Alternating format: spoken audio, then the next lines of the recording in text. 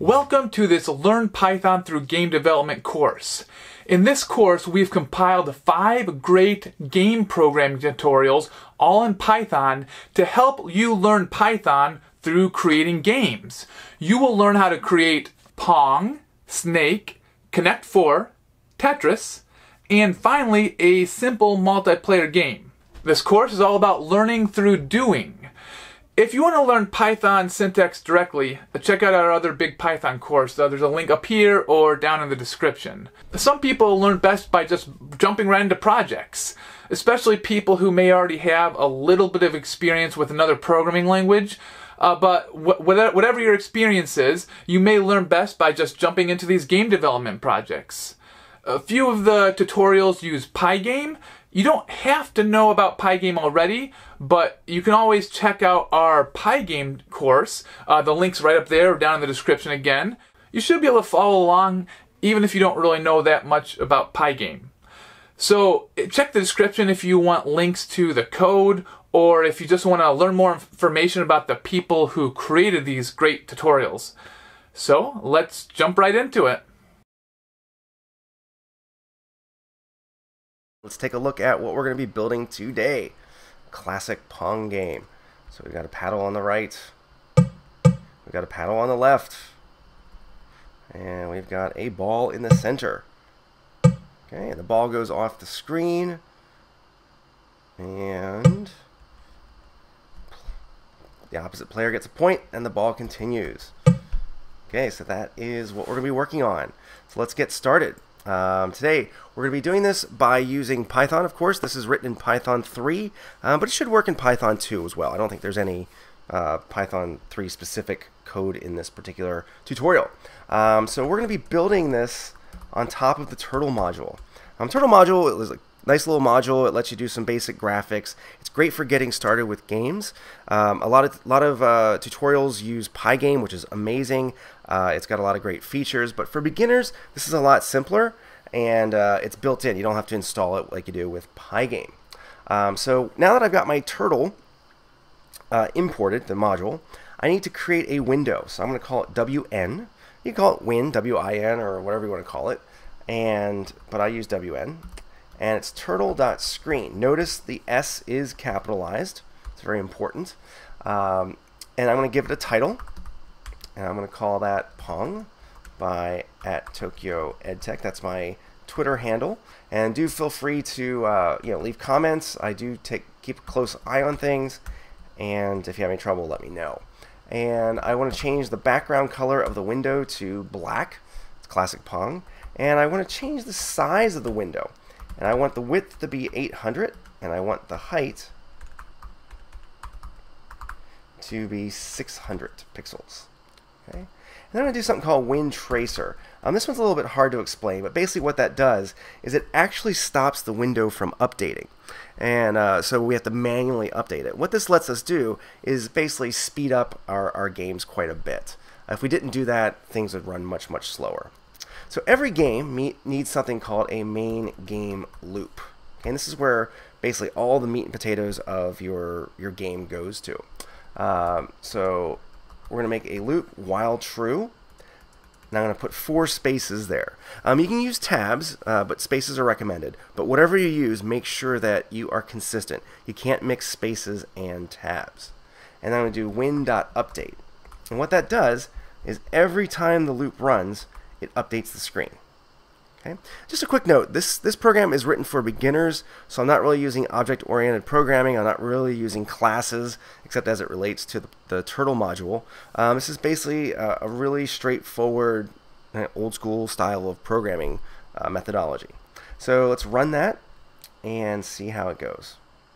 And what we should have is we have our title, black background. It is 800 wide by 600 tall. 0, 0 is at the center, so plus 300, minus 300, plus 400, minus 400. Remember those numbers because they'll come in handy in our next few tutorials. So that's all for this particular lesson. I just wanted to get you started.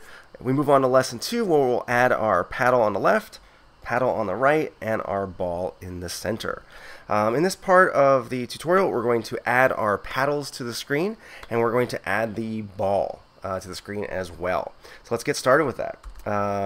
So basically what we have in Pong is we have paddle, I'm going to call it paddle A, we have paddle B, and we have a ball. So those are the three items that we need to add to the screen.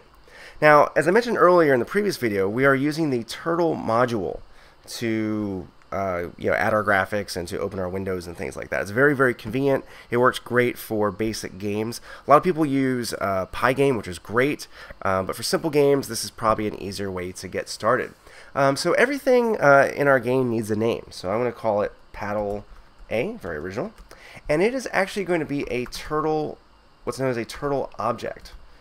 So to do that, it's turtle.capital. Notice the capitalization. Small t, because that is our module name. Capital T, because that is the class name. Now, as this tutorial is aimed at beginners, I'm not going to talk about classes. I'm not writing it object-oriented style. I'm just writing it in functional style, although there are some object kind of patterns here you'll see. But for beginners, don't worry about that stuff for now. So then what I want to do is paddle A, I need to set the speed. Now this is not the speed that the paddle moves on the screen. This is the speed of animation. This is just something we need to do for the Turtle module. And what this does is it sets the speed to the maximum possible speed. Otherwise things will be really slow. We want to give our paddle a shape. And there are a few built-in shapes, and we're going to use square in this case. Okay, there's circle, square, let's see, circle, square, triangle, a few others. We're going to give our paddle a color, and we're just going to call it white because that's what Pong looks like. And we're going to basically do something called pen up. Turtles, by definition, what they do is they draw a line as they're moving. We don't need to draw lines because that's not what this program does. So we do the pen up. And I want my paddle A to start at -350. That's an X coordinate. And 0 in the vertically centered in the screen. So in our game, 0, 0 is in the middle, -350 plus 350. So I'm going to go ahead and run that and see what it looks like so far. Okay, so this is our left paddle. Now, you've played Pong, you've seen the demo from the first video. Clearly, it's not the right size. So what we can do in our program is this. Now, just for your information, by default, that shape is 20 pixels by 20 pixels. So it's 20 pixels wide by 20 pixels high. So what we're going to do is we're going to stretch the shape. So we use the shape size method. And you can see I'm using Visual Studio Code. It's a very good program, even though I'm on a Mac. And it tells you, what you can do, stretch width, stretch length, etc., etc. So what I want to do is I want to stretch the width by 5. So that's going to be 5 times 20. So that'll make it 100 tall and then by 20 wide. And stretch length is going to be 1. We're just going to keep it at the default. So let's save that and run it. Okay, so you can see now we've got a paddle over here, 20 pixels wide by 20 pixels high. Okay, now, so that's paddle A. Now, I'm kind of a lazy guy, so I'm just going to copy this. So what I always recommend, if something's similar styles or similar, functions, get it working right once and copy it, paste it, and just make the necessary changes. So now that we've done that, we just need to change that to B. So if you keep consistent names, it'll really help your programming. In this case, we want it to go on the right side of the screen, so that's going to be plus 350. So I'm going to run that and test it. And testing your program is very, very important at each stage. A lot of beginners, I don't know why, they insist on typing the whole program in and then trying to test it. And you'll never be able to figure out where the problems are, especially as a beginner, unless you do it step by step like this. So we got our left paddle, we got our right paddle, so I just call it, like I said, paddle A, paddle B. And then the last thing we need is going to be our ball. So I'm going to just go ahead and copy this, because it's basically the same thing. I don't need it stretched, I want to keep it the original size. and I want it to start in the middle of the screen, and I'm going to call it ball instead of paddle. So you can see if you do it like this method, if you get everything working correctly, there's no errors, and you tested it, then you just copy and paste, and it really speeds up your programming. Okay, so I'm going to run that one more time. Okay, you can see we've got our left paddle, paddle A, our right paddle, paddle B, and we've got our ball, which is starting in the center. So we're off to a good start. Okay, so we've got our Pong window, we've got our paddle A on the left, paddle B on the right, and we've got our ball in the middle. So in this lesson, we're going to learn how to move the paddles using the keyboard. Okay, so what we need to do is to basically, we're going to create some functions. Okay, and if you haven't ever used functions before, a function is basically kind of a piece of a program that does something that's been defined for it. So in this case, we want to move paddle A up, we want to move paddle A down, we want to move paddle B up, we want to move paddle B down. Okay, so to use functions, you first need to define your function, and I'm going to call this first function paddle A up. Okay. If you recall in the last video, I talked about doing one function at a time or one piece at a time, getting that working perfectly, and then you can copy and just make the necessary changes. So that's what we're going to do here. Okay, so paddle A up. So to move the paddle, what I need to do is I need to know the current y coordinate. So what I'm going to do is I'm going to say y equals paddle A dot y core. Okay. Now this part here, paddle A is the name of the object. We created it here. We called it paddle A. And the .y core method is from the turtle module. Okay, and what that does is it returns the y coordinate. And so we're just assigning that value to a variable called y, which makes sense. Okay, so we've defined the function using the def keyword. And you notice we have I guess it's a tab in this case. Well, it's a space, we'll see. Might get an error there. And I'll explain that in a second if we do. And it's supposed to be set to automatically change the spaces, but I think it's not set that way, so I'll leave it the way it is. So then what I want to do, if I'm going to go up on the screen, it's this way, so up. So y increases as we go up, it decreases as we go down. So what I'm going to do is I'm going to add 20 to y. And this is the way you do that. You say y plus equals 20. So that will add 20 pixels to the y coordinate. Okay. So now notice we've just calculated the y. So then what we actually have to do is paddle A, set y to the new y.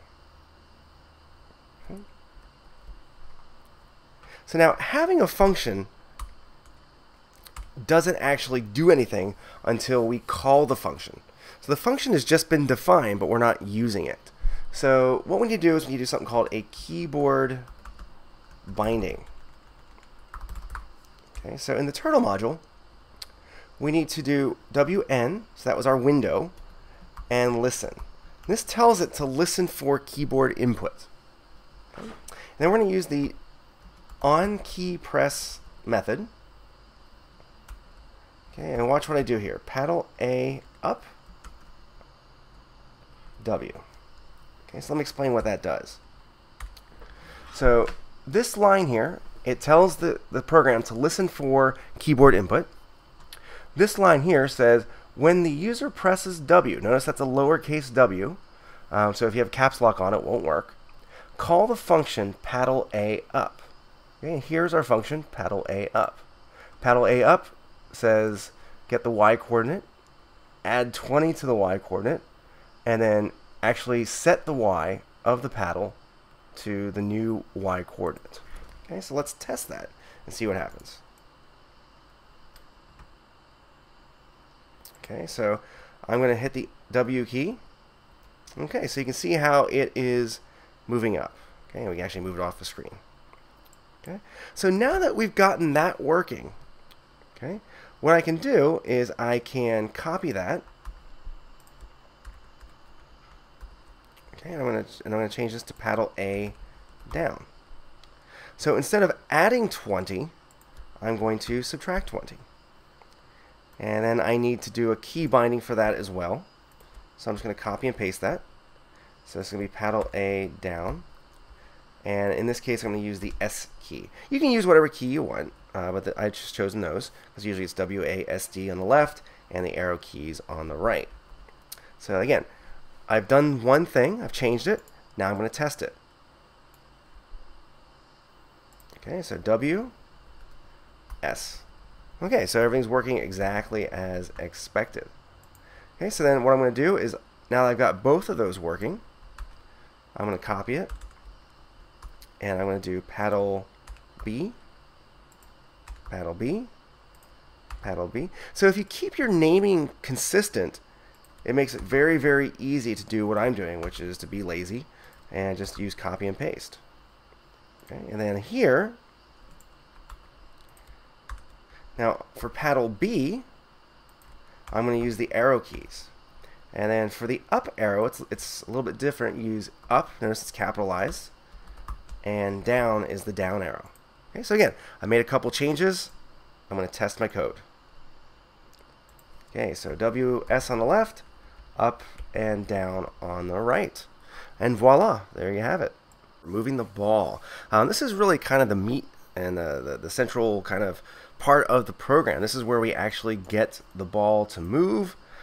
So we need to get it to move, we need to get it to bounce off the top and the bottom, and we need to get it to bounce off of the paddles. And so I'm going to show you how that's going to work, because we have our paddles can move, but the ball does not yet. So let's get started with that. And so what I want to do is, with the ball, is I want to separate the ball's movement into two parts, an X movement and a Y movement. So what I'm going to call that, I'm going to say ball.dx. D means delta or change. You can call it X speed or whatever you want to, but dx works very, very well. Now on my computer, I've found that the number 2 works very, very well. My computer at home, actually it was like 0.1. It's much, much faster. I don't quite know why. So you might have to play with the numbers here to get it, to where you feel the game should be. So dx and dy equals 2. So what that means is every time our ball moves, it moves by 2 pixels. So since x is positive, it's going to move to the right 2. And since y is positive, it's going to move up 2. So it'll be kind of moving up and diagonally. Okay, so to get that to actually happen, we have to go inside the main game loop. Okay, and in here, I'm going to say move the ball. So what we need to do is ball.setX, okay? And what we want is the current x coordinate. So I'm just basically kind of combining what I did up here into one line, plus ball.dx. Okay, so the ball starts at 0, 0, so 0x. So the first time through this loop, it's going to go 2. Then the next time through the loop, it's going to go 2, 2, 2, 2, 2. So depending on your computer speed, it could just fly off the screen, or it could go a little bit slower. So again, you'll have to play around with that a little bit. So then I'm going to say ball.setY. And basically the same thing. I could have copied and pasted, but I should have done. And ball.dy. Okay. So I'm going to save that, and I'm going to test it, see what happens. And you see some red lines here. I think there's going to be maybe a problem. Yeah. So I'm going to run that and I'll explain why it's not going to work. Okay. So you can see here I've got an error. And this is something, again, beginners, I don't know why, do not want to read error messages. The error messages basically tell you what's wrong. So you see here it says tab error, inconsistent use of tabs and spaces. Okay, so I mentioned this in an earlier video. So here I used 4 spaces, but here it's a tab. Okay, you got to use the same thing each time. So I'm going to go with 4 spaces. That's actually the preferred method. Now I can set my editor up so that when I hit a tab, it changes to 4 spaces automatically, but I'll do that another time. Okay, so I'm going to run that, and hopefully we'll see the ball move. Okay, so plus, it's going plus and right off the screen. All right, which is what we expected. Okay, so that's good. So now what we need to do is we need to do some border checking. So what do we want to happen when the ball hits the border? Okay, so since it's moving up and to the right, we'll do the top border first. Once we get the top border working, then it's easy to get the bottom border working. Okay, so what we have to do is we have to compare the ball's y-coordinate. Okay, so once it gets to a certain point, we want it to bounce. Okay, so if you recall earlier in the program, we set the height of the window to be 600. So that means that the top y-coordinate is plus 300, the bottom is minus 300. Okay? But the ball itself is 20 high by 20 wide. Okay, so what we'll do then is we'll kind of split the difference. So we're going to say if the ball.y-core, so if the current y-coordinate is greater than 290, okay, colon, and I got to use spaces. It's telling me.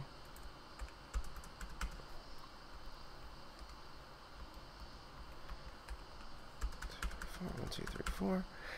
If it's greater than 290, what we do is we set it back to 290. This avoids certain types of problems. And then what we need to do is we say ball.dy times equals -1. Okay, and what that does is it reverses the direction. Okay, so if dy is 2, so dy minus -1 is -2. Okay, and that should reverse the direction of the ball. So let's run that. Okay, so let's watch it, and boom. Very good. That's exactly what we wanted to happen. Okay.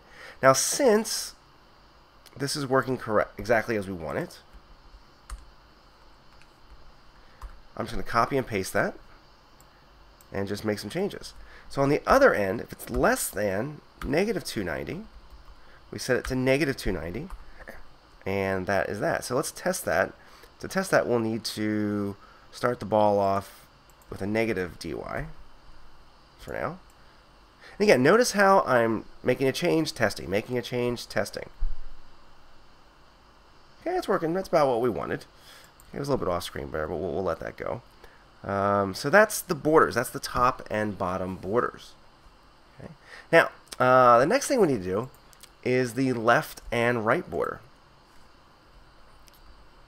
So this is where it gets not more tricky or anything, but you got to think about what we want to happen. So in this case, because we're looking at left and right, okay, we're not looking at the y-coordinate, we're looking at the x-coordinate. And now what we want to do is if the x-coordinate, basically if it goes off the right side. So if you remember, we said the width was 800, so that means it's plus 400 on the left, minus 400 on the right. So let's say if it's greater than, we'll say 290, or sorry, 390. So that tells us it's gone past the paddle, and it is off the screen. Okay. And what do I have? Okay.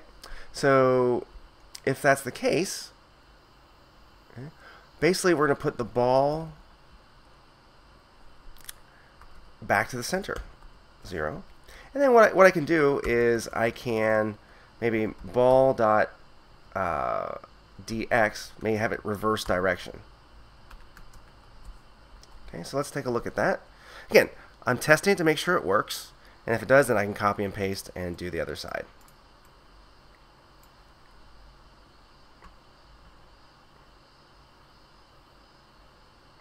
Okay, so we got an error. Okay. So it says we got a lot of weird stuff here. That was a really long one. And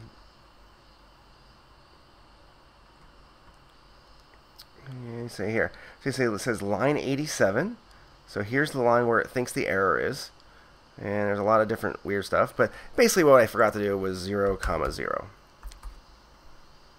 Okay, so let's test that again. So it should go off the screen. Okay, now it went back to the center and reverse direction. Okay, so we know it works. So let's copy that.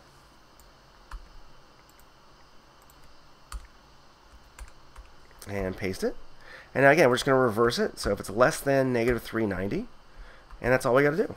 Okay, so again, let's test it. Hopefully it will come back.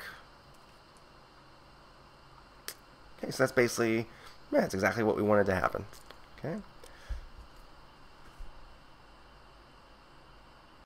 So in this lesson, we're going to learn how to get the ball to collide with the paddles. So let's see what we have so far. So we've got our ball. It's bouncing off the top of the screen, and it's at the edge of the screen. It goes back to the center, which is what we want. So what we got to do is we got to make it so that when it touches the paddles, it will reverse. And how we're going to do that is basically what we're going to do is we're going to compare the x and y coordinates of the paddle and the ball.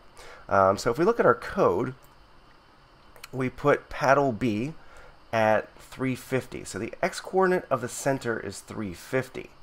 And if you recall, the center, it's 20 pixels wide by 100 pixels tall.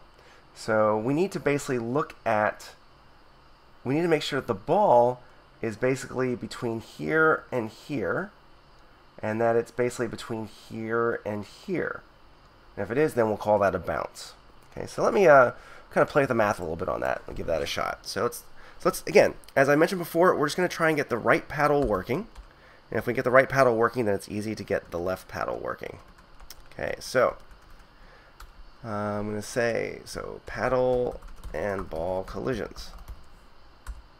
Okay, so if the ball.xcore, so if the ball's x-coordinate is greater than, so we said 350, it's 10 wide, so it's greater than, say, 340, and the ball, well, actually, I'll leave it at that. I'll leave it at that, and then we'll come back and fix it in a bit. So that's one condition, and the ball's y-coordinate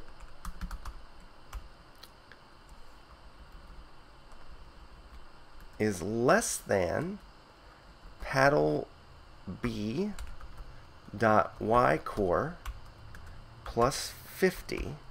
Here's a lot of stuff in here, and there's a lot of different things here. Ball dot y core is greater than paddle B dot y core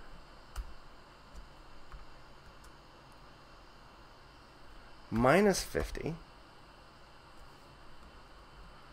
Okay, so I'm glad that's scrolling over. So let me explain that real quick. So if that's the case, okay, I'm going to tab there. 4. If that is the case, basically we just want the dx, same thing we did at the top, times equals 1. Although this is x, not y. Sorry, negative 1. So if it's going this way, the dx is positive, it's going to bounce and go back this way. So what we want to see is the ball x-coordinate greater than 340. That means the edges are basically touching.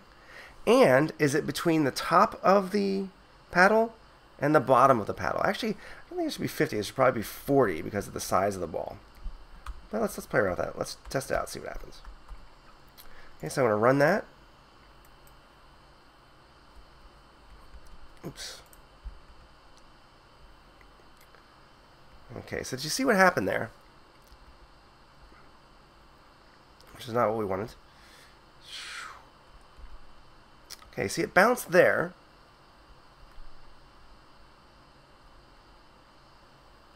But watch what happens. If I miss it, see, there's like a little bit of a glitch there. It's because, even though it's behind, the x-coordinate is greater than 340, and it's between here. Okay, so you see how that's kind of acting weird. So what we need to do is I'm going to add this condition, and ball.xcore is less than, we'll say, 350. So that gives it basically to the middle of the paddle. So we'll say ball.setx to 340. So that moves it back to the left a little bit.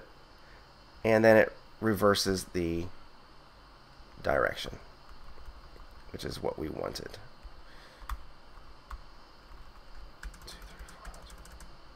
Okay, so let me test that one more time, make sure it's working. So it bounces, which is good.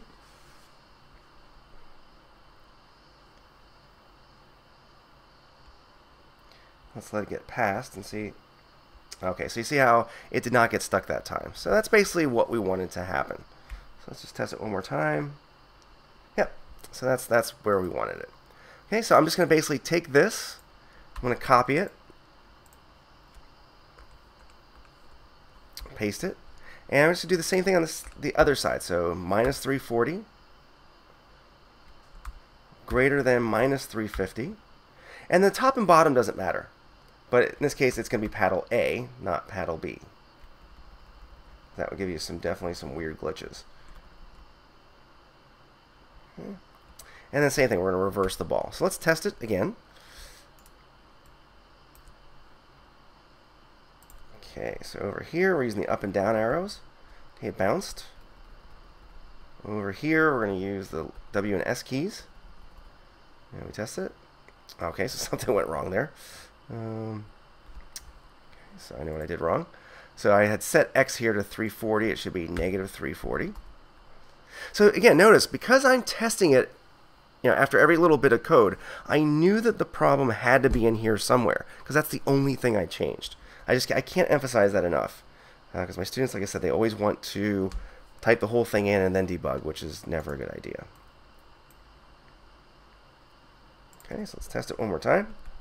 So you can see this process. We're iterating, we're testing, and just making sure everything is working as expected before we move on. Okay, so that is that for that section. So now we've got colliding with the paddles. It's going off the screen. The next thing we need to do is to add some sort of scoring mechanism. So here's what we have so far. We've actually got a functioning Pong game.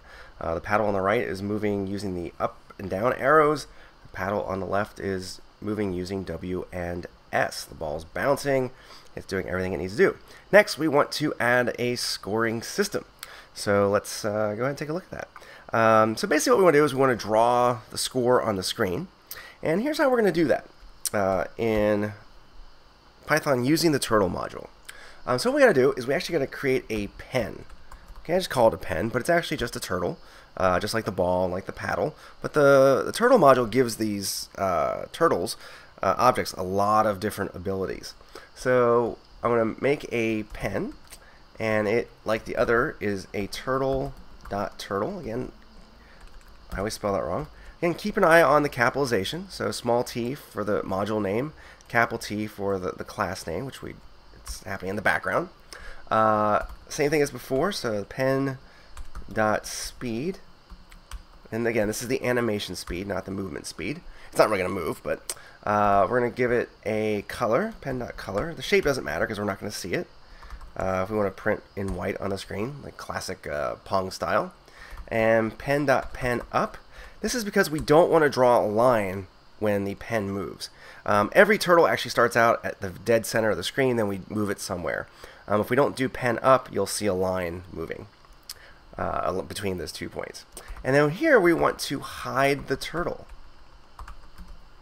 because we don't need to see it. Now with the ball and the paddles, we didn't hide it because we want to see those on the screen. But with the pen, we don't want to see. We just want to see the text that it's going to write. So pen.goto and 0, I think 260. And again, I played around with the numbers. That's why I know 260 is the number I want. If you remember, again, the screen height is 600. So that means it's 0 to 300 here. So we want the score to be right around this part of the screen. And then it gets pretty easy at this point is we use the write method. So we want to write, and I'm going to write player A. And now when the game starts, the score, of course, is 0. 2 spaces, player B, 0, comma. And then you want to align equals center, because that will center the text for us around that point. And then we want to choose a font. Okay, now watch here. I've got an extra set of parentheses here. Okay, don't forget that. And I want the font Courier, because that's kind of old school techie. I choose a font size of 24 and normal. I think you can choose bold and italics. I'm not 100% sure on that one. Okay, so be very careful. Again, we've got a set of parentheses here, and we've got an extra set of parentheses here for the font. So because there's 3 arguments we got to send there. Okay, so again, now test your code. make sure this is working. So I'm going to run that. Okay, so that's what we wanted. You see I forgot the little space after player B. Okay, but yeah, that's basically what we wanted. Okay, so that's how we get the default score on the screen. So now what we got to do is we need to keep track of the score. And so what I'm going to do, and I'm going to put this up here, and score. So I need to create a couple variables. I'm just going to call it score A, and when we start the game it's always 0, and score B is going to be 0. Now, down here, okay, so we get a score when the ball goes off the screen. So here's the right side. So if the ball goes off the right side, think to yourself, who gets a score? Of course, that is going to be player A. So what I can do is score A plus equals 1. That adds 1 to player A's score. And by the same token, on the other side, if the ball goes off the left side of the screen, player B gets that. Okay, so let's run that.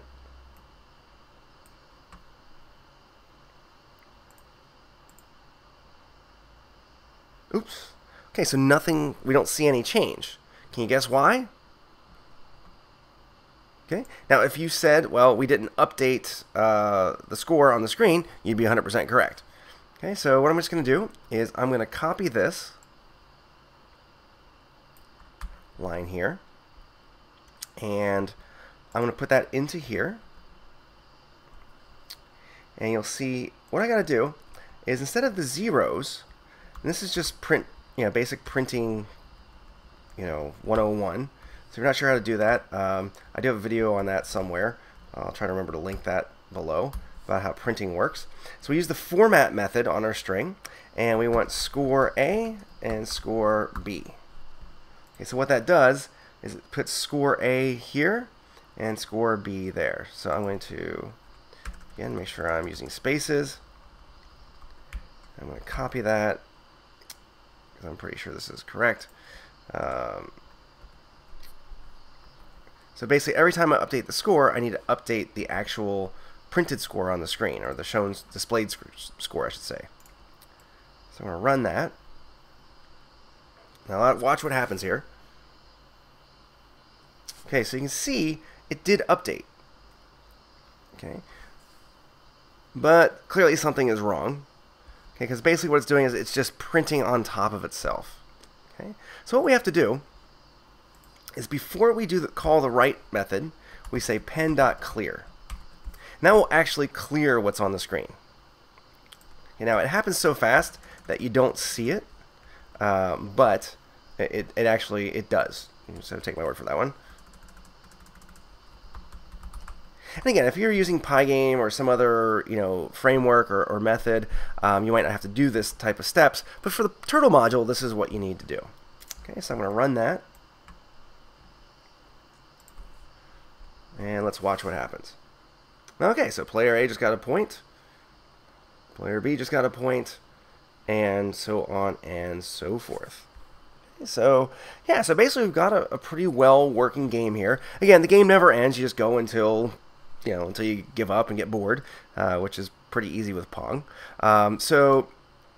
I've got another tutorial coming up on this in this series. I'm going to show you how to add a little bit of sound, which is interesting, especially depending on the operating system that you are using. I'm going to show you how to add a little bit of sound to your game. So just basically, what you need to do to get started with that is you need to have a sound. You need to have a sound file. And what I've done is I have downloaded this file from, I forget the site now, but it is bounce.wave, and it's like kind of a classic old school bouncing sound. You'll hear it in a minute. Now, Python is generally pretty cross-platform. Basically, everything that we've done so far It doesn't matter which operating system you're using, Linux, Mac, or Windows, everything works the same. Sound is one of those things where it doesn't work the same. So right now I'm on a Mac, and I'm going to show you how to do it on a Mac, and then I'll talk about how you would do it then on Linux or Windows. Okay, so it's a bit different. Okay, so the first thing I got to point out is that the sound that I found, bounce.wave, and WAV files generally are more compatible, cross-platform compatibility, is in the exact same folder as my Python file. So right now I'm on Pong7, and Pong7's in there. So they are in the same folder. That's a really important point. Now that you can work around that if you know what you're doing, but for beginners, this is probably the easiest way to do things. And so basically, it's really simple. When do I want to play a sound? And so I'm going to play a sound when how can I put it? When the ball either touches one of the borders or bounces off of the paddle. Okay, so in Mac, okay, so I'm going to use something called the OS module, and what that lets us do is basically interact with the operating system through text commands. And so I've imported OS, so I can use that module. And then down here, so what I can do is I can say os.system. That will do a system function call for us. Now on Mac, it's aplay bounce.wav.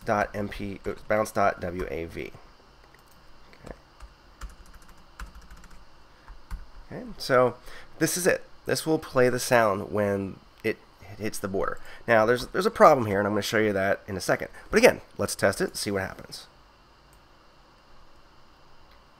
Oops, went the wrong way. I have to wait till it hits the top.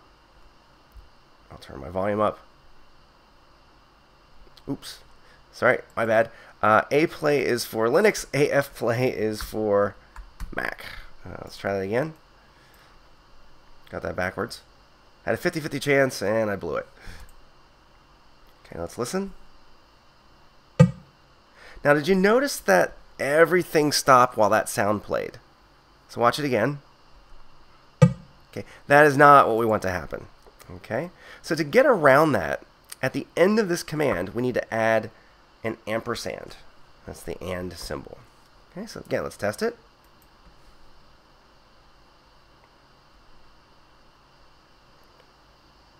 And now watch, it will not delay.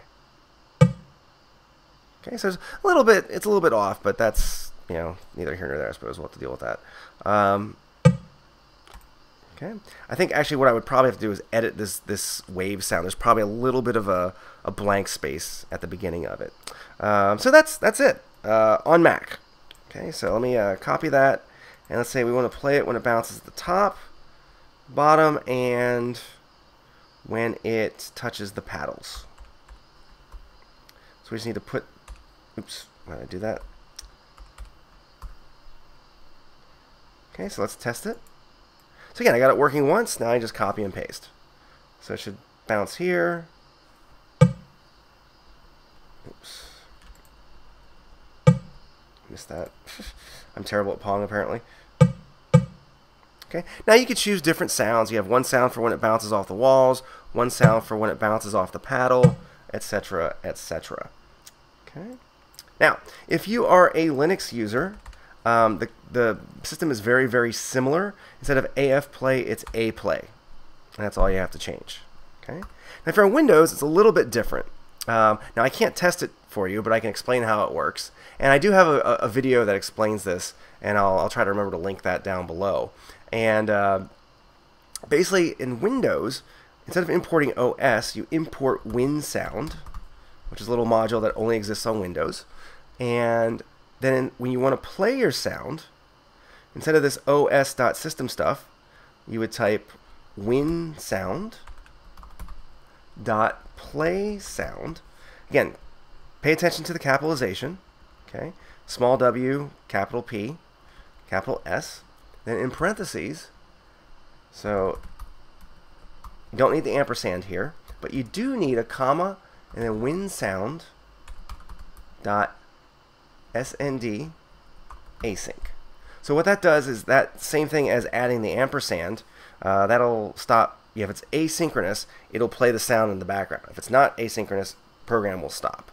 Again, I can't show this to you because this is Mac, but that should do it. So I'm going to undo that and get back to my system. Oops, that's not what we wanted to. Oh yeah, keep going. Yeah, A play and it's AF play. Let's leave that. I'm going to test it one more time, and that is our Pong program. Okay. Yeah, not the most exciting thing in the world, but you learn a lot of different concepts. How to put objects on the screen, how to move them with a keyboard, how to detect collisions, update the score on the screen, game main loops, sounds. So basically all the basic elements that you need to make a game are included in Pong. That's why it's one of the classics, and I remember playing this as a child. It brings back some memories. So let's just go ahead and get a look at what this final product is going to look like. So on like an X by X grid, so whatever you want it to be, you have a little snake moving around. There's a snack, is what I want to call it, that shows up, and as you collect it, it increases the length of the tail. And then obviously if you run into yourself, and I just did that by clicking the back key while I was going forward, it gives you a little error message here. It says you ran into your tail, your length was 9. ... whatever, and then you can continue and play as long as you want. Anyways, what I'm going to be doing in here is I'm going to be coding everything object orientated. I know that there's a much faster and easier way to do this, but it doesn't really teach you that much. This way you're going to learn a bit about objects, about classes, how we can kind of work with them, and you'll see like how the flow of my program goes, and you should learn quite a bit, especially if you're somewhat a beginner programmer. What we're going to be using to make this is a module called Pygame. If you don't know about Pygame and you want to learn about it before you do this, I would recommend that. Alright, so let's start coding. So pretty much what I've done is I've just set up the flow of the program, all the classes, and the function just to remind myself what I need to write. And while I'm talking here, it's probably a good idea if you guys copy this down. So what we're going to have is we're going to have two main objects. We're going to have a cube object and a snake object, and our snake object is going to contain cube objects, if that makes sense. So each one of those little red, squares that was moving around is a cube object, and the whole thing is our snake object. We're going to have a few functions here: draw grid, redraw window, random snack, message box, and main. So let's get started with our main function here, and this is what's going to be our main loop. So essentially what I need for the main loop to start is we need to make a surface. So in Pygame, to do this, we do when equals Pygame dot display dot set underscore mode, and then I'm going to set it, let's see here, what do I want the height to be? I'm going to say width and height, like this. Oops, bad spelling. And I'm just going to make a variable here called width equals height equals, and we'll just set this to 500 by what I have, 500, like so. Now we need another variable. I'm going to set this as rows. Can delete this down here. I was going to do something, but I'll do that later. And this is how many rows you're going to have, or rows or columns, whatever. You can set this to whatever you want. Just make sure it divides 500 evenly. Otherwise, you're going to have like weird looking rows, if you know what I mean. So I'm just going to set mine to 20. That's what I'm using in the other one. But if you want to make it harder, set it to something like 10, and there won't be as much room for the snake to move around, and the games will go faster pretty well. Okay, next what we need to do is we need to set up a snake object. So I know that we haven't even created like anything in the snake class yet, but I'm just going to do s equals snake, and I'm just going to give it a position. So in this case, we want to, or a color, sorry, which is going to be red, because red, green, blue, 255 for red. And then I'm going to give it a position. We're going to start in the middle. So I'm going to start at 10, 10. Now let's move into our main loop. So I'm just going to say while flag, create my variable up here, flag equals true. And then we're just going to start by doing a Pygame tick. So pygame.time.delay. 50, like so, and that's just going to delay us, I want to say like 0.5 or 50 milliseconds every time, so that our program doesn't run too fast. I'm also just going to create this clock.tick. I'm going to put that at 10, and what I'm going to do is I'm going to create a clock object up here, and this is a built-in thing in Pygame, and what this is going to do is I'll explain in just 1 second once I finish typing it. Pygame.clock, I believe it is, oops, .time.clock, like so. So what this clock.tick is actually going to do is it's going to make sure that our game doesn't run at more than 10 frames per second. So that would mean essentially that our snake would be able to move like 10 blocks in 1 second. And again, we don't want it to be that fast, so that's why we're also delaying by like a few milliseconds here. If you put this too low, then again, it's going to move too low. You can play around with the speed. This is kind of what I found was the best speed, and it may vary depending on what machine you're on. Although it shouldn't, it might, so you might want to just change these numbers. Again, the lower this goes is the faster it's going to be, and the lower this one goes is the slower it's going to be. So they're kind of inversely proportional like that. All right, next, what are we going to do here? I'm just going to call redraw window. Oops. And I butchered that so bad. Oops. Redraw window like so. I'm just going to give it a surface, which is in this case going to be win that we've created up here. And for now, that's all I'm going to put in my main loop here. And we'll move more into that once I start coding some other stuff. Okay, so now that we have our redraw window being called here, I'm going to go and I'm going to start coding our redraw window. So what this is essentially going to do is we first need to update the display. So pygame.display.update like so. And we also need to draw the grid. So we're simply going to do draw grid. We're going to pass it that same surface that we were given and move on from that. We're also going to fill the screen. So win.fill. In this case, I'm just going to use black, so it's 0, 0, 0. And there we are. That's all we need to do right now. But essentially, we're also going to need to draw the snake. We're going to need to draw a few other things on the screen that we'll get to later. Okay, so draw grid. Let's move into this one now. What we need to do here is draw a grid, which is pretty easy to do. So what we do is we're given rows and surface. So it'd probably be a good idea if I actually passed in the rows and the surface. So I'm just going to global them here so that I can reference them. I think this is going to work. We'll do global rows and width like that. And here we also need to make these global just because I don't want to pass them in every time I draw a grid. We're just going to say width, oops, and rows. And this height variable is actually not necessary because we are just going to draw a square, like a square surface every time, so we can just make this the same. We don't need two variables for width and height, which are going to contain the same number anyway. So global width and rows. I go here, draw a grid, given width, rows, and surface. So now we're going to put in, well, first we're going to put our rows, or oops, width, row, and surface like that. Okay, so that should be working now. In here, what we first need to do when we're drawing a grid is we want to figure out how big each square in the grid is going to be. Because what we're going to do is we're going to just draw lines going down and across, but we need to figure out where to draw those lines. So we have to figure out kind of like the gap between each of the lines. So the way we do that, I'm just going to create a variable here, size between is equal to our width, integer divided by our rows. This is just so that we don't get like large decimal numbers because that we cannot pass into our draw line method in Python. Okay, so now I'm just going to create x variable and a y variable, and I'm going to set these to 0. I'm going to say for L in range, and this is just standing for line pretty well, in rows, like that. Now what I'm going to do is I'm going to increment my x by the size between, and I'm going to increment my y by the same, so y equals y plus, oops, size between. I can get rid of one of the spaces here. Oh, what? Okay, there we are. And now we're simply just going to draw two lines. So to draw a line in Pygame, all we have to do is pygame.draw.line, and the arguments that takes is a surface. We need a color. In this case, it's going to be white. So we do 255, 255, 255 for white.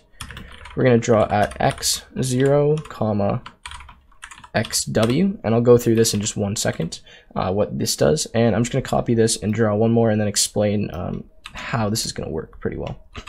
Okay, so now we need 0, y, and w, y, like so. Okay, so what this is going to do is this is going to draw two lines for us every loop of this for loop.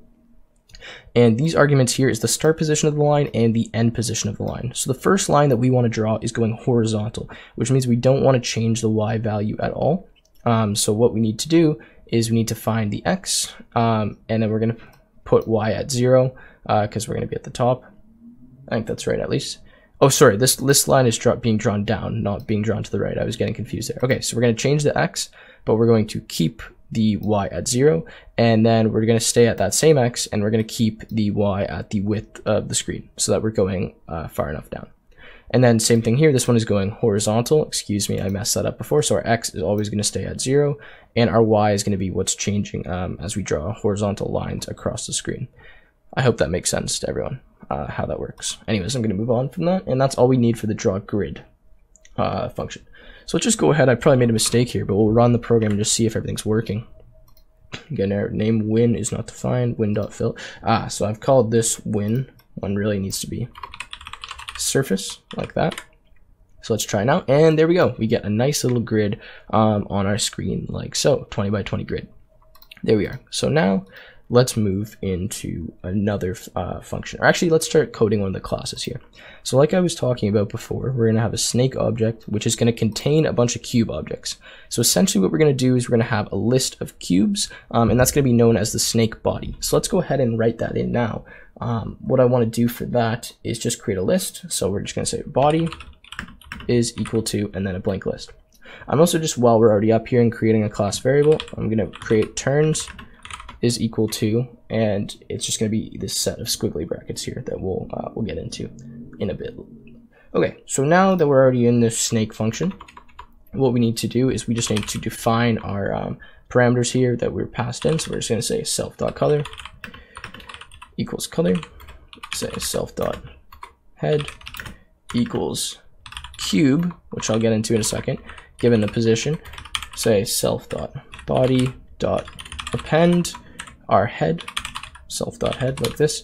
So what we're doing here now is we're saying, okay, so the head of our snake, which is going to be important because we need to know where that is at all times so we can move accordingly, is equal to a cube at the given position. And the given position is what we pass in here as like the starting position of our snake. Or we could create a new snake, like we'd have multiple snakes moving around, and anyways, that's the position. Now we're saying we're going to append to the body this head. So now this is in our list here, and then we can go through that list and we can draw things, we can move it, we can check things. We want all of our cubes to be ordered within this list, so that's why I'm putting that in first. Now I'm just going to give this one, which is called dirn x is equal to 0, and dirn y, which is equal to 1. So what this is going to do is we have a direction for x and a direction for y for moving our snake. So obviously these are going to be a value like -1, 1, or 0. And that's going to be the same for y and x. If y or x is equal to 1, -1, then the other one's going to be equal to 0 because you can only be moving in one direction at the same time. And this is just going to keep track of what direction we're moving in. And we'll use this in the next function that we're going to code, which is our move function. So moving is pretty straightforward, at least in terms of just if you have one object moving around the screen, getting it to go left, straight, right. But when you have the snake object, it has to turn at certain points. So when I click left, the rest of the snake is still moving forward. Once it reaches the point where the head turned left, then it has to turn left. So that's where things can get a bit complicated. Anyways, to start, what I'm going to do is I'm just going to say for event in Pygame. Oops, what am I doing with my typing here? Pygame.event.get, like so. And then we're just going to say if event.type equals Pygame.quit, like this. And this is the first one we always want to code in because we want to make sure that if they click that little red arrow, it actually works and we can quit. So we're going to do Pygame.quit like that. And then we're just going to say if, actually we don't even need another if, because the way I'm going to do this is this other way you might have seen in Pygame before to move things around. You say like if event.type equals key down, and then you just check which key was pressed and move to the left. This is a similar thing, but it works smoother. I've used both of them a lot, and this is the one I prefer, so I'm just going to use this. So pygame.key.get_press. So what this is going to do is it's going to get a list. Actually, I think it's like a dictionary or something like that that has all the key values and then if they were pressed or not. So that way, if you press more than one key at once when you're looping through, it'll adjust to that. Whereas the other one, you can only click one at a time, and you couldn't move like per se diagonally if you were moving like a character on the screen. Doesn't matter too much for this, but this is the way I like to do it. So now I'm going to say for key in keys, because remember, this is going to give us all of the keys and then like a 1 or 0 value if they were clicked or not. So we need to loop through all of them and check. We're going to say if keys and then pygame dot key or oops dot k underscore left. Thought it was key there.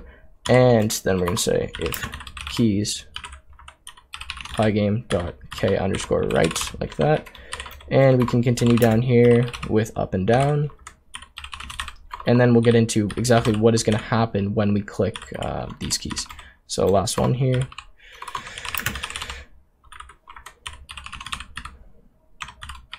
All right, and there we go. Okay.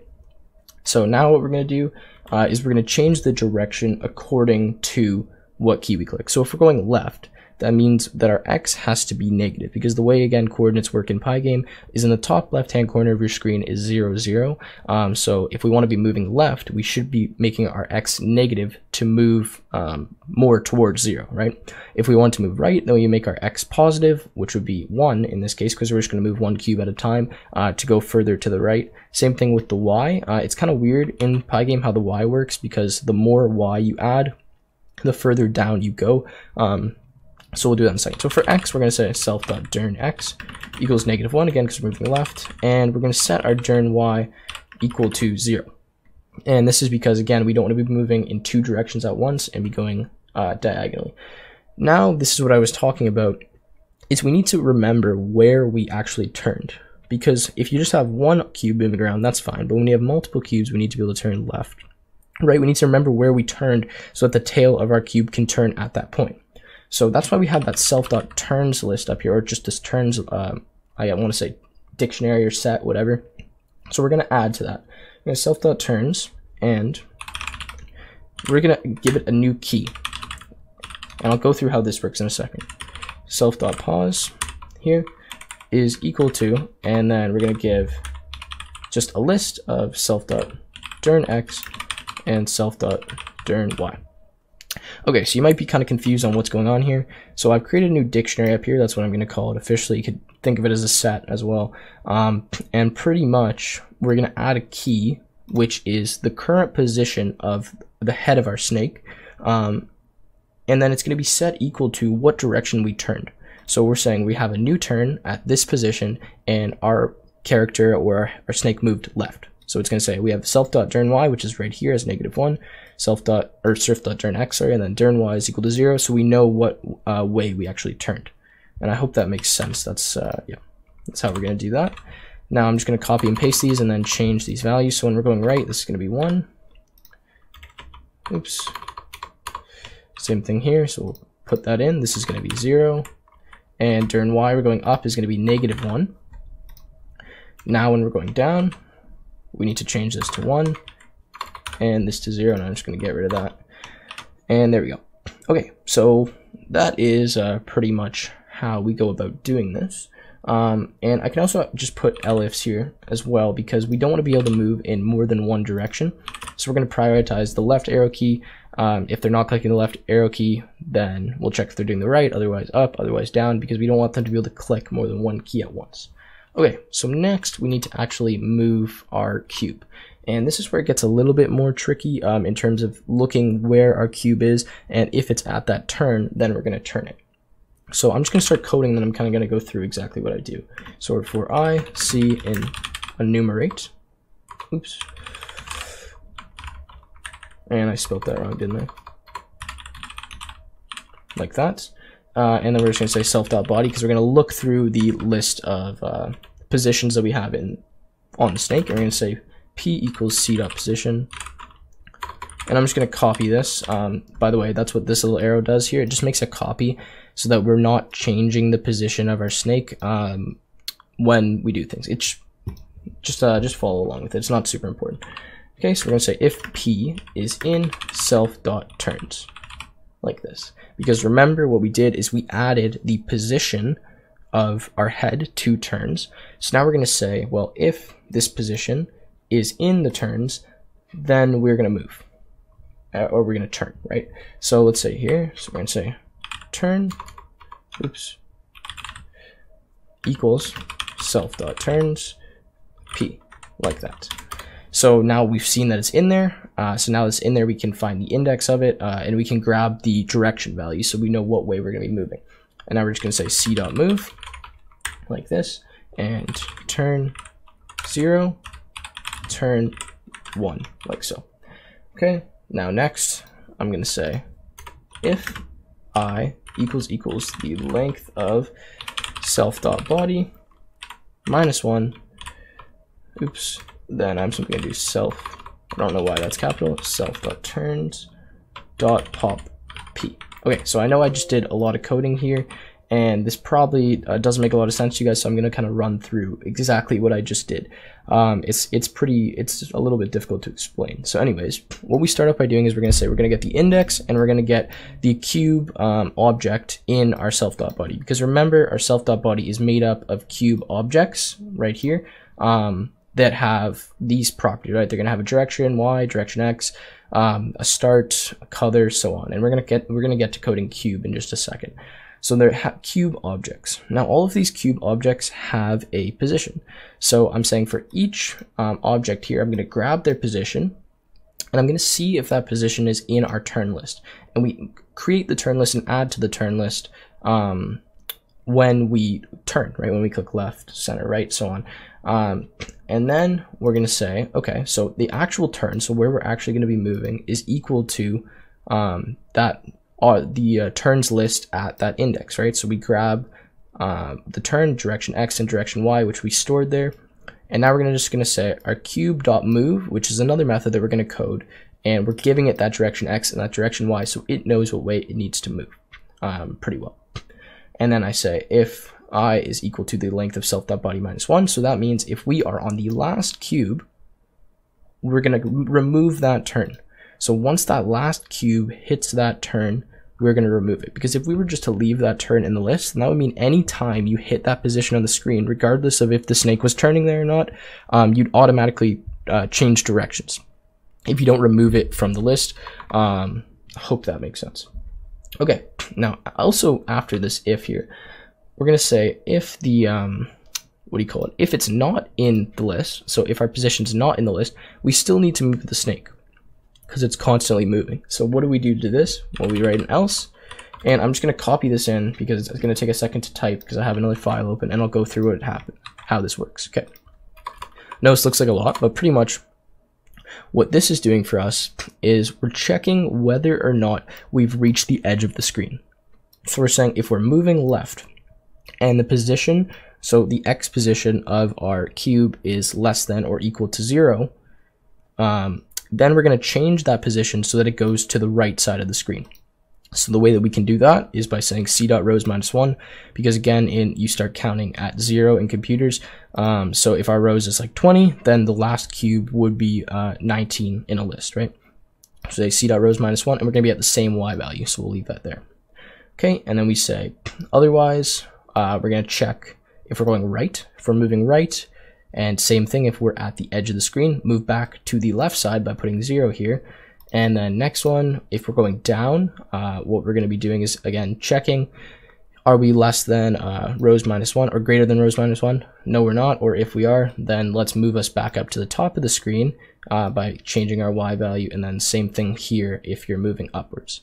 Now, if none of that's true, so we're not at the edge of the screen, we're not moving up, left, down to whatever I just said, then we're just simply going to move our cube at the direction x and the direction y of that cube already. So if that cube is moving upwards and it's not turning and it's not going to the edge of the screen, it doesn't need to be changed, just keep moving it in whatever direction it's going. And that's why I'm simply referencing the cube's already existing direction x and direction y. We're not changing anything, we're simply just saying, okay, let's move you forward 1, like that. I hope that makes sense. That was a lot, and that's probably one of the hardest things in this program is figuring out the movement of the snake. So if you guys understand that, then that is the hard part kind of over with. And we're going to get into this cube object, so you're going to understand what all of this means and how our rows and columns kind of work and stuff like that.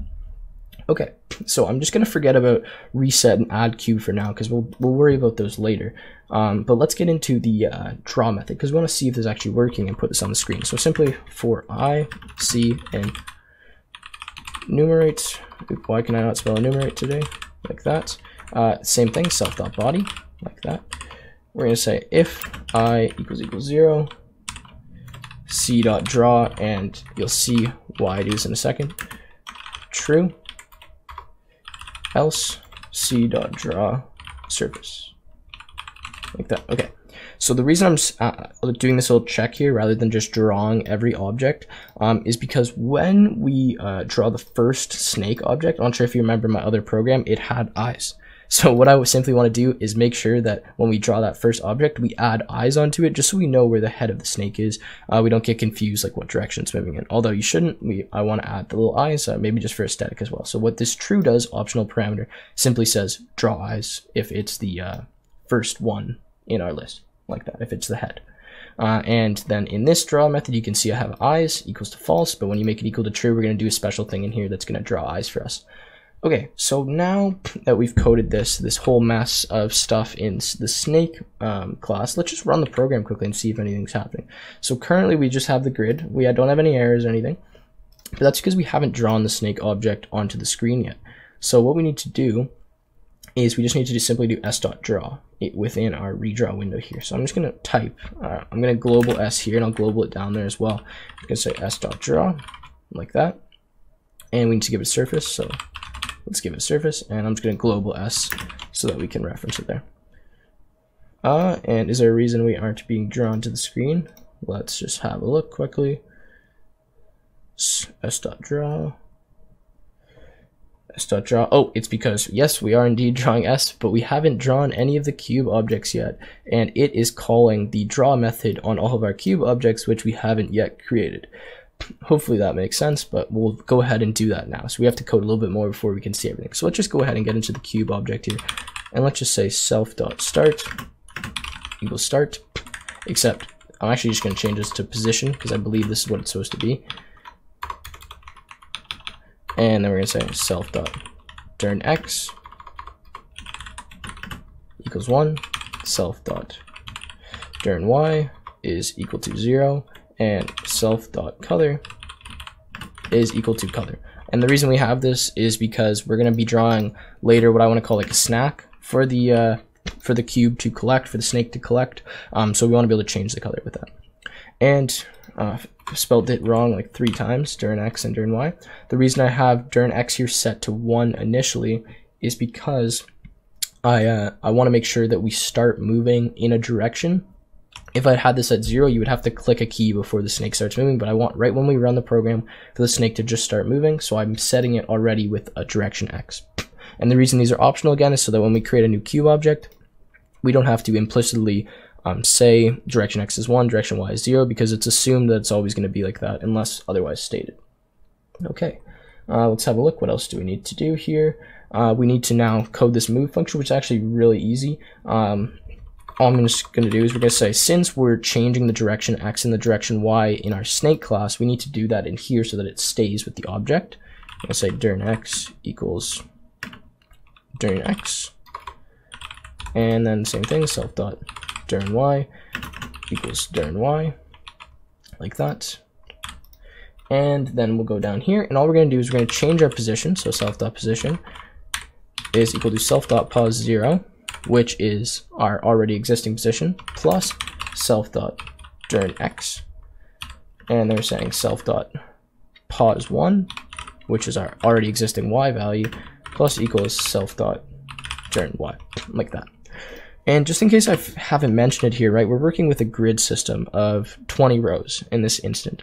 So when I say something like, if our self.position is like 1, 3, or 10, 10, I'm saying we're in the 10th row in the 10th column. I'm not saying the X value is equal to 10 and the Y value is equal to 10, because it's not in the case of drawing on the screen, because our screen is actually a width of 500 pixels, but just where we are in the grid, which is most important to us right now, is equal to like that value. It's like 1, 4, or 3, 5, so on, like that. Just to make that clear for anyone who might have been confused. Okay, so now for drawing, it's a little bit harder just because of what I mentioned as well, is the fact that we need to figure out the distance between each X value and each Y value. So when we're drawing something in Pygame, it draws in the top left-hand corner of the object. So if we draw a cube, we're drawing that in the top left. So we need to figure out what that X and Y value is going to be for each cube when we're drawing it to the screen. So I'm just going to call this gap here that is going to be our distance, and then the same thing, self.w by self.rows. And we're going to change w and rows down in our program later. But we can actually just type it in now like this, so 500 and 200, just so we have that set. Okay, so self.w, integer divided by self.rows. Again, that's the same thing we did when we were drawing the grid to figure out the distance between our x and y values. Okay, we're going to say I is equal to self.pos 0. This is going to save us a bit of typing in our function here, or in our method. We're just going to say j.self.pos 1. So we're just saying I, which stands for row, j stands for column, like a classic convention for it, so that we don't have to keep typing pos 0, pos 1 when we move. Okay, so the next thing we need to do is now draw a rectangle. We're going to say pygame.draw.rect like this, and then we need a surface, we need a color, so self.color, and then we need a rect. And here is a little bit of math. I'm just going to type it and I'll go through exactly what it does. J multiplied by dis plus 1, dis minus 2, dis minus 2. Okay, so the reason I have these little plus 1s and these minus 2s here is just so you can still see the grid when we draw the rectangle. Because if we were to draw with exactly the dimensions of this distance, then what would end up happening is we'd cover the white lines of the grid, and it just looks kind of weird if you can't see the white lines. So that's why I have plus 1 added here and minus 2, just so we're drawn inside of the circle, or inside of the square a little bit, and you'll see that in a second. So what I'm simply doing is I'm multiplying my I value, which is going to be my current row column, by the distance that we need to get to the next one, and then same thing for j, and then these little add 1s, minus 2s is just to make sure that we stay inside. So a quick example, if you don't understand, is say we're in a position 0, 0. So our I is 0 and our j is 0. We're going to say I multiplied by distance. Let's say distance is 40. Okay, so 0 multiplied by 40, 0. 0 multiplied by 40, 0. So our position is 0, 0, and that's correct because if we're drawing in the top left-hand corner here and we're in position 0, 0, then that's where we should draw. Again, if you go something like 0, 10, and you move down, I guess, so 10, you're moving wide down, you're going to say 0 minus distance, 0, and you're going to say 10 multiplied by distance, let's say it's 40, then we move to that correct position down the screen. So this is rectangle, x, y, width, height. Okay, makes sense. Now, the next thing we need to do is we need to draw the eyes. Now, you can skip this part if you want. I'm just going to copy it in because it's a little bit of math to make them perfectly aligned on the square. But yeah, so we say if eyes, and we're saying our center is equal to distance modulus 2, because that's going to be the center, obviously, or modulus, what I'm saying, divided by 2, is going to be the middle of our cube. And we're saying the radius, that's how big the eye radius is going to be. And then we go through a little bit of math here. So circle middle is going to be I multiplied by distance plus center minus radius. And then we're finding out the x. And this is just a random x that I'm setting by just putting it 8 pixels up every time because I don't want to calculate the x. I don't feel like doing that. And then I'm drawing 2 circles based on circle middle 1, circle middle 2, and then the radius and a color of black. Or a color of white, actually. So, no, that's black. I'm confused. All right. Anyways, with all of that being said and done, and you guys probably pretty confused right now, let's just run and see if anything's actually happening. And you can see we have a cube in the middle of the screen. Yay, so that's all we've done with all this coding so far is drawn a cube. So actually not quite, because we still, all we have to do now simply to start having that cube move and seeing our key presses work is just do a little bit in the main loop. So let's move down to the main loop now and have a look here what we need to do. Okay, so what I'm going to do is I'm simply just going to call s.move, which is our snake object, every time this main loop runs. And what this will allow us to do is, I want to call this before I redraw window, is it's going to go up to that method in snake. It's going to check every time that we run the loop if a key has been pressed. If it has, we're going to move accordingly. And remember that in this move loop here, it moves all of the objects for us. So it moves all those cube objects. And then we're just drawing the grid, we're drawing everything in this redraw function, so it'll just display that and update that to the screen. So let's see here, and we get an error. Tuple object is not callable. Self.pos 0 plus self.dirtnext. Alright, 1 second, guys. Oh, it's because I used curly.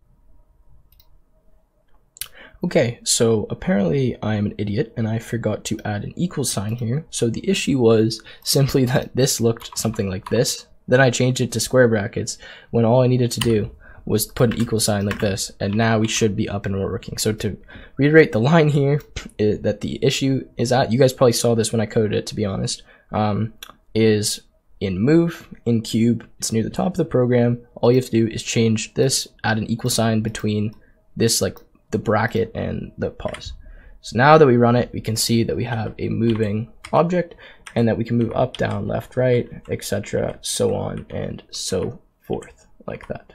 Okay, so play around with that for a second, and now we'll get into adding cubes, and we're actually almost done. We just need to add that add cube function, message box, a little bit in the main loop, and then we'll be finished.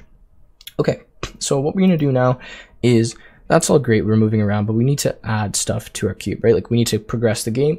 So to do this, we are going to generate what I want to call a random snack that we're going to place on the screen that our snake can't eat. So the way that we do this, I'm just going to say positions equals item dot body, and this item, oops, shouldn't be item, should be item.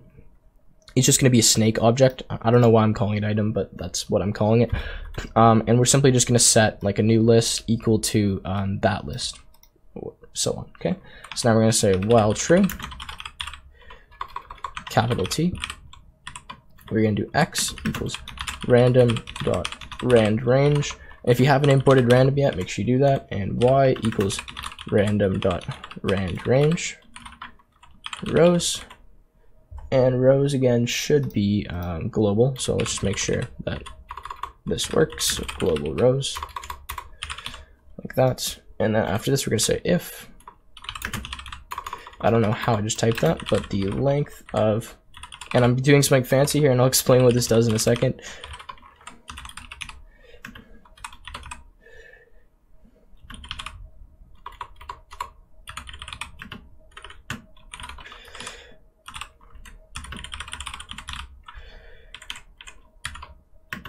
Okay, so I know I just typed this stuff that probably makes absolutely no sense to you guys if you haven't been using Python for a little bit, but pretty much what this is going to do is we're going to get a list of a filtered list, and we're going to see if any of the positions are the same as like the current position of the snake pretty well.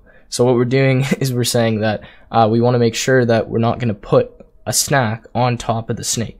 Because if we have a really long snake, the chance of that happens is actually somewhat high. And I didn't do this when I first coded the game. So what would happen is when you have your snake moving around the screen, all of a sudden the snack would pop up, but it's like on the tail of the snake, which you don't want. So what this is doing, and just type it out, you don't really have to understand it, is we're saying this means a function, z, and we're just checking if the z.position is equal to xy. So if it's equal to xy, which is the position we just generated here by getting two random numbers, so x and y, then we're going to have to do this again. So we say continue, and else we break, like that. And then I'm just simply going to return in a tuple or a tuple, whatever you want to call it, xy. Okay, so this is confusing, but you can do this in like a much longer way with a for loop, where you pretty much loop through every position in this list. You check it against x and y. You see if it's the same. If it's the same, then do this loop again. Otherwise, you break and you return xy. That's all we're doing in there to generate a random snack. Anyway, message box, we're going to leave that. And in here now, what we're going to... Okay, so now that I've created this this random snack function, what I need to do is I need to use it. So I'm just going to create a new object. I'm going to call this snack, and it's going to be equal to another cube, right? Because we want to have the same functionality. We want to be able to draw it, possibly move it around, right? So we're just going to create a new cube object. We're going to give it a position of a random snack, which is going to be something like this. Oops, random snack. And then random snack, I believe, oh, it takes a row and an item. So what we're going to do is we're going to give it row, or rows, and we'll just give it our item, which is going to be s. And then after that, what else do we need for cube? I don't think we actually need anything else. I think that's all we need. Oh, I'm going to change the color. That's what I want to do. I'm going to change the color equal to green. So red, green, blue, 255 for green, so that it shows up and is visible on the screen. And now what I'm going to do down here in this while loop is I'm going to say snack.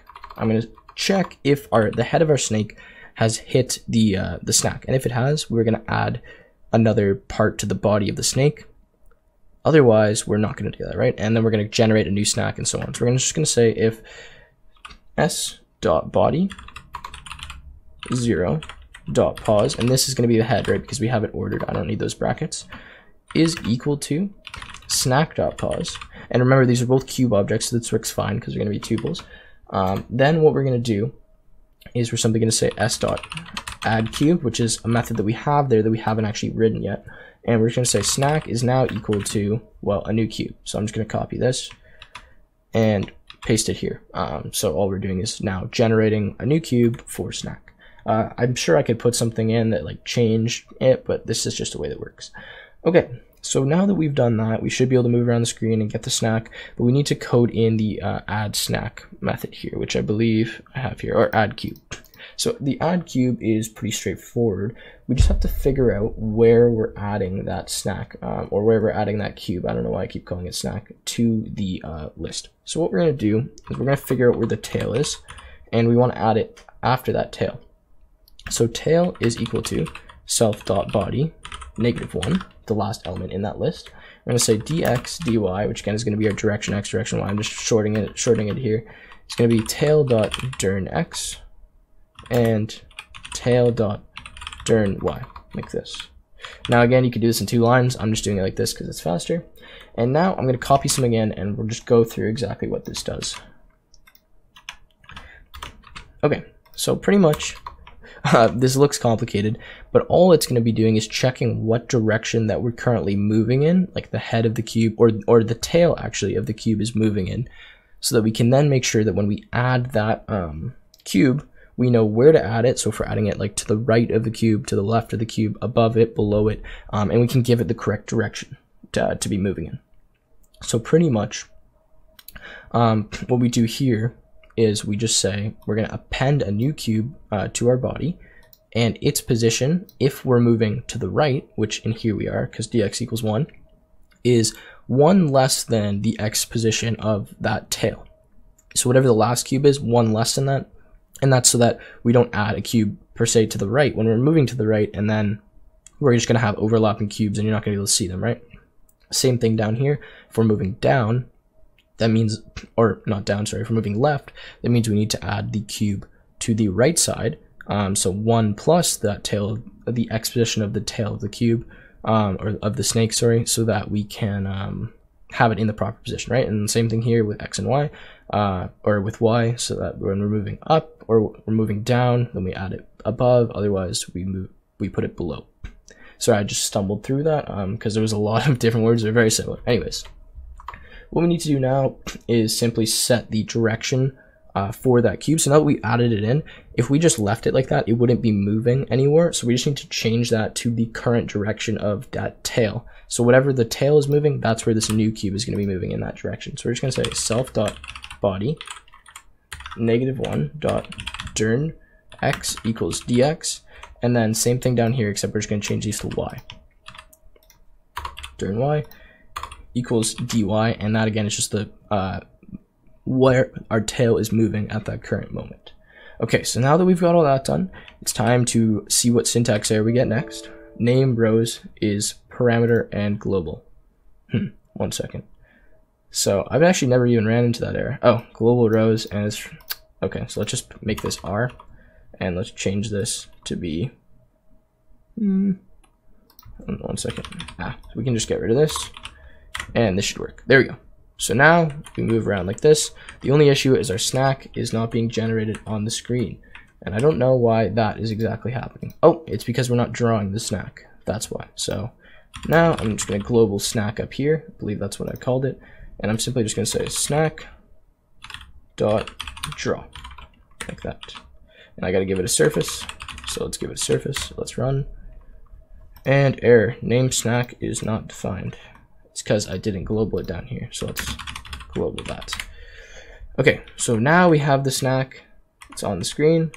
And you can see that when we collect it, we have that cube added to the end of our snake. And that pretty much is almost the game done. So all we need to do now is write that reset method, and then we need to just simply check like when we lose. Like right now the snake can go through each other, right? Through itself, and you can see we have a huge error when the snake can go through itself. So we need to make sure that when we hit ourselves, we like end the game, and we need to write that message box method as well.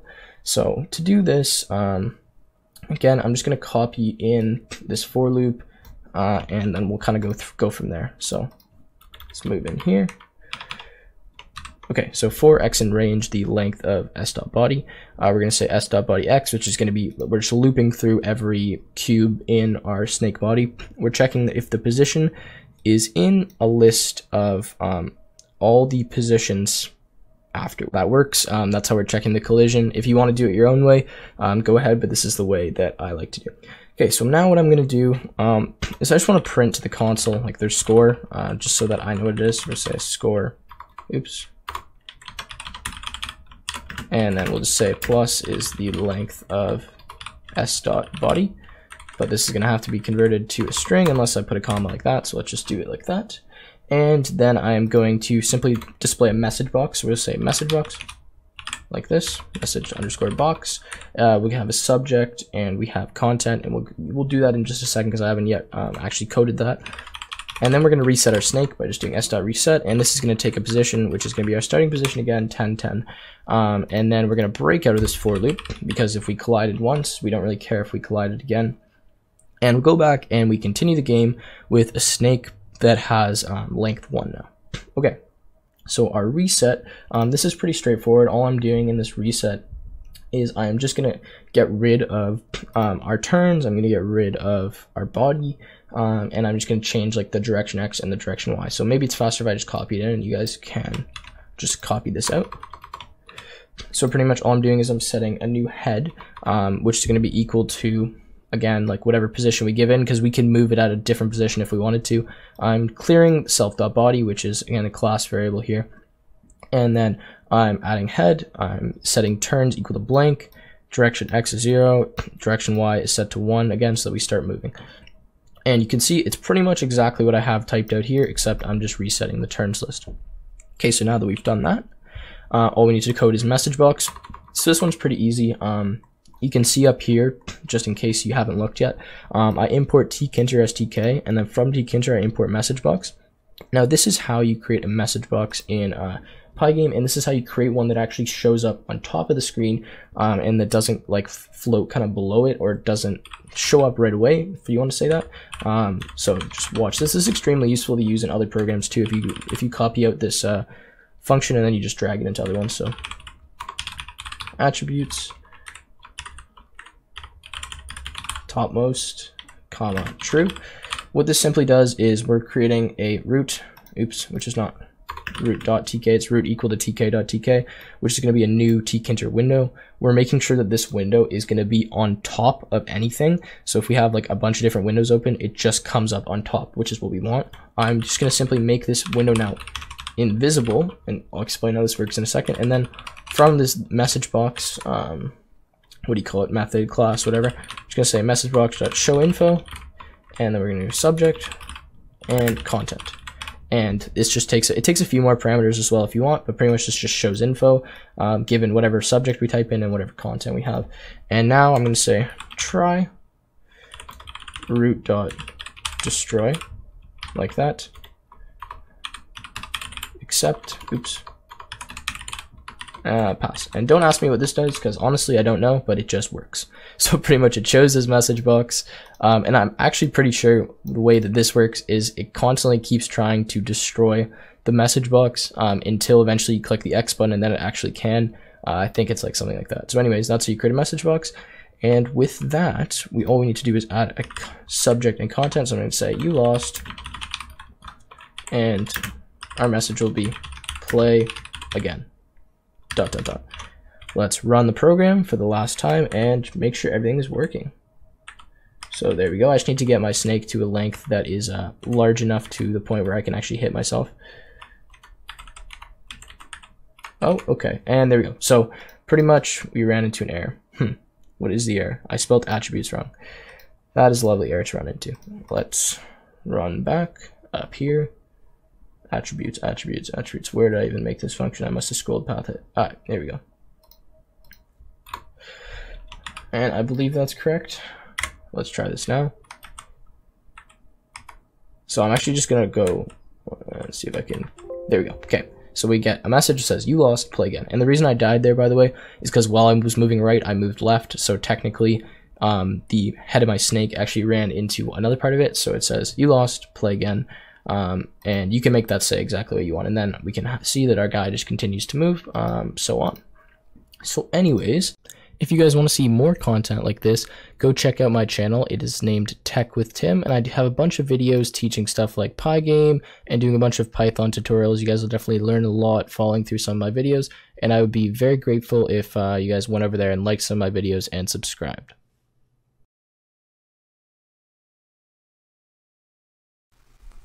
What's up, guys? In this set of videos, I'm going to show you how to program Connect4 in Python. By the end of these videos, you'll have built something that looks like this. It's a simple two-player Connect4 game with graphics. I think this is a really good exercise for your beginner to intermediate level Python programmers who want to build their skills. I'll just finish up a game real quick just so you can see how this fully works. And as you can see, I have the diagonal and it says player 1 wins. Cool. Alright, so more specifically in this first video, we're going to do something a little bit simpler and then build up to that graphic-based Connect4 game. So by the end of this specific video, you'll have something that looks like this. It's a command line Connect4 game where you actually manually type in numbers to drop your pieces. So you see the 1 there, the 2, etc. Alright, so let's start building that. Just quickly, I want to mention that I'll be programming in Python 3 and then using Sublime Text 2 as my editor. I posted a link to a video on how to set up these things in the description. So one of the first questions I asked myself when I was writing this game is, what is the best way to represent the board? So if I drag in a Connect4 board real quick, you can see that it is 6 rows by 7 columns. And to me, this looks like the perfect structure to represent as a matrix in Python. So that's what we'll do. So we'll define a function called createBoard, and that's not going to accept any inputs. And then we're going to make a matrix of all zeros with the dimensions 6 by 7. And to help us do this, we're going to import a package called NumPy. And if you haven't already installed this, you can open up a terminal window and just type in pip install NumPy. And as you can see, I already have it. So we're going to use this as follows. We're going to say board equals numpy.zeros, and that's going to make a matrix of all zeros, which is good for our initial state, and then the dimension 6 rows by 7 columns. Cool. And then we just need to return that board. And we can test to make sure that worked by doing the following: create board, and then print board. And as you can see, if I run, oh no, what happened? As you can see, if I run that, we do in fact have this 6 by 7 matrix of all zeros. So that looks good. We can begin writing the main game loop now. So we're going to write a loop that says while not game over. And so our loop is going to be running as long as this game over variable is false, and the only way it becomes true is if someone has a 4 in a row. So we need to initialize the game over to be false to begin with, equals false, and the only way that's going to switch to true is if someone got a 4 in a row. So now we're going to need to, we're also going to want to real quick make our board initialize before we start the game, just so we have something to put pieces into. So we have our board, we have our game over variable, and now we're going to want to be able to ask for player 1 input. And then we're also going to want to eventually be able to ask for player 2 input. So this kind of leads us to the problem of, oh, how do we differentiate between whether it's player 1 or player 2's turn? So we're also going to define another variable up here called turn. That's just going to initialize to 0. So what we're going to say is if turn equals 0, then we're going to want to ask for player 1 input. Alright, so in Python there's a function, a built-in function called input. As you can see, it highlights blue for me. So we're going to say selection equals input, and then we're going to say player 1, make your selection. So this is what the player 1's going to see. And then the way we're going to initialize this game is we're going to just say they can type in between 0 and 6. So this is what the player 1 should see. So if I build this, you see we run into this error. So this is because Sublime Text doesn't accept this input function. So my workaround for this was I installed a package in Sublime called Sublime REPL. I'll put a link in the description on how to install this, and I can run the input function through that. So now you can see player 1, make your selection 3, and it doesn't do anything with that input right now, but you can see that it's asking me that, and I can type in and hit enter.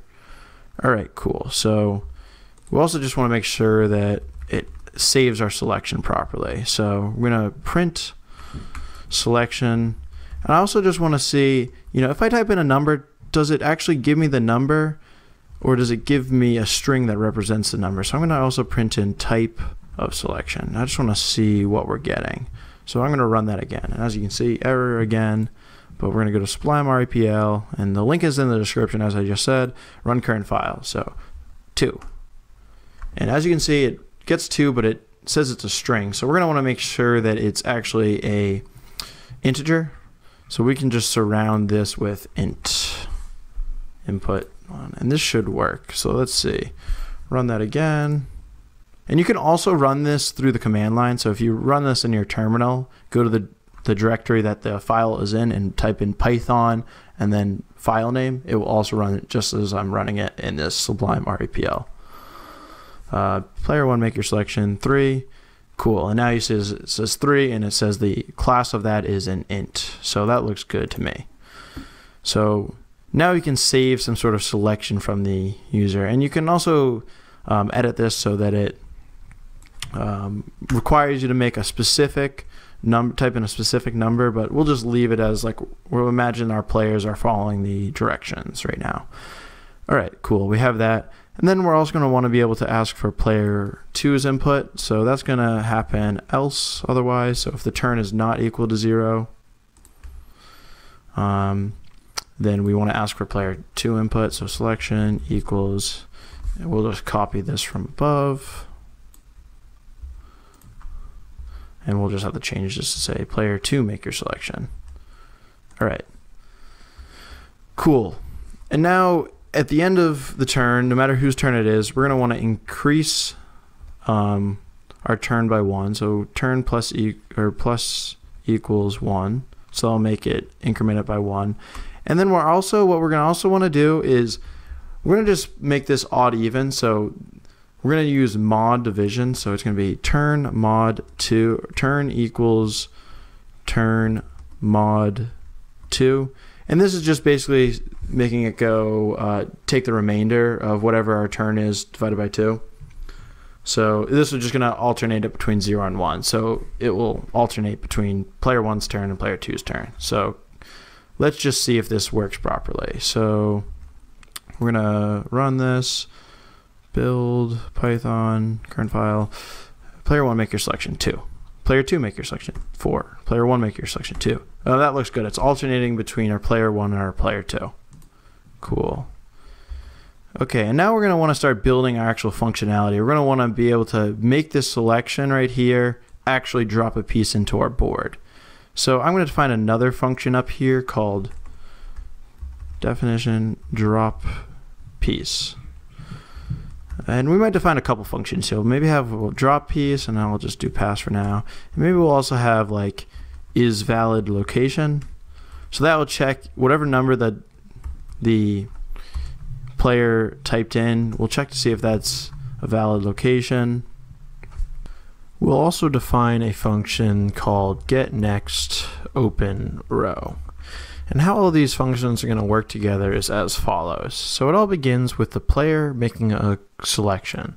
The 0 to 6 here represents the column that they want to drop their piece in. So maybe a more appropriate title for this would be COL representing column. COL.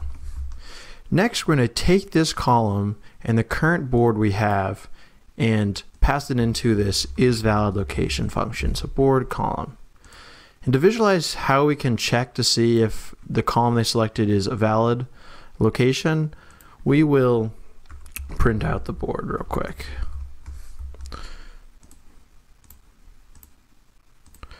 So as you can see, imagine this is the 0th row, this is the 1st row, 2nd row, all the way up to the 5th row here. And then this is the 0th column, 1st column, 2nd column, etc. We're starting at 0 as our first index. So if we wanted to check if the column that the user selected, let's just assume that the user always types in a valid number 0 to 6. If we wanted to check to see if it's valid, all we need to do is make sure that this top row for that specific column is not been filled. So let's imagine that we're putting 1s in for player 1 going and 2s in for player 2 going. So if this top row is still 0 for the specific column we selected, then we know that it's okay for us to drop a piece in that row or in that column. It hasn't been filled all the way to the top. So to do that, so this is the 5th row. So all I'm going to do is just check to see whether or not the position at the 5th row and let's say, you know, whatever column we select is 0. And if it is, that means the column is still free. If it's not, then that's not a valid location. We'll have to have the user try something else. So to do that, let's just do board.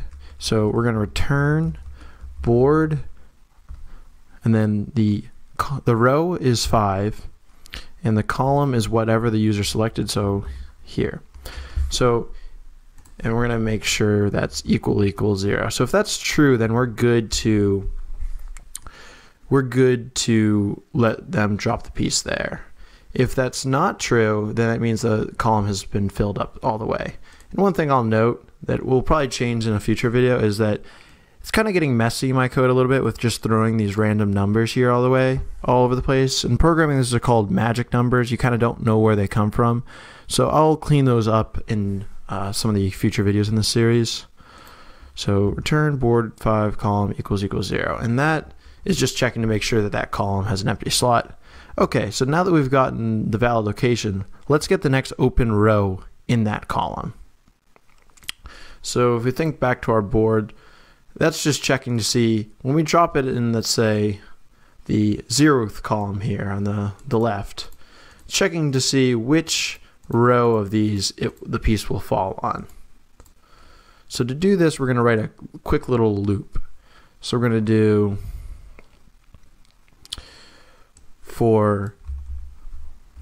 and we're going to also have to pass in the board and the column into this one. So the loop we're going to write here is for R in range, and I'm actually going to start getting rid of some of these magic numbers. So I'm going to initialize a global variable called row count, and often globals are capitalized just to show that, or static variables that don't change are capitalized just to show that they're a non-changing variable. So the number of rows we have is 6, and the number of columns we have is 7. So I'm going to do for R, so for row in range, so the number of rows we have, so row count. We're going to check the board position. We're going to see if board R position, or so the column, equals 0, then we want to return that row. So basically, if the row is equal to 0, so imagine we're filling this whole board up with 1s and 2s.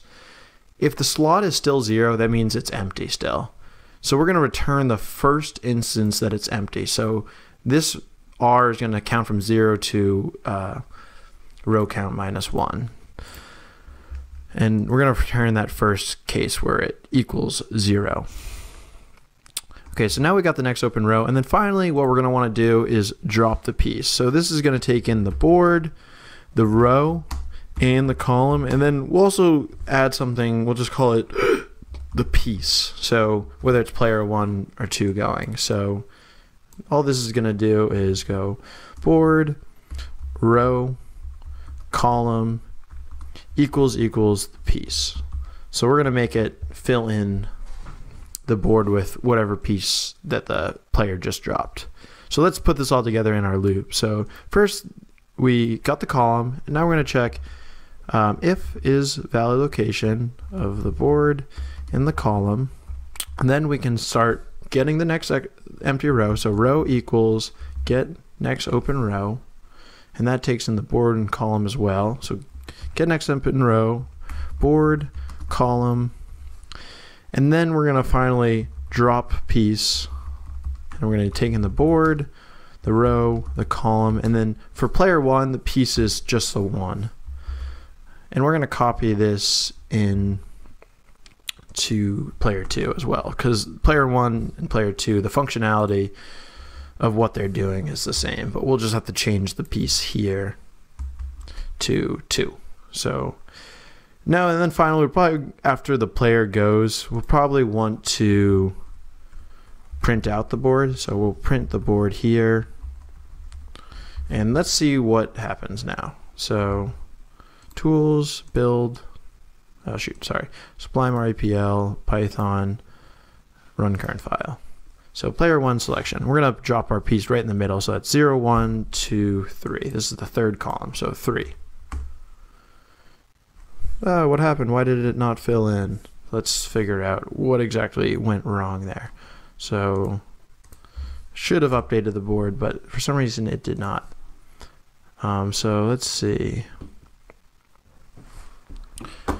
Okay, I see what I did wrong here. So I accidentally put in 2 equal sign here, and what we're really trying to do is an assignment. We're not trying to see if the board row column position is equal to that. So I didn't assign it. So now it should work. So we'll rerun this. So tools, Sublime REPL,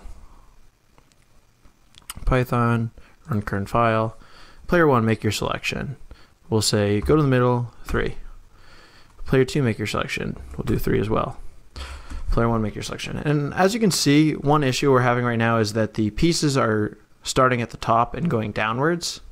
And so the reason for this is our convention was to say that this was the 0, 0 index, but in the actual NumPy, they represent this right here as the 0, 0 index.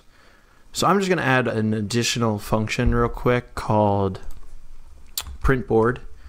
And all that's going to do is change the orientation so that what we're seeing is actually the flipped over the way we're expecting to see a Connect 4 board kind of be building from bottom up.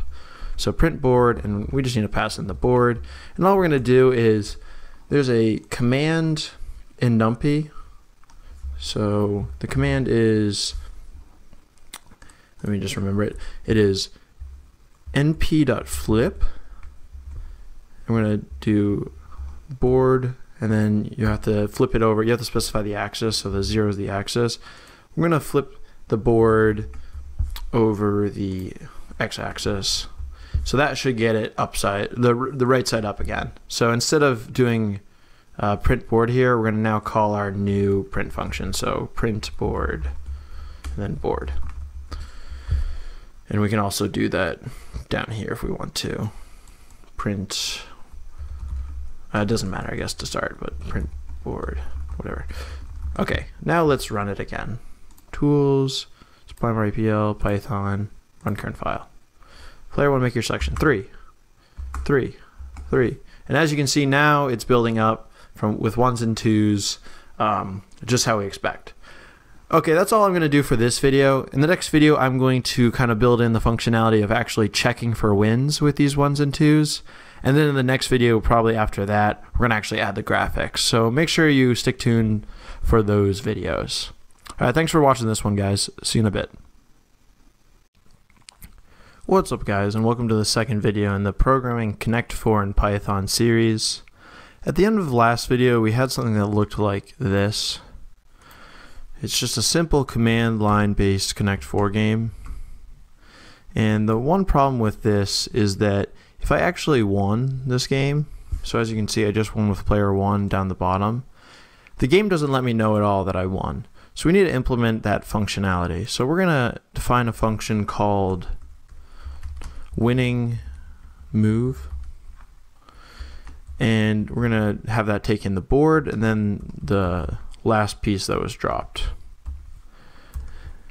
So winning move, there's a bunch of different ways to implement this, and the way we're going to do is not the most efficient method, but it's probably the easiest to describe in a video, so that's kind of why I'm selecting it.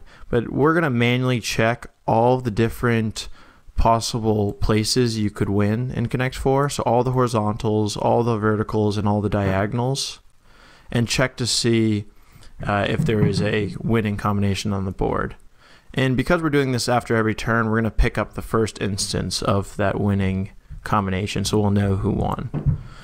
Probably the more practical way would be to just check around the spaces where the last piece was dropped. But that code got a little bit messier when I was doing it before, so I'm going to just do it this way. So we're going to first check all of the horizontal locations.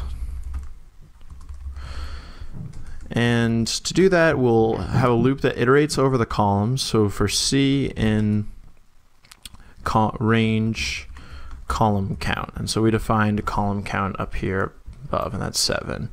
And one thing I think would be a cool challenge for you guys to try that I don't think my game is going to be able to do at this point in time is a very well designed like Connect 4 game. You would be able to change these numbers, so like I could change it to say like 12 or something, and this to like 8, and the game would still be able to work. You still have like a Connect 4 game, but just a bigger board.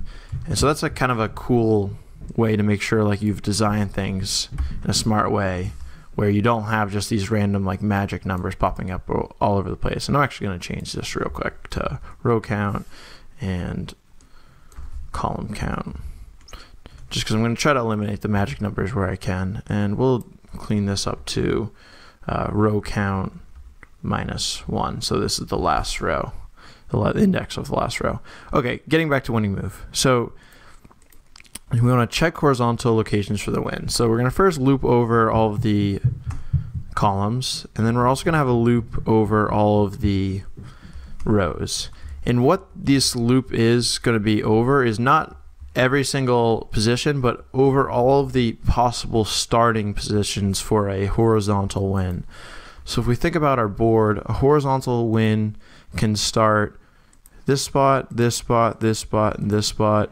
It can't start here because you can't go 4 over from this location. So this is our last column, the third column in terms of indices. And then upwards, we can go all the way to the top vertically, because it can. So this half, sorry, you can't really see, but where I'm making a box around, that half is where our starting locations can be for this first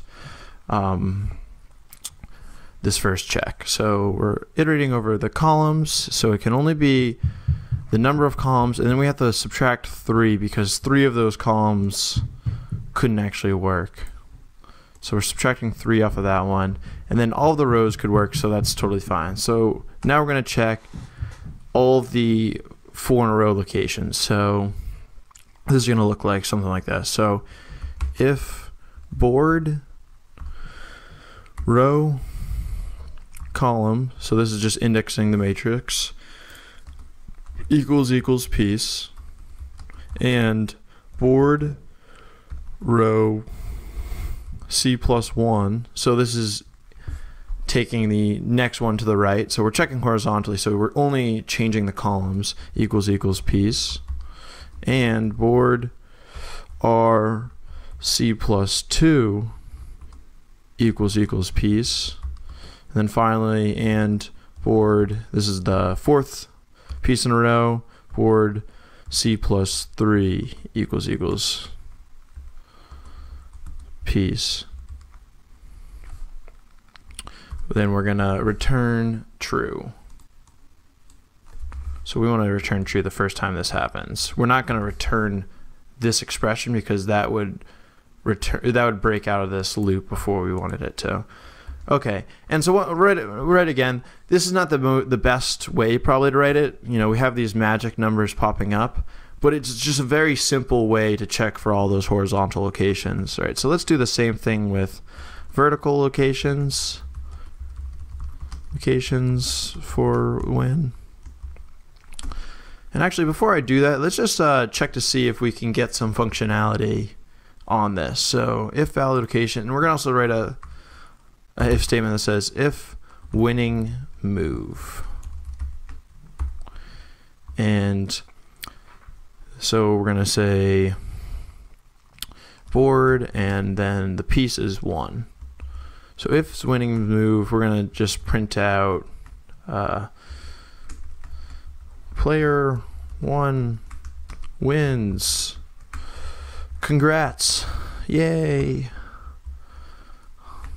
Okay, let's just see if that works with the horizontal real quick. And then we're also going to want to set this game over variable to true, because the game is in fact over if the move is winning. So let's just run that real quick. Python, run current file. Okay, player 1, make your selection 3.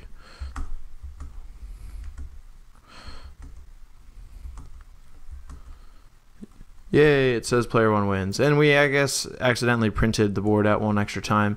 But, you know, we did get that functionality. It did check that horizontal win. So I think that looks good. Obviously, you'd want to test these like very thoroughly. But for the sake of the time of this video, I'm going to just start going to the vertical location. So if we think about where vertical locations can start, we need 4 up. So it can start, it's pretty much the opposite of the horizontal. So vertical could start all of this bottom section because we need 4 up, but it can be in any column. So it's going to be pretty similar to the last loop, but we're going to have to change the row. So you'll see in a sec. Shift tab. We're going to have to change, instead of the column count doing for C and column count -3, we're going to have to do row count -3 because we can't start at the top row. And then we're going to have to add these pluses to the rows actually. Row +1. Row +2, and the last one is row +3. And once again, like, see if you could figure out how to manipulate this these equations to work for any length of a board. And also, let's say maybe we wanted to make a game that was like Connect 6. Like, it would be a cool challenge for you guys to try to build these functions so that they could be any number of columns, any number of rows, and any number of pieces for the winning length. Okay, so let's check to see if the vertical locations now work. We're going to run this again real quick. So tools, Python, run current file, 3. Cool, it works again. So we see you have the 4 in a row with the 1s right here, and it says player 1 wins. Congrats. So that looks good.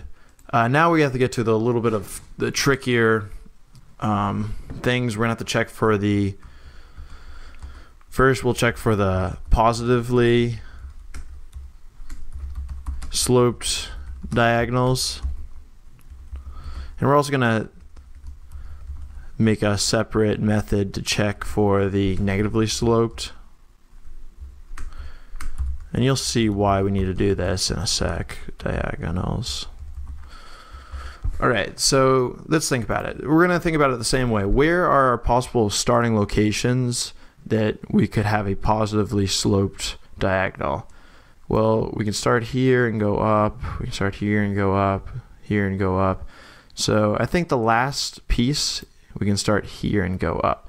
So this is going to be the top row, and we can't go any farther than this piece right here. So that looks like we're doing row count -3 and column count -3.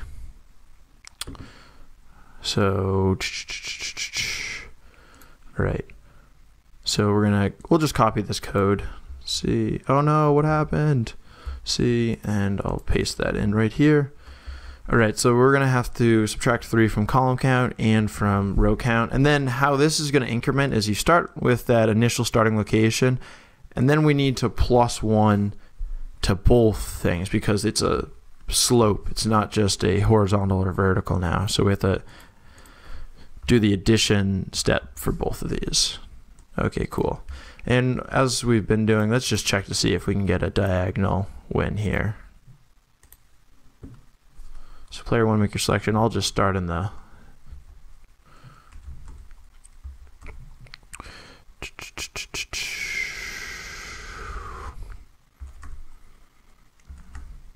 All right, we're almost there.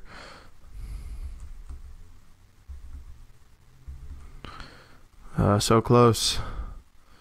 Don't screw this up now, Keith. Okay, and we'll check here. Cool. The diagonal there worked, so that looks like it's working too. And then finally we need to do the negatively sloped diagonals.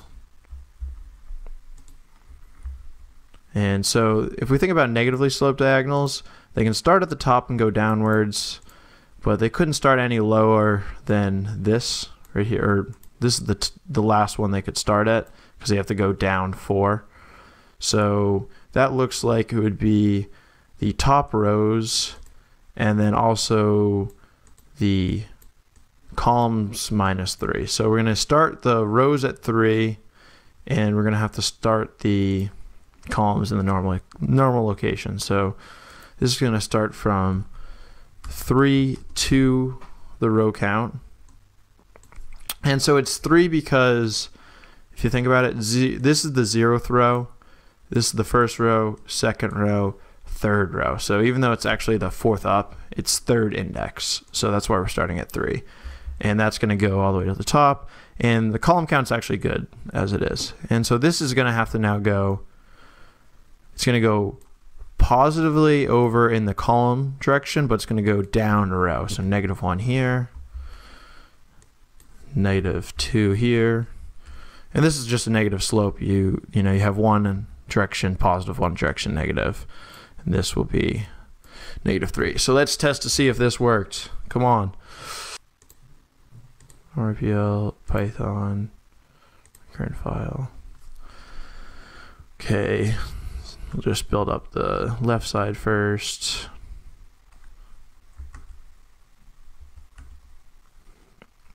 Okay, 2. Okay. Okay, we're almost to the negative diagonal there. So player 1, you can go 3, and then player 2, will go 2, and then 2. Cool. The negative diagonals work now too. Okay, so that looks like we have all of the possible winning directions. You should more thoroughly test to make sure all the edge cases work, but to me that looks pretty good. So we're also going to implement the functionality for player 2 in this main game loop. Okay, so this is player 2. Player 2 wins. Congrats. Game over. True. Okay, and if you wanted to, you could just break out of the loop if you didn't want to see this board and the turns changing at the end. Okay, so we've now finished the command line version of the game. So we'll start building out, probably in the next video we might clean up the code a little bit, and then we'll build out the graphics. Okay, see you in a bit. What's up guys, and welcome to the 3rd video in my Programming Connect 4 in Python series. In this video we're actually going to implement the graphics for our game. So at the end of the last video we had something that looked like this. It was a fully functional command line based Connect 4 game. So we're going to take this game and we're going to expand on it to actually make it look nice. So the first thing we're going to do that is import a library called Pygame. And just like the NumPy library, if you don't have Pygame installed, just open up a new terminal window and type in pip install Pygame. As you can see, I already have it. Cool. Alright, and now what we're going to do is we're going to have to start out by initializing Pygame. So this you have to do in any Pygame project. So before our game loop starts, we're going to do pygame.init.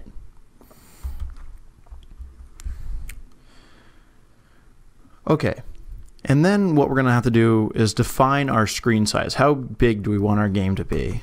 So if I real quick just build the finished version I have, you can see that, it's pretty, you can kind of break this game down into squares, I would say.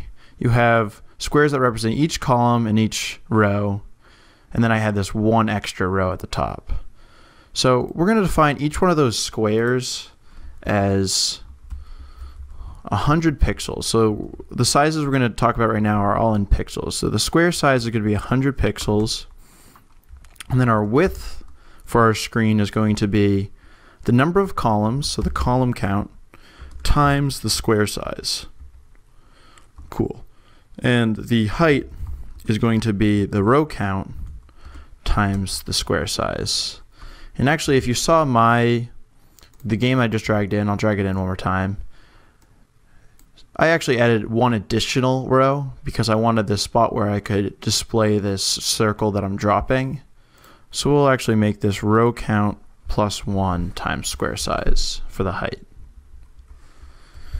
And that will be packaged together nicely in a variable called size, which will be a tuple of width comma height. And then to get Pygame to actually read that, we need to type in the following: screen equals pygame.display.set mode, and then we'll have it read in the size. And if you're wondering where I'm kind of just magically getting these functions from, I'm looking at the documentation on the Pygame site. So if you go to pygame.org/docs, you can find all the kind of functions that I'm using. I'll post a link to that in the description.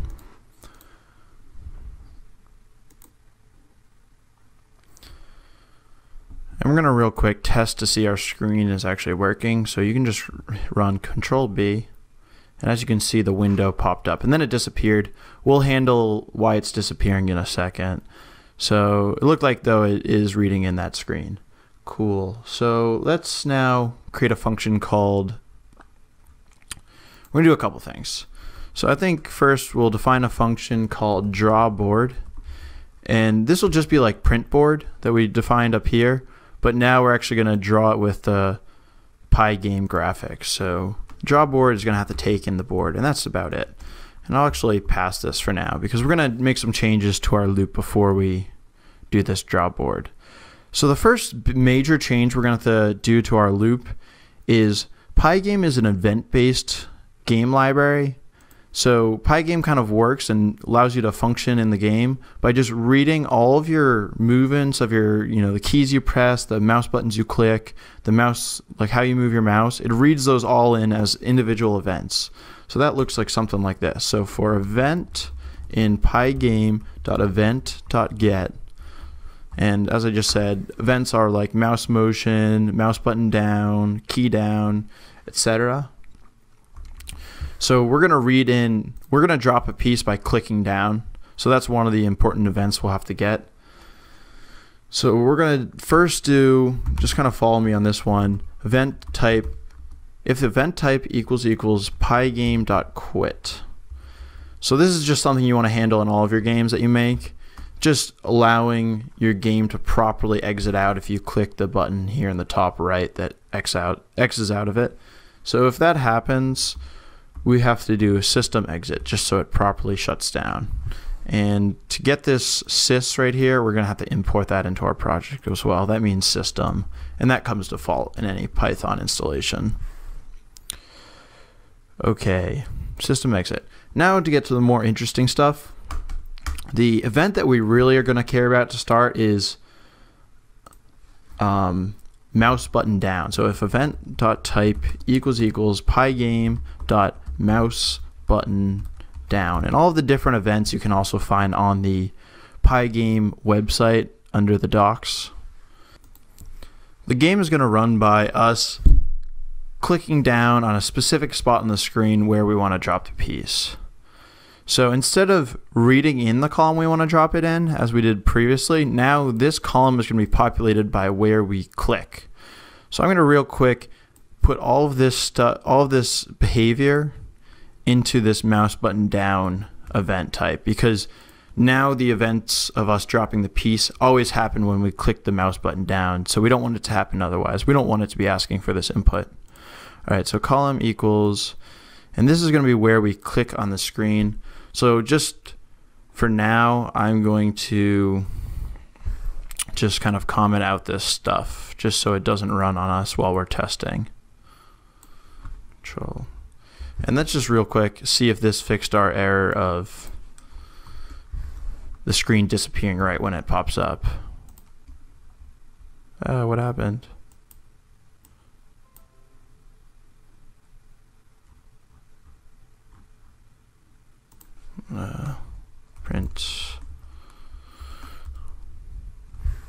And as you can see, now we have this screen and it's not, it's staying here. So that's because we actually added in this event loop here.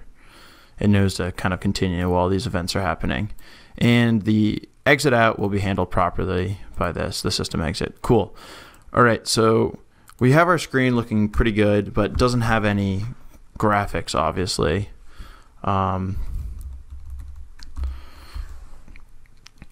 So we're going to implement the draw board function now.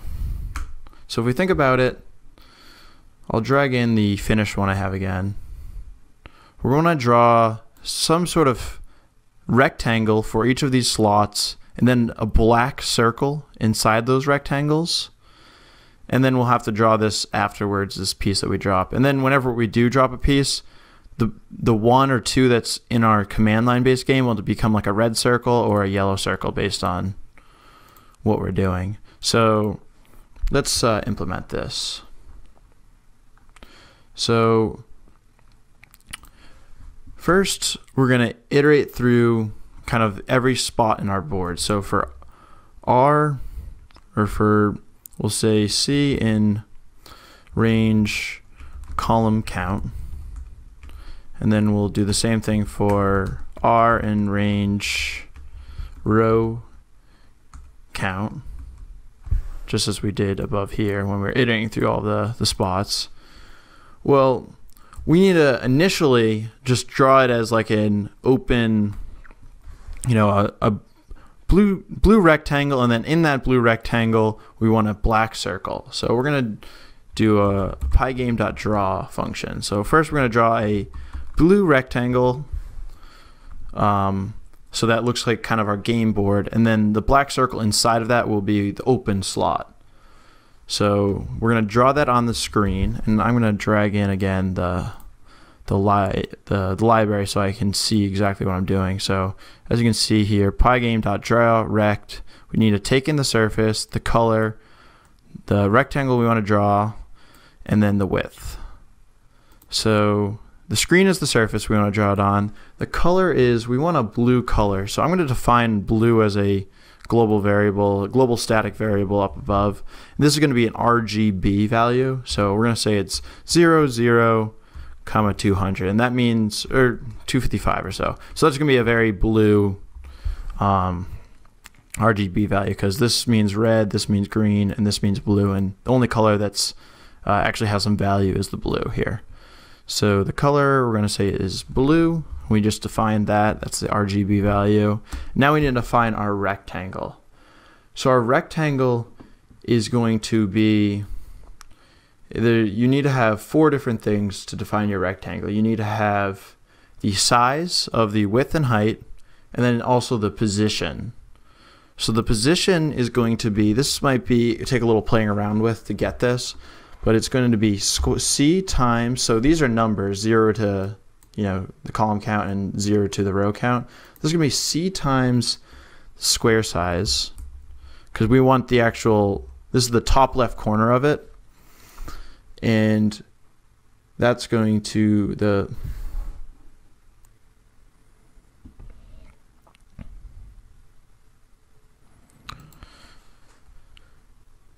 and then our position on the y-axis is going to be R times the square size,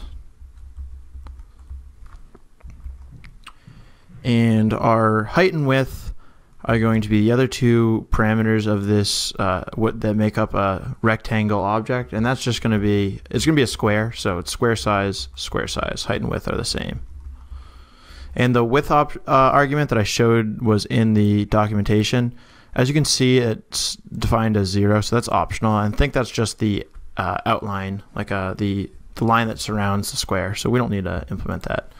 All right, let's test to see if just these rectangles draw properly. So down here, we'll just do a draw board, take in the board, as we did here. And then what we have to do whenever we want to update our display is do pygame.display.update. And that will make sure that we actually see what we're supposed to see. So we'll build that real quick.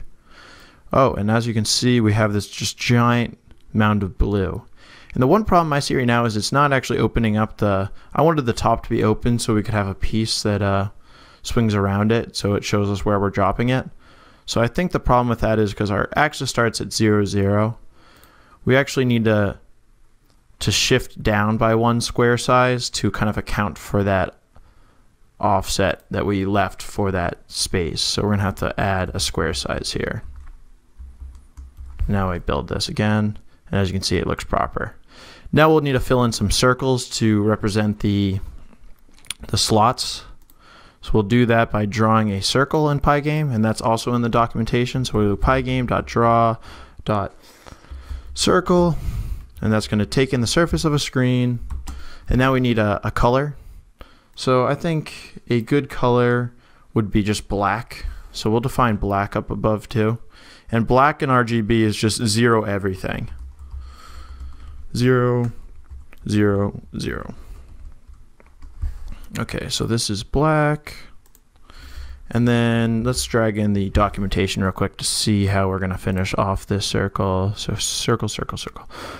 Okay, position and then radius. So this is going to be the position of the center of the circle as you see in the documentation. And the radius will probably want to be a little bit smaller than our square size, just so there's the circles aren't touching. So let's define a radius too. So our radius is going to be, define that under the width and height and whatnot. So our radius is going to be a little bit less than the square size. So we'll do, I'm going to make this, also they have to be integer values, I believe. So once we start getting into division, it might get a little bit messy. So it's going to be int square size divided by 2, because it needs to be, the radius is half the diameter, and the diameter would be the full square size. And then we'll just minus an arbitrary like integer value off of that. So now we can draw our circle with that radius, but we'll have to do the position first. So the position, where is it? I forget. Oh, it's in Dropboard. The position is going to be, so if this is the top left of the rectangle, our position for the center of the circle is going to have to be that, then with some offset. So square size, then r times square size plus square size. And the offset is going to have to be like half of it, because we're talking about the radius. So half of the rectangle is going to be adding an additional square size divided by 2. Adding a square size divided by 2. All right, let's see what happens now. Oh, and then actually we're gonna have to do the, actually specify the radius. So the radius is what we defined just a second ago. Build. What happened? Yeah, integer argument expected. Okay, so it looks like this division caused us to have some floats in our code, so we're gonna have to actually make this int. Yeah, Pygame, it seems like only accepts integers, so make sure that every position and radius value, you make a integer. Come on, baby, let's go. Cool, yay, we got a board. All right, I think that's where we're gonna end this video. We'll actually animate the dropping of the pieces and then the kind of the piecing hovering over here and the text saying you won in the next video. All right, see you in a bit. What's up, guys, and welcome to the 4th video in my Programming Connect 4 in Python series. In the last video, we implemented the background graphics for our game, but if I click around on this screen, nothing actually happens. So in this video, we'll finish implementing this graphics, we'll implement the piece dropping, and then a nice little piece follower up here. Just a few quick notes before I begin. If there was a feature you wanted to know how to implement, but that I didn't actually cover myself in these videos, feel free to leave a comment down below, and I'll try my best to get back to you as quickly as possible. Also, if you enjoyed this series, please leave me some suggestions for future programs that I can write and make tutorials on. I'm always looking for new content. Alright, let's get started. So to start this video, navigate down to the main game loop. Before, when we were selecting which column we wanted to drop a piece in, we manually typed in a number between 0 and 6 to specify this. Now that we have a graphic, we want the column that we drop the piece in to be dependent on where we click. So if I click on the left side of the screen, we want it to drop the piece in the left column. If I click the middle column, etc. So where we drop the piece depends on the X position of our mouse pointer. So luckily for us, Pygame makes getting the X position of your mouse super easy. So if you go to the Pygame documentations under the events, it lists all of these events and then it lists the properties you can get on these events. So for us, we care about mouse button down and we care about the position. So position gives us an X, Y tuple of where we clicked. And I can use that as follows. So I can do print event.position and then I can rerun our game. And so as I click on the screen, you'll be able to see in the bottom left the positions where I'm clicking. So if I click in the top left of the screen, it's about 0, 0. That's where our axis starts. If I click in the bottom right of the screen, that's the full dimension of our game. And we specify that to be 700, 700. So these are the pixel values of where we're clicking. To develop a kind of way to select the column based on where we click, we need to try to find a pattern on clicking in these different columns. So I'm going to do that real quick. And if we look at all of these clicks I just made, we can see the first click is between 0 and 100, second click is between 100 and 200, 200 and 300, etc. So the last column is between 600 and 700. So if we can somehow round these numbers down to just give us 0 to 6, we're back at where we were when we manually typed in those numbers. So we're going to do that real quick. So we can go ahead and uncomment all of this code. And actually this is supposed to be a comment, so we can uncomment this code right here and we can just comment this out for now.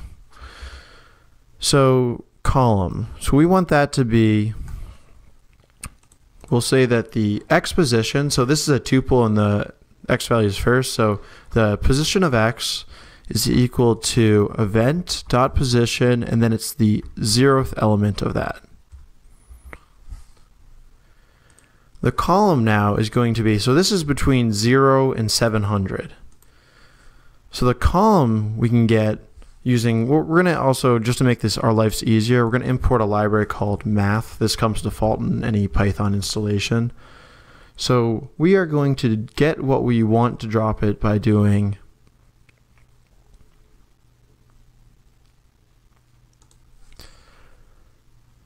position X, then we're going to divide everything by 100 because this would give us a range between 0 and 7 instead of 0 and 700. So the first thing we're going to do is divide it by 100. And 100, remember, is what we define our square size is. So to make our code a little bit more robust to changes, we're going to do position X divided by square size. And then we want this to be a whole number, an integer value. So we're going to have to take the floor of this division. So that will round it down to the nearest integer. So we're going to do math.floor. And then the final change we're going to have to make is we just need to make sure that the column is an integer because we can't take the index of a float value, a decimal value. So we'll just ensure that it's integer by just surrounding it with an int. And now we should be able to see when we click on the screen, we should see our board building up. And we can copy the same thing for player 2. And we'll uncomment this. Comment that. Uncomment all of this.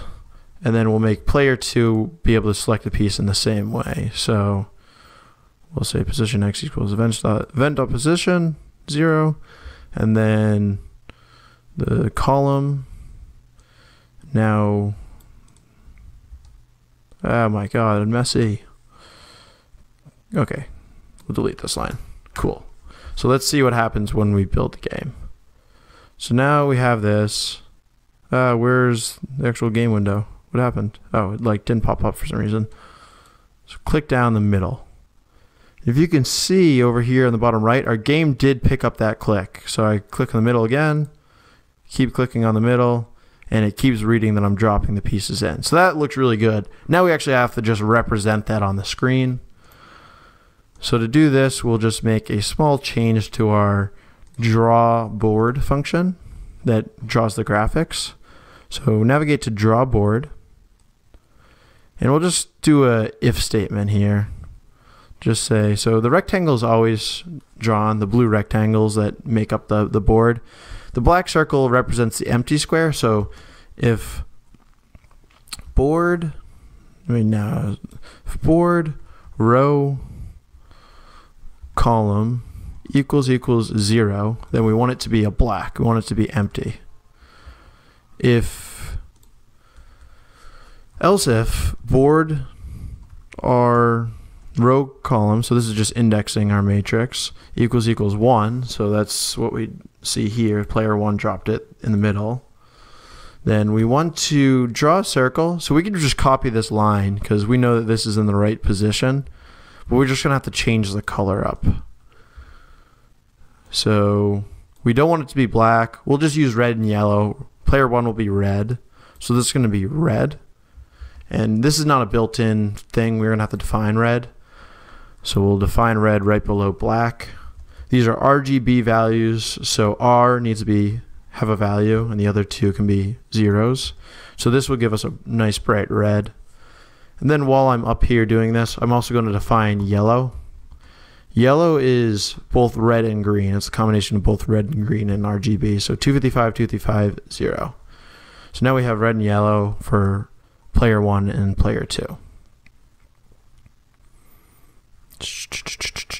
Where was that? Okay, yeah. It's red, and then one last line, which will be the else condition. That will be if board R, or RC is 2. So that's going to be Pygame. Oh, actually, I'll just paste this in again. Pygame, and then instead of black, we'll make this one yellow. And then one thing that might not be intuitive is that whenever we make changes to our game board, after this is all done, this loop has been iterated through, we're going to want to call pygame.display.update. That will re-render the screen with the new changes. So let us, and also we're going to have to add the draw board. We were printing board on every turn, but we're going to have to draw board here as well. Okay, moment of truth. Clicking right here. No, what happened? So it looks like it's populating. It's just populating it in the wrong spot. And the reason for this is because of how our axis is set up. So as you recall, when I click down on the top left, this is the 0, 0. And this is the 700, 700 space. So in our game, though, this is the 0, 0 piece, but it just kind of flipped. So when we printed the board, we called that np.flip function. So we're just going to have to figure out a way to offset this to actually be on the bottom of the screen as opposed to the top. So to do that, we can just use our height smartly. So what we really need to do is, we're starting at the bottom, so we need to subtract whatever we're actually trying to build up from the bottom from our height. So height minus this, height minus this. Let's try running this. What is happening? All right. So we still are having an issue, and the reason we're now having an issue is because this piece right here is still filling in the old-fashioned way. So they're kind of like filling in black and red and yellow tiles all on different axes.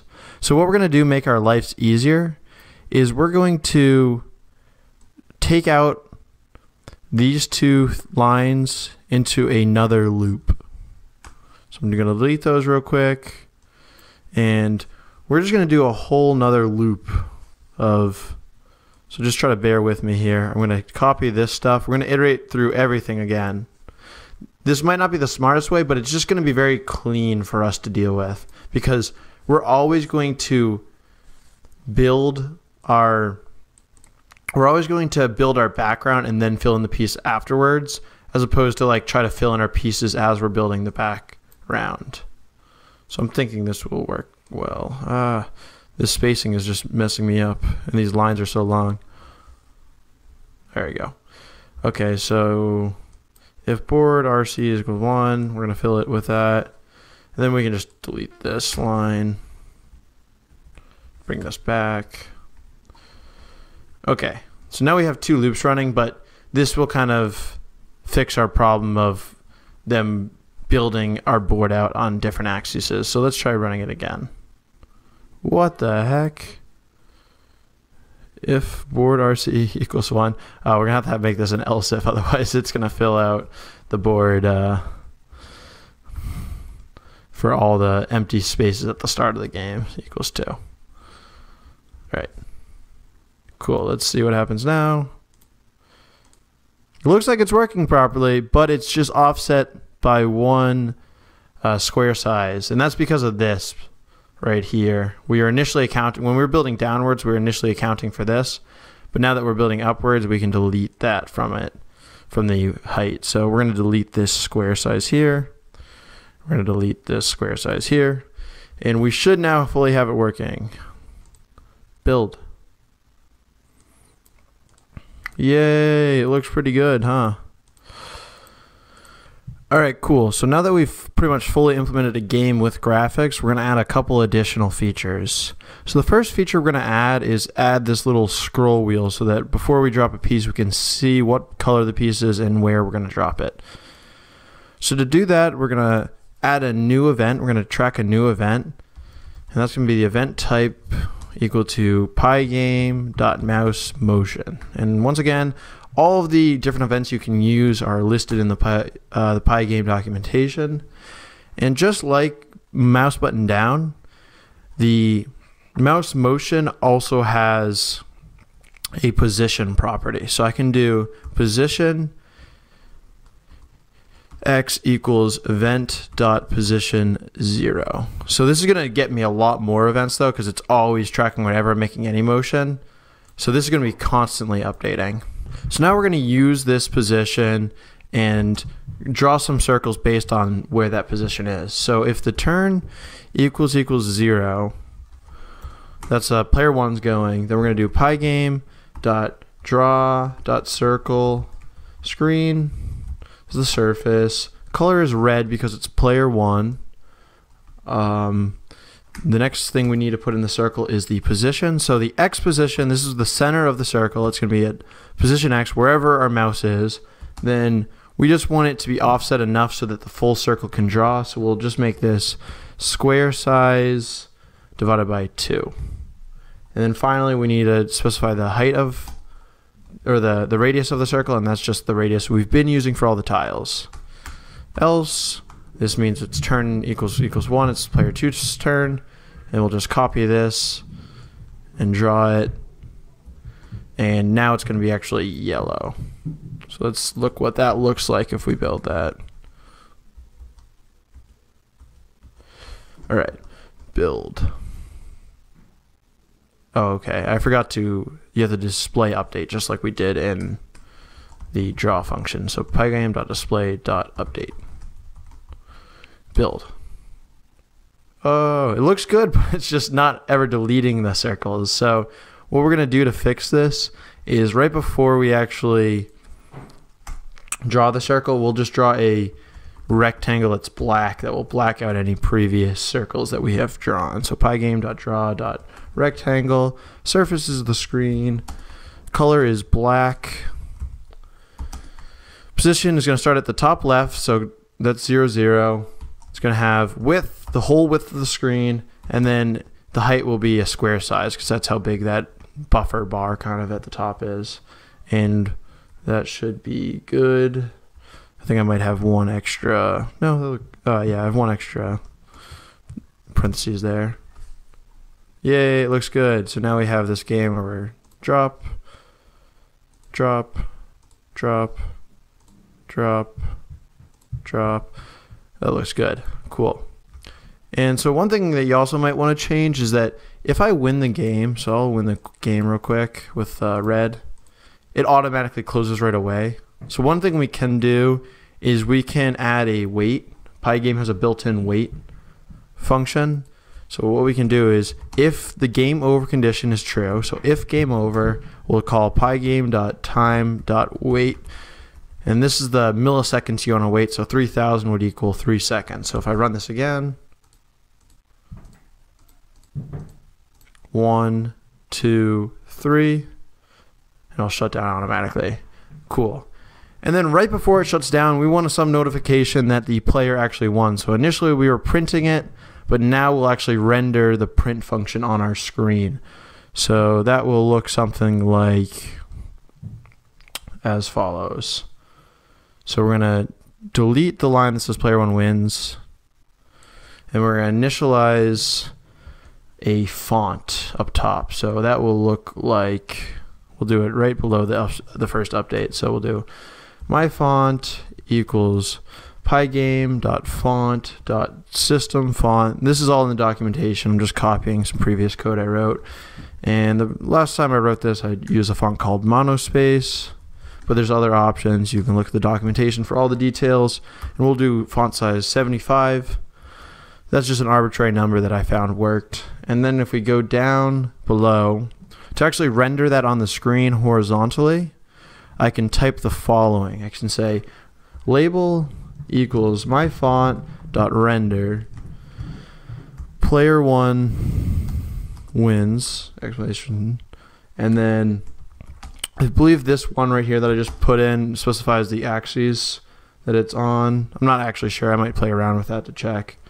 And then we want the color to be red because it's rendering that text red because player 1 won. And then what we have to do to get that on the screen, do it quickly. We could also use the pygame.display.update function, but I'm going to do something a little different here. I'm going to do a screen.blit, and that just updates that specific part of the screen. And I toyed around with these values before. I found that the XY pair, where this will start at the top left of corner of this text, starting at 40, 10 worked pretty well. So let's see what happens when I run that. So we're going to have red win. Player 1 wins. And the one thing is that tile gets in the way. What we could potentially do, we could potentially draw another black rectangle if we wanted to. I don't know. I'm not too bothered by it. We'll fix it in one sec. We're going to copy this for player 2. And that will say player 2 wins. And the color is going to be yellow now. Build. So what happens if yellow wins? I'm making this so hard on myself. Player 2 wins. Yay. Alright. And maybe what we'll do is at the start of the mouse button down, we will draw that black rectangle as well, so we don't have that annoying tile getting in our way. So right before, when we click the mouse button down, that will make the thing disappear. Run it one more time. Player 1 wins. That looks good. And you can mess around with that as you see fit. Okay, I mean, that's like a pretty good game. I'm pretty happy with it. So this is going to be Tetris in Python with Pygame. Now this is a pretty advanced tutorial. A lot of the stuff I do in here assumes that you already have a basic knowledge of Python, you kind of know some of the syntax, and you're not a complete beginner. That being said, if you are a complete beginner, feel free to watch through, see what you might understand. You're probably going to learn something along the way. It just might be a little bit confusing because I'm kind of going to speed through a few things that I would consider like trivial right now, okay? So first step for this tutorial series is you guys have to download and install Pygame because that's the module we're going to be using. Okay, so let's just give a quick preview of what our game is going to look like. So this is Tetris. I didn't go too fancy with the graphics. I pretty much just want to make sure that we get everything functional here, and then you guys can play around and change stuff later on if you want to. But yeah, this is a fully functioning game. You can see it's just like standard Tetris. We have different colors, shapes are falling down the screen, shows us our next shape, and there we go, the road just cleared. So that's all I'm going to show you for right now because I want to get into actually coding, okay? So pretty much what we're going to be doing in this first tutorial is we're going to be working a bit in the main function. We're going to be creating the grid. We're going to be talking about formatting shapes, all the basic stuff, just setting up for the rest of the tutorials. So the first step, and what I need you guys to do, is you're going to download kind of like a starter file, okay? And that's just because if you see here, I scroll through my file, I got a lot of lists, I got a few things set up here, and you know what, I could go through and type them all out, but that's just a waste of a video because it takes a long time. So to save yourself time and to save me some time, what I'm going to do is just put a link in the description. It's a Pastebin link. Click that link and download this code. It's just going to be all this. It just has all the functions that we're going to need for this. And then it has these shape formats, which I'm going to talk about in just a minute. So go do that. If for some reason Pastebin's not working, let me know in the comments and I'll find another way to give it to you. But I'm also going to put it in the pinned comment so that you can just copy and paste it from there as well. I do recommend you check the indentation on it though, because sometimes it messes up on Pastebin and in the comments. Okay. So now that you've got that downloaded, we're working on that. I'm going to be working in PyCharm. If you don't know about PyCharm, don't worry about it. You can just use IDLE, but this is just going to save me a bit of time because it auto-completes variables. It does some cool stuff, so that's what I'm going to be working in. Feel free to work in PyCharm. Feel free to work in whatever text editor you want. Just know that that's what I'm using. It doesn't make a difference, but some of the stuff I do in here, you might not be able to do in IDLE or Sublime Text or whatever you guys are going to use. Okay. So we've got that all the way, we've got everything set up, and now we're ready to actually start coding and understanding what's going to be going on. So Tetris is a fairly complex game. You have shapes moving down the screen, they're rotating around, they're moving left and right. When they hit the bottom, they freeze in whatever position they're in, and then if you have a full row complete of like cubes, then that row clears and you keep going, and obviously you lose the game if you stack up too many blocks and it goes up or above the top of the screen, okay? So this first variables we need to set up is our screen width and our screen height. So we got 800, 700 here. The next ones are play width and play height. Now this is the actual red box that you guys saw. That's what these are representing. So since in Tetris we have a 10 by 20 grid, we need to make sure that our play width is exactly half of our play height so that we have perfect squares, right? So doing the math here, that makes it 30 width and 30 height per block. So that's our block size of 30, okay? So now this top left and top left X and top left Y, this represents the top left position of our actual play area. That's so when we start drawing blocks and we start checking for like collision and stuff like that, we just have these already set up and we don't have to deal with that. So the math is pretty straightforward. You guys could probably figure that out. You don't need me to explain that. Okay, shape formats. So these, and this is the longest part, this is why I got you guys to copy everything, is this is what's going to represent our shapes in Tetris. Now you see that I have multiple lists inside of lists in most cases. This is because each shape has possibly more than one rotation, right? So this is the standard rotation of the S shape, and that's actually what they're called in Tetris, like S, Z, I, O, whatever. And this is the second rotation, and these are the only two rotations or whatever that S can have. So that's why we have them in here. We have a 5 by 5 grid of periods, and then whatever there's a 0, that represents where the block actually exists, okay? So Z, you can scroll through, you can kind of look at them, and you can see for some of them, for example, the square. Well, it doesn't have any rotation. If you flip it, it's going to look the same, so we only have one list here. For J, however, though, we have 4, right? Because we can rotate in different ways. L, we also have 4. T, we have 4 as well, okay? After this, I create a list, and it just holds all of my shapes. So S, Z, I, just so that way I can really easily select shapes just by indexing them in the list, like 0 through 6. And shape colors here is the same thing. It just corresponds, like for example, if I did shape 0 and I did shape color 0, then that's going to be the color of shape 0, okay? Same thing with like 6. So shape 6, well, color list or shape color 6 is the color of that shape. So it just makes it really easy. We don't have to deal with dictionaries or anything like that, okay? All right, so now we've kind of gone through the like starter file, I'd say, and you can scroll down here, you can look at the function names. I'm not going to explain them because most of them are pretty straightforward, and I'll talk about them when we start coding them anyways. But we do have a class here. Now this class is going to be the main kind of data structure, if you want to call it, for our game. And this is going to represent, or this class is going to represent different pieces. So the reason we have the class is because we're going to call this a bunch of times, and it's pretty much just going to hold the information like X, Y, width, height for our piece. So let's actually start coding this now. So I'm just going to create my initialization function or method. And this is actually the only method that I'm going to have. So I need another underscore, just butchered that. And pretty much what this is going to have is going to have an X, a Y, and then it's going to have a shape, okay? And that's the only information we need for this, and I'll show you why. So we'll say self.x equals x, self.y is equal to y, self.shape is equal to shape. And then what we're going to do here now is we want the color and we want the rotation. So self.color, well, I was already talking about this. Self.color is just equal to whatever the index of this shape is in this color list. So what we can do is we can do shape underscore colors, square brackets, and then shapes.index, and whatever shape we were given. So if we're given the shape S, well, let's just find it in the shape list, whatever index that is, well, that's the color of our shape. Pretty straightforward. And then we're going to do a rotation. So rotation, this is going to be set default to 0. And this is so that whenever we click the up arrow key, we can just add 1 to this rotation, and that will represent what shape we're actually going to be showing. Because again, remember, this shape list is a multi-dimensional list. It has, you can see here, like in this case, 4 lists within it, okay? All right, create grid. I don't know if we want to do this one yet. You know what? Actually, let's go ahead and do this one. It's not too complicated. So the way that I'm going to represent the grid in Tetris, so that 10 by 20 grid, is just by creating a list full of colors, okay? So we're going to have a 2-dimensional list, and within that second dimension, it's going to represent a bunch of colors, okay? So I'll show you just by coding and kind of talking about it after.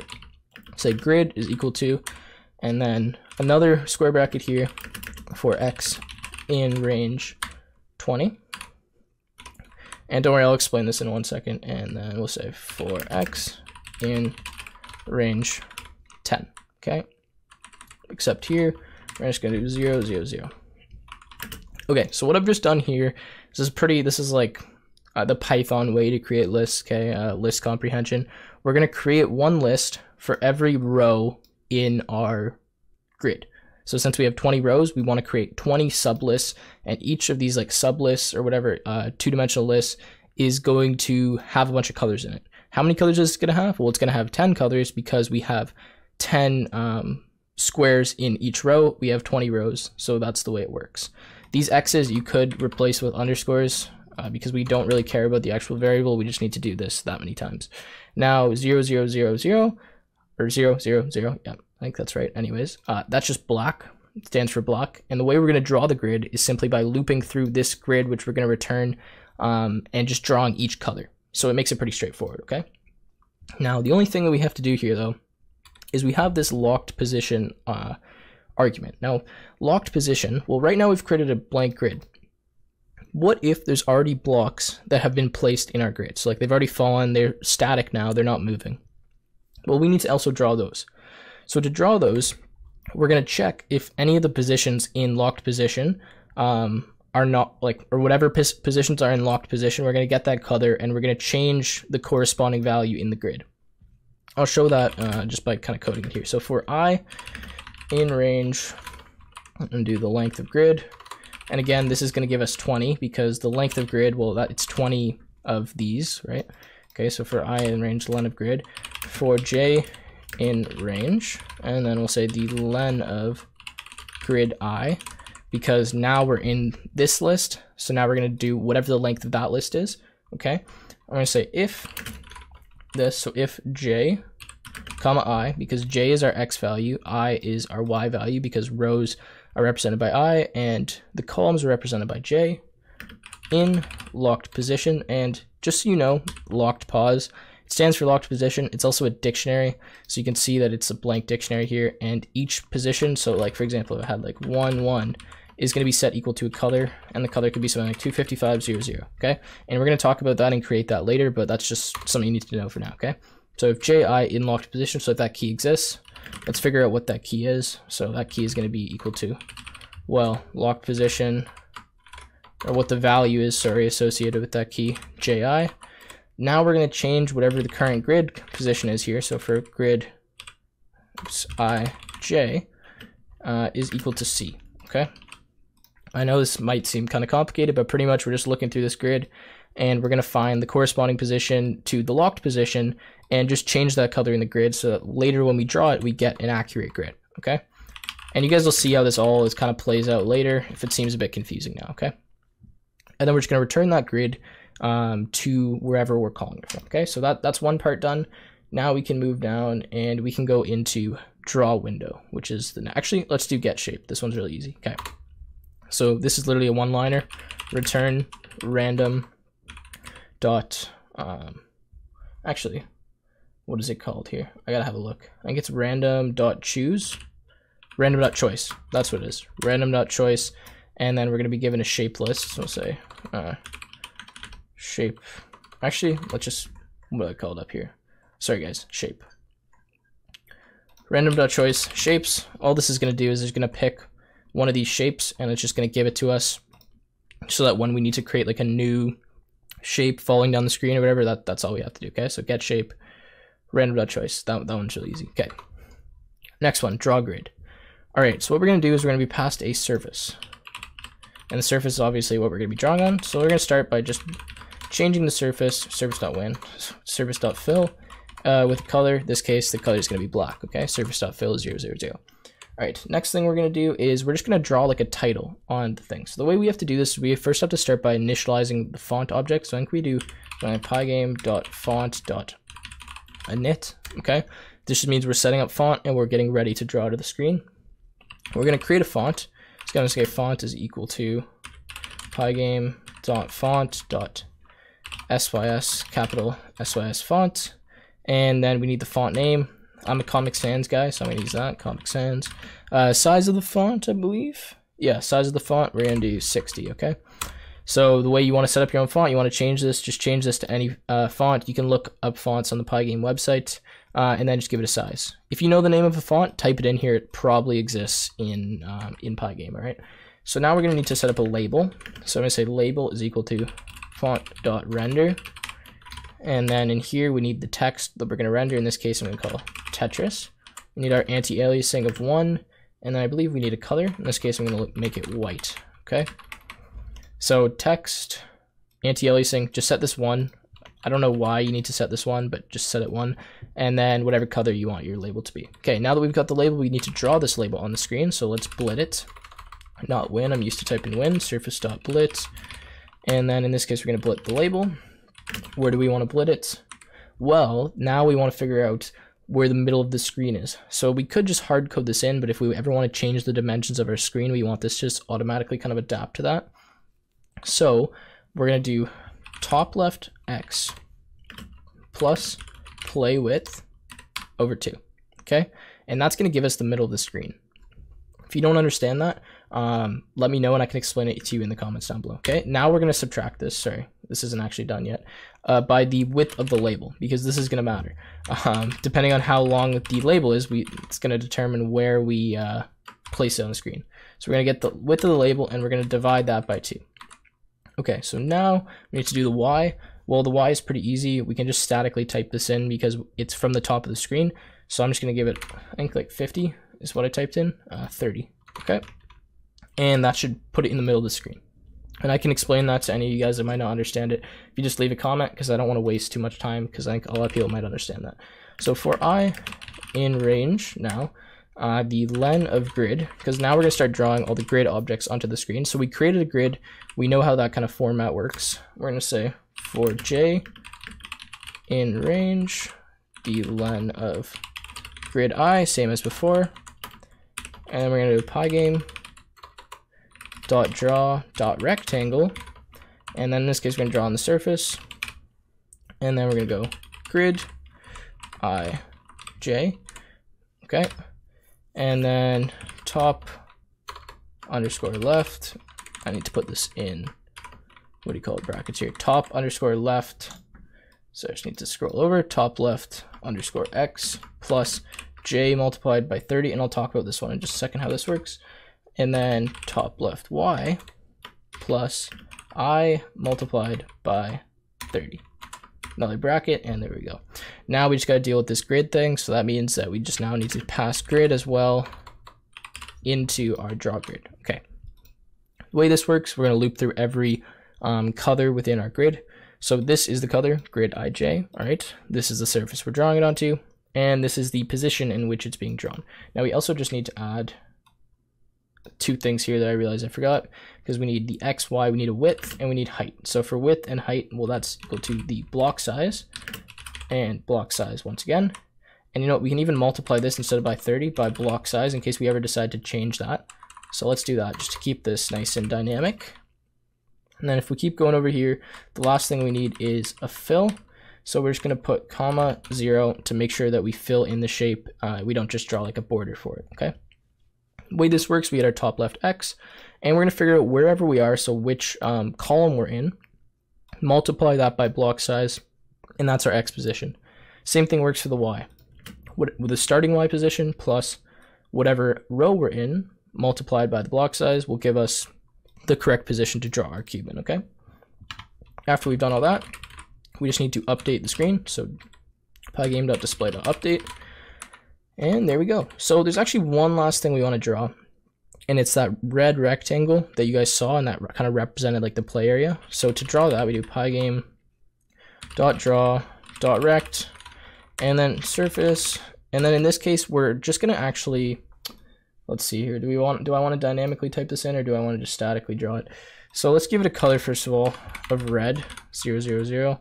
Okay, and we're actually going to type it in dynamic just in case we decide to change anything later. So top left X and top left Y, and then the width. Oh, we actually already have all these variables. So we have the play underscore width and the play underscore height. And in this case, we're going to give it a border size of 4.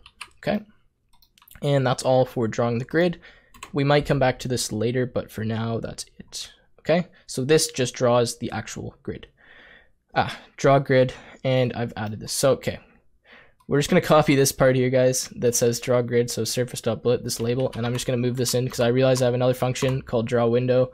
So in draw window, what I'm going to do is surface.fill, whatever. Okay, so we're going to take surface and a grid, so I've just copied some of it from there. And then instead of updating the screen here, we're going to update the screen over here, and we're just going to call our draw grid, what do you call it, function like this, okay? So now if we want to draw the grid and we want to use this in another program, we could just copy and paste this function. We wouldn't have to kind of take it out of here. We wouldn't have to like dissect it, all right? Okay, so draw grid, again, this takes surface and this takes grid, and there we go. I believe that's working well. Okay, now that we've done that, we're going to start coding in the main and in main menu. And this is what we're going to finish off with in this tutorial because I know we're almost at the 20-minute mark, right? So what we're going to do in main now is we're going to set up a few variables. So the first variable we need is this locked positions, okay? And again, this is what we're passing up here into create grid. It's equal to a blank dictionary to set. In case we don't pass it, then we don't need it, okay? So locked positions equals blank. We're going to say grid is now equal to, well, create grid, because we already created that function, with locked positions passed to it. We're going to create a variable called change underscore piece. It's going to be equal to false. We're going to make run equal to true. This is just for our while loop that we're going to use. We're going to say current piece is equal to get underscore shape. Okay, we're going to say next piece is equal to get shape as well. We're going to set up a clock object, and clock is equal to pygame.time.clock. And we're going to set a variable called fall time equal to 0. And those are all the variables that we need in our main function, already coded for us, okay? So now we're going to set up our while loop. This is our main game loop. We're going to say while run. First thing we need to do in our loop is write for event in pygame.event.get. Then we say if event.type equals pygame.quit. Well, that means we need to quit the program. So the way that we can do that is just simply hitting run equals false. It's going to break us out of our while loop, and then we can deal with that afterwards. We're also going to add another event. This is a key down event. So if event.type equals pygame.keydown, like that, then we're going to check what specific key is actually hit. So let's go ahead and do this now. Can I get it over with? So I'm just going to type all the different keys, and then we'll go in and code that after. So we'll say if, what do you call it, pygame.key equals, I believe that's what it is, or event.key, not pygame.key, my bad guys. Event.key equals pygame.k underscore capital K, K underscore left. we say if event.key equals pygame dot k underscore right, like that. And then same thing with up and down, so event dot key equals pygame dot k underscore down, and last one k underscore up. Okay.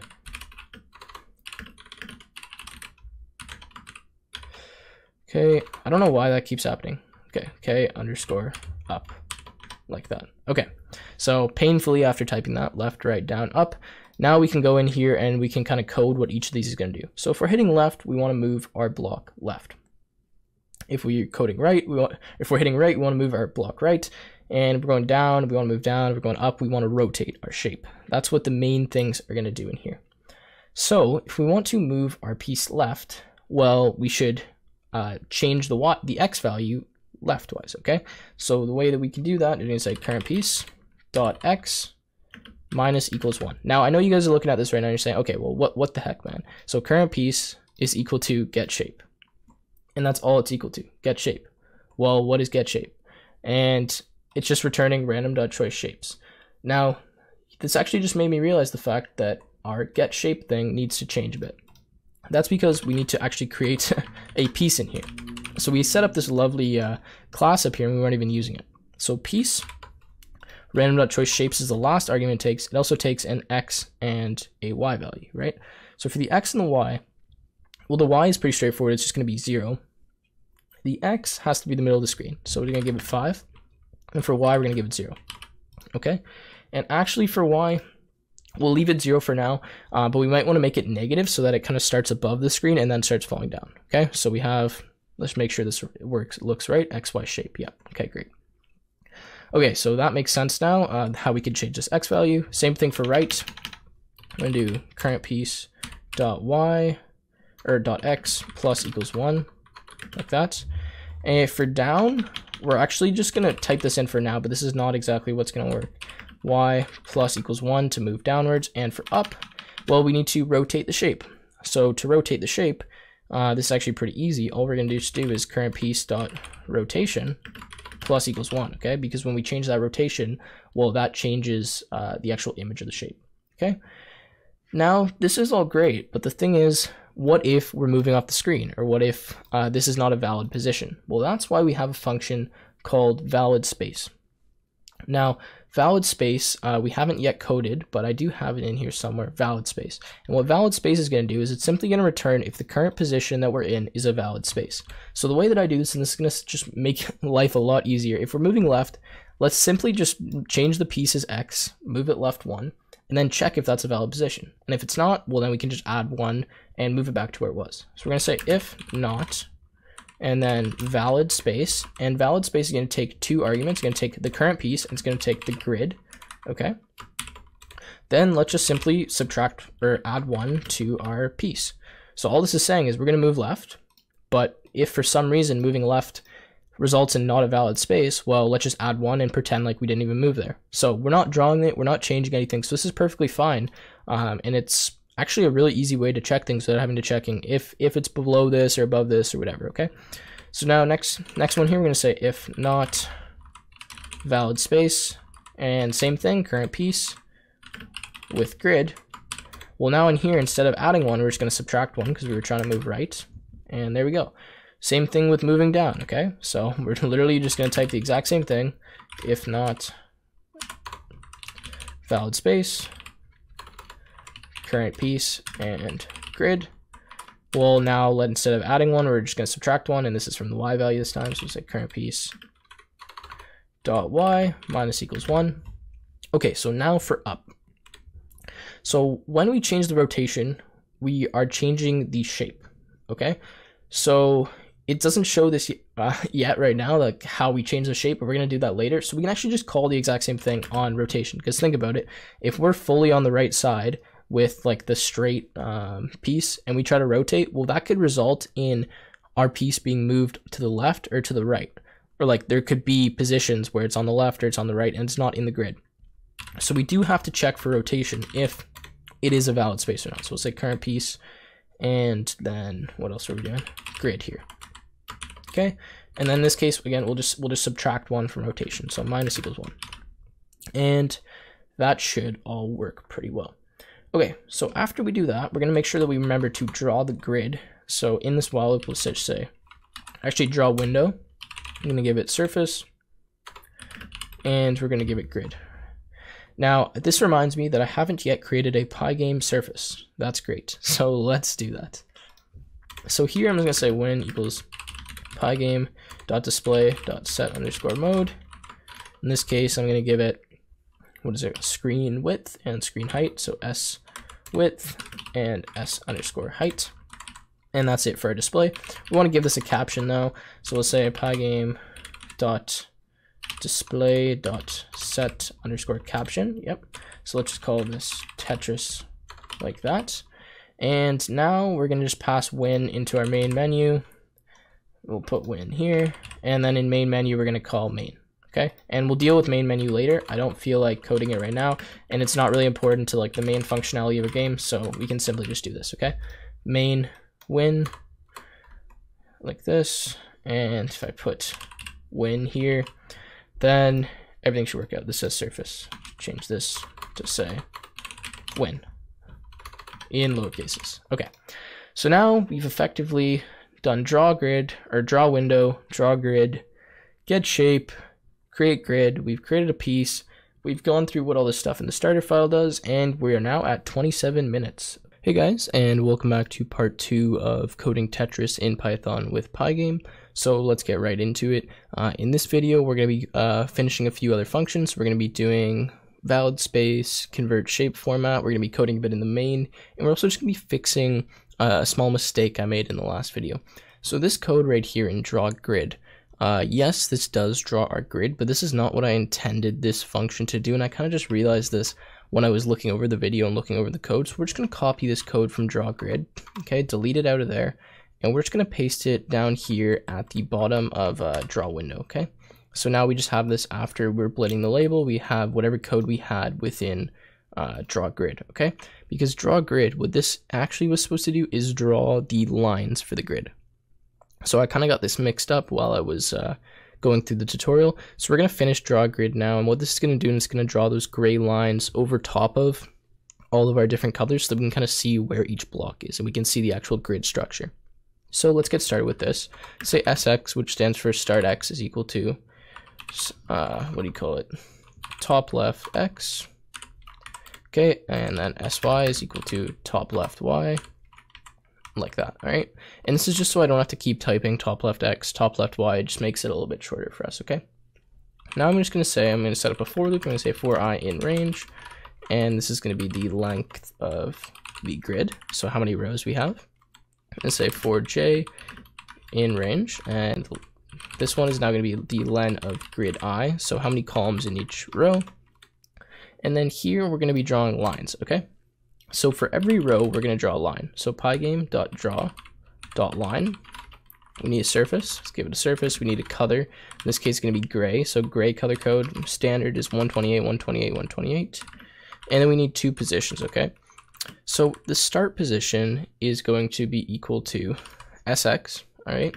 And then SY plus, what do you call it? I believe, multiplied by block size. And I think that is actually correct. Okay. Now for the end position, well, it's going to be the same X value because we're just drawing, or actually it's going to be, let me just check here. Yeah, it's going to be a X value that is just equal to the width. So SX plus whatever the play width is.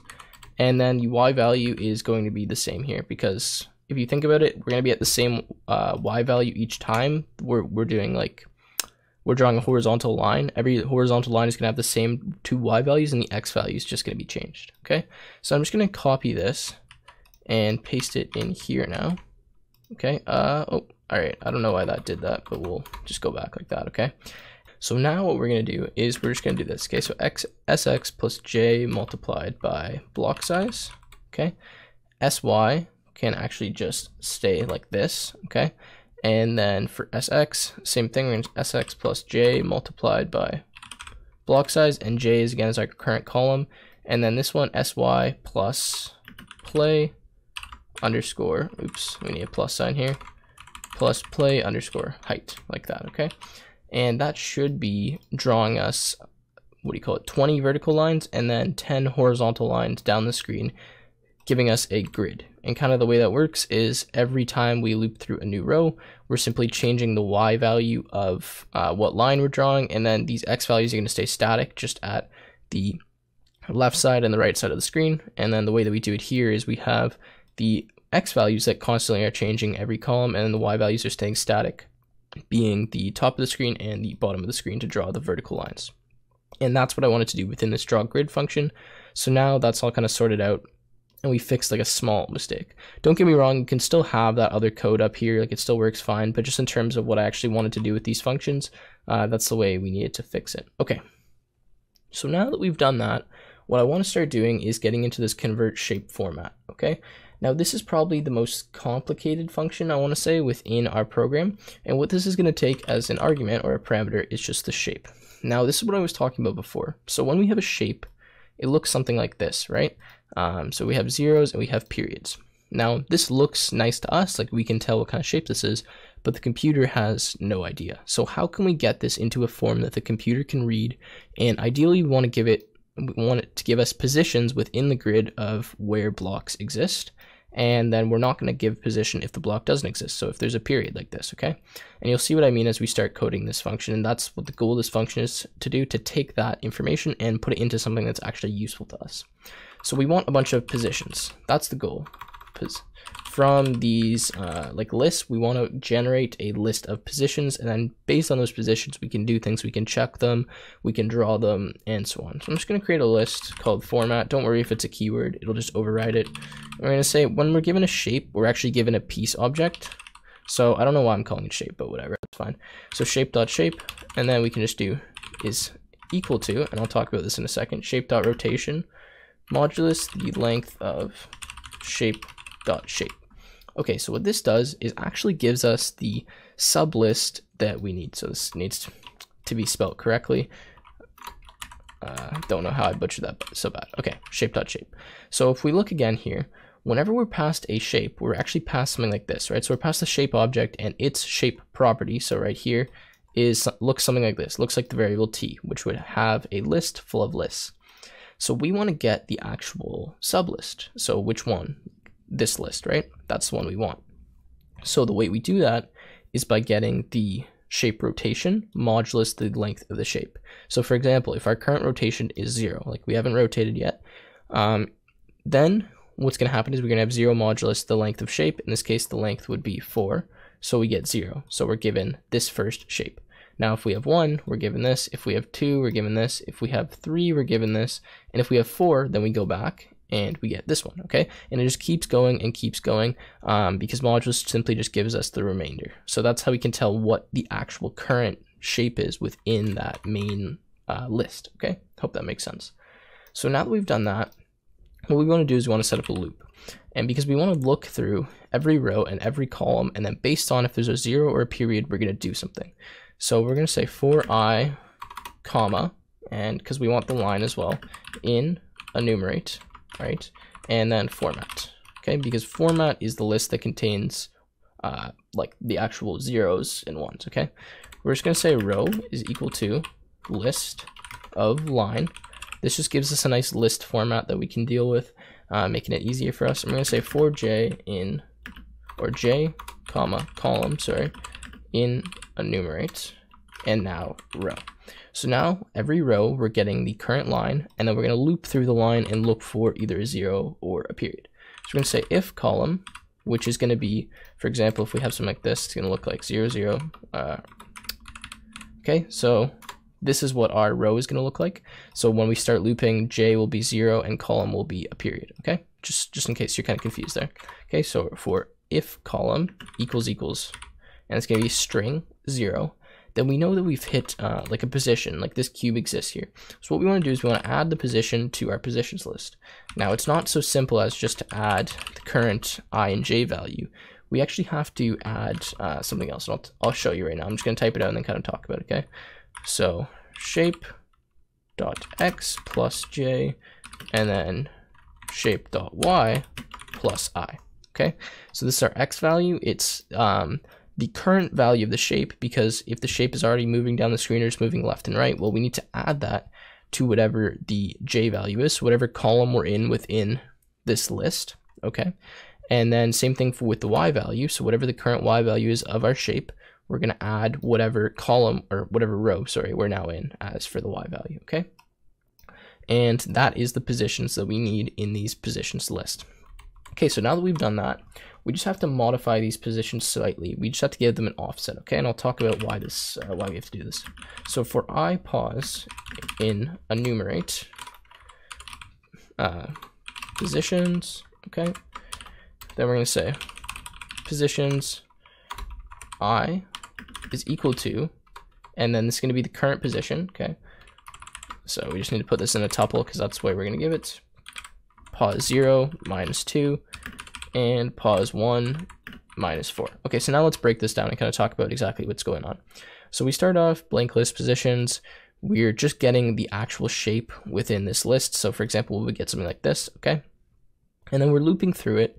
And where am I? Sorry. And we're pretty much just checking if a 0 exists in each position of that shape, okay? If that exists, then we're going to add that position into our list. And the way we do that is simply by getting the x plus whatever the current column is that we're looping through and whatever the current row is plus y, okay? Now that we've got that, the issue is that if we look here, we're going to get something like, for a position list here, we'll get something like 3, 1, and then we'll get 3, 2, we'll get 3, 3, and we'll get 3, 4, okay? Now the issue with that is we're adding the current x value plus these 2 periods and the O. So we need to remove these kind of trailing periods, right? Because that's going to result in our positions being all offsetted to the right by too much. Same thing with these y values, okay? Because when we're counting this row, we're saying, well, this is 1 lower than this row. So our current y value, say it was 0, and we're adding to it. Now instead of just adding 1, we're going to be adding 2. So everything's going to be offset down. So the way that we can kind of fix this is just by offsetting by a constant. And by offsetting, I'm just going to take every x value that we've added and subtract 2 from it, and every y value that we've added and subtract 4 from it. Now what this is going to do is simply just move everything to the left and up, so that when we are displaying it, it's just more accurate to the screen, okay? You guys can see what's going to happen if you don't offset this, and you'll notice that you kind of run into a few errors. So just run with me on this, right? And just kind of, you should see how this works later on, okay? Okay, so now that we've converted the shape format, I want to go and code valid space now, okay? So valid space is going to take 2 parameters, shape and grid, all right? And we're going to check the grid to see if we're moving into a valid space. So what I'm going to do here is I'm going to create 2 lists. Okay, I'm going to say accepted. How do you spell accepted? Accepted underscore pause. So these are just going to be the positions that are actually valid, okay, is equal to, and just flow with me on this, I'll talk about it in a second, for ji, and then within this list for j in range 10. This is similar to what we did in the last tutorial, and then for I in range 20. Okay, so this is really similar to the way that we created the grid. We're just getting every single possible position for a 10 by 20 grid, okay? And we're just adding it in a tuple in accepted positions, okay? That's great, but the thing is, I want to convert this into a one-dimensional list. So this is the way that we can do this and make all the positions, but now how do we flatten this list? So this is actually how you do this, okay? So accepted pause is going to be equal to, and this is one way, there's many, j for sub in accepted positions, and then one more for j in sub, okay? So what this is actually doing now is it's pretty much taking all the positions in our list and just adding it into a one-dimensional list. And then we're just overriding this list with that. So see if you guys can understand that. If not, don't worry about it. Just know that all this does is simply flatten this list. So we go from looking something like this, what do you call it, like 0, 1, and then having another list, embedded, I'm just trying to show an example here, 2, 3. So we go from that to something that kind of looks like this. And we just have the positions in it now. So we don't have those sublists, and this just makes it a lot easier to loop through, okay? So now we just have 0, 1, 2, 3, rather than having these embedded lists full of other tuples, okay? That's all we're doing with this line. Okay, so after we do that, what we want to do is we want to get all these positions Or we're going to get the shape and we're going to convert it into our positions, right? Because remember, whenever we get a shape, it looks something like this. It means nothing to us. We need to first convert it into positions before we can compare it against other positions in our grid. So we're going to use this convert shape format grid, our convert shape format. We're going to pass it the shape, and we're just going to store this in a variable, and I guess we're going to call it, what should we call it? Formatted, okay? Because I guess that makes sense. We formatted our shape, so now we can use this and kind of compare it against accepted positions. So here we're going to have a list that looks like something with a bunch of positions in it, and then this one we're going to have a list that has a bunch of positions in it. So you might see where we're going here in terms of how to compare these things, okay? Okay, so now that we've done that, we've kind of got all our data ready to check. This is the really easy part. So we're just going to say for position in formatted. And all we're going to do now is just check if this position exists within accepted positions, because accepted position is every position that we're allowed to have, right? So we're going to say if pos not in accepted position, and this is an important part, pos 1 is greater than -1, return false. And then otherwise, so if we make it through that loop, that means we had all our positions accepted, we can return true. Okay, so let's talk about this really quickly. The reason I have this if pos 1, so the y value is greater than -1, is because when we give this offset of 4, what ends up happening is we get some, when we spawn in our shapes, they're going to spawn above the screen. Now we actually want this because we don't want our shape to show up on the screen. We want it to start falling before it's actually seen. So typically this means a y position is going to start at like -1 or -2. So the thing is, while it's falling, we're checking if it's in a valid position, right? But the thing is, it's not going to be in a valid position if it's negative. So we just want to make sure that we're only asking if it's in a valid position if the y value is greater than -1, so greater than or equal to 0, okay? And this is just a really easy way to tell us, well, are we on the grid or not? So let's give an example. Say we're trying to move left, and we're already at the edge of the screen. So that means we're going to have an x value of -1. Well, that position of -1, whatever y value, is not going to be in this accepted position list. So when we try this, we're going to return false, and it's not going to allow us to move left. And that is the whole point of that. And now, okay. What am I doing here? Okay, so I also just want to modify this part up here. So I have for j I in range, for j in range, if I in range 20, I want to just change something here. Okay, so what I'm going to do actually, I'm going to say if grid I j equals, and then the color 0, 0, 0. Okay, so this is an important part. I was kind of waiting. I was kind of thinking about this.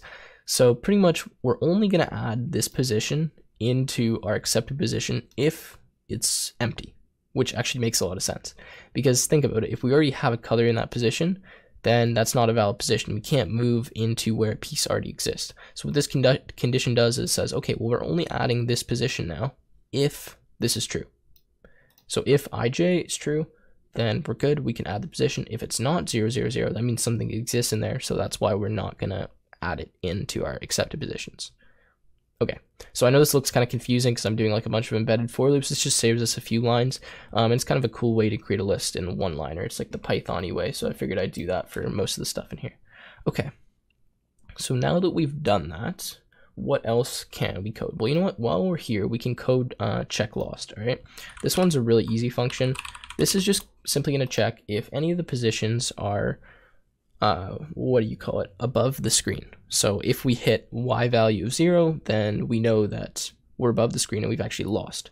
So the way to do this, we're going to say for pos in positions, because what this is going to do is we're going to pass a list of positions. So we're going to get every pos now in the position. We're going to say xy is equal to pos, which is simply just splitting up the tuple because we know we're going to get something that looks in the form of like 3, 4. Okay, and we're going to say if y is less than 1, so equal to 0 or greater, then return true, else, or we don't even need an else, let's say return false down here. So if every position is less than or greater than y, or whatever, 1, then we will return false because we haven't lost yet. Otherwise, we're returning true. Okay, so we're almost getting there. Now I want to go down to the main, and I want to finish coding up some stuff in here. So last time we kind of just left it at this, like moving pieces around, whatever. But we have these variables, okay? So change piece, next piece, clock, fall time that we're not using. So what I'm going to do now is I'm going to show you guys how we can actually move our shape down our screen at like a regular time interval. So I'm going to create a variable here actually called fall speed. And this is how long it's going to take before each shape starts falling, okay? So we'll talk about how to do this. I'm going to start coding it now. So pretty much we're going to say up here, and I didn't do this before, but just follow along, grid equals create grid based on locked positions.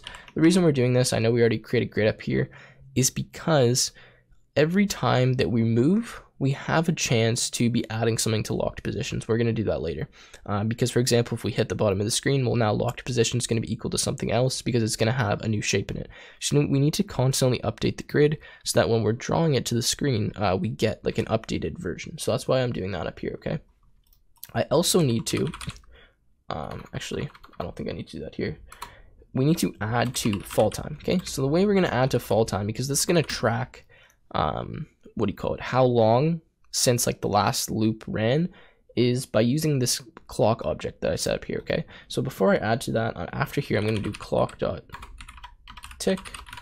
and then I'm going to add this, and I'll talk about this after I do it. So clock.get underscore raw time, like that, okay? So the way that this works is this raw time actually gets the amount of time since this last clock.tick. So when I first add, it's going to be 0 because we haven't yet ticked the clock. And the next iteration, it's going to see how long it took this while loop to run. And then it's going to simply add that amount, okay? So it's actually going to give us real time. This means that this should technically run at the exact same speed on everyone's computer and everyone's machine. Because I know when I use FPS, FPS is dependent on kind of the speed of, what do you call it, your actual computer sometimes, like the way I did it in other games. So this is a better way to do it. So now what I'm going to do is, since I've now incremented the fall time, and this is going to be given to us in milliseconds, so like 1 second would be 1,000, that's that number, and our fall speed is in, well, 0.27. So what I need to do is I have to say if fall time divided by 1,000 is greater than fall speed, then what we're going to do is we're going to reset fall time equal to 0, and we're going to add 1 to the current y value. So, which means we're moving down the piece 1. So this is going to automatically now move our piece down. Now the thing is, what if our piece will hit the bottom of the screen, or what if it's moving into a position we can't move into? So this is the same thing we've kind of done in here. What we're going to do is we're going to say again, if not valid position or valid space, whatever, given the current piece and our grid, I believe at least grid, okay, then, and actually we're going to check one other condition, and our current piece dot y is greater than 0. So this means that we're not at like the top of the screen, because the same thing with negative values, all right, is greater than 0. Then what we're going to do is we're going to subtract 1 from the current piece. So y minus equal 1, because that means, well, we moved into an invalid position. So let's move back up 1 and pretend like that never happened. And we're just going to say change piece is equal to true. Now the reason I'm setting change piece equal to true, because think about it, right? If we're moving down, we move into a position that's not valid. Well, we know we didn't move left or right off the screen because we were moving down. That means we must have either hit the bottom of the screen or hit another piece. So in that instance, we need to stop moving this piece and we need to change it. And what changing piece is going to do, we're going to do that later, is simply going to lock all the positions, what they're currently in, and then it's going to make this next piece generate down the screen. And I'll show you that in a second, but this is kind of the way to check it, and it's the easier way, then you don't have to check like the y values and all that stuff, okay? All right, so now that we've done that, let's move down here to the bottom of main, and let's start adding a few things. Okay, so what I want to do down here, I want to say shape positions, so shape underscore pause, is equal to convert shape format current piece. Because what we're going to do now is we're going to check all the positions of the piece moving down to see if, well, we've hit the ground, or to see if we need to lock it, okay? So, and we're going to add all that color to the grid so that when we're drawing it, we actually see the piece. Because right now, we have the piece, but we don't add its color into the grid, so we're not actually going to see it show up. So we first need to add it to the grid so we can draw it and we can see it moving. So to do that, we're going to say for I in range, the len of shape positions, okay? What we're going to do here, we're going to say x, y equals shape positions of I, because that's the current iteration, the current one we're looking through. We're going to say if y is greater than -1. So this means that we're not above the screen. Then we say grid y x equals current piece dot color, okay? Because remember, the grid stores a bunch of different colors. So all we're doing in the grid is giving different colors, and based on that position in the grid, so yx, which is going to be this shape, all the shape positions, we're going to draw that color. Now the reason again I have this -1 is because imagine that we're at the top of the screen and we try to draw it, or we're above the screen. We have a position with a -y value. So if we throw -1, we're not actually going to get an error in grid here, but it's going to end up looking like it's at the bottom of the screen and then moving to the top, and it's just going to look weird. If you guys want to see what it looks like without this, just remove this condition and you'll see that I have it added in. Okay, so now what we're going to do is we're going to check this change piece variable. So I put it up here, change piece. This means that we've hit the bottom or we've hit something. What we're going to do now is we're going to update locked positions. And this one I'm going to start talking about locked positions. Okay, so for pause actually in shape positions. All right, we're going to say P is equal to pause 0, pause 1. All right, I don't know why I do this, but I think there's a reason for it. So let's just run with it. And we're going to say locked positions P is equal to current piece dot color. Okay, so what is this? Well, locked positions is going to be a dictionary in a form like this, all right? It's going to have a tuple in here. It's going to have a position, so like 1, 2, colon, and then we're going to have a color, and the color is going to be another tuple, but RGB values, okay? So for example, 255.00. The reason we have this is so that when we pass locked positions into our grid like this, all right, we can get each of those positions in the grid and then update the color of grid. So every time that we have like a locked position, and a locked position, it simply means our piece is no longer moving, it's hit the bottom of the screen and we're onto a new piece, we can get the position and we can get the color, and then we can update the grid based on that, and we can keep that in there, okay? And that's the way that locked position works. So it's a dictionary with the key of a position and the value of a color. All right, that's kind of like the data structure for that. Now what we're going to do after this, after we update our locked positions and we add positions to it, we're going to say current piece equals next piece. Okay, so we're just going to change that. And now since we've said current piece is now equal to next piece, well, we need to update next piece. So let's get a new shape, because we're just moving forward with the game. And now, of course, we got to say change piece equals false, because we're on to a new piece that's going to spawn at the top of the screen. Okay, and I think that is about it. What we also want to do actually is we're going to check if we lost the game. And I think I do this after draw window. I don't think it really matters, but we're just going to say if check lost based on, what do you call it, locked positions. Okay, so these are all the positions of the shapes. Then we're just going to say run is equal to false, and that's going to break us out of this while loop. And you know what, while we're here, let's indent out and let's just go pygame dot, what is it? I think it's dot display dot quit or something. Yeah, dot display dot quit. So we're actually just exiting out of our game. Now, up until this point, I actually have not tested my code. Now, I know some of you probably think I'm insane because we've already written like 300 lines of code and we haven't tested any of it. The reason I haven't done this is because I wanted to test this in between videos, figure out what the errors were so that I didn't waste too much time fixing all of them. So I'm going to go through a few errors that we have now and show you what happens when I run the code. So I'm just going to delete that because that was a fix that I made. And pretty much you can see that we crash right away, and we actually get a for I in range, none type has no length. Now the reason we get this, and this happens down in the main, is because in convert shape formats, somehow I managed to forget to return positions. Now this is really important because the whole goal of this function, well, was to generate this list of positions, and we did that fine, but we forgot to return them. So pretty easy error to fix, so return positions. Now, again, we run this, we're like, okay, everything looks good. No, there's another issue, all right? So just watch, if I try to go off the screen, you can see that we get a unsupported operand for current piece because I forgot to put a Y or an X here. So let's go down to main, let's fix this. What line are we on? 262. 262 current piece dot X. Yeah, that would be important.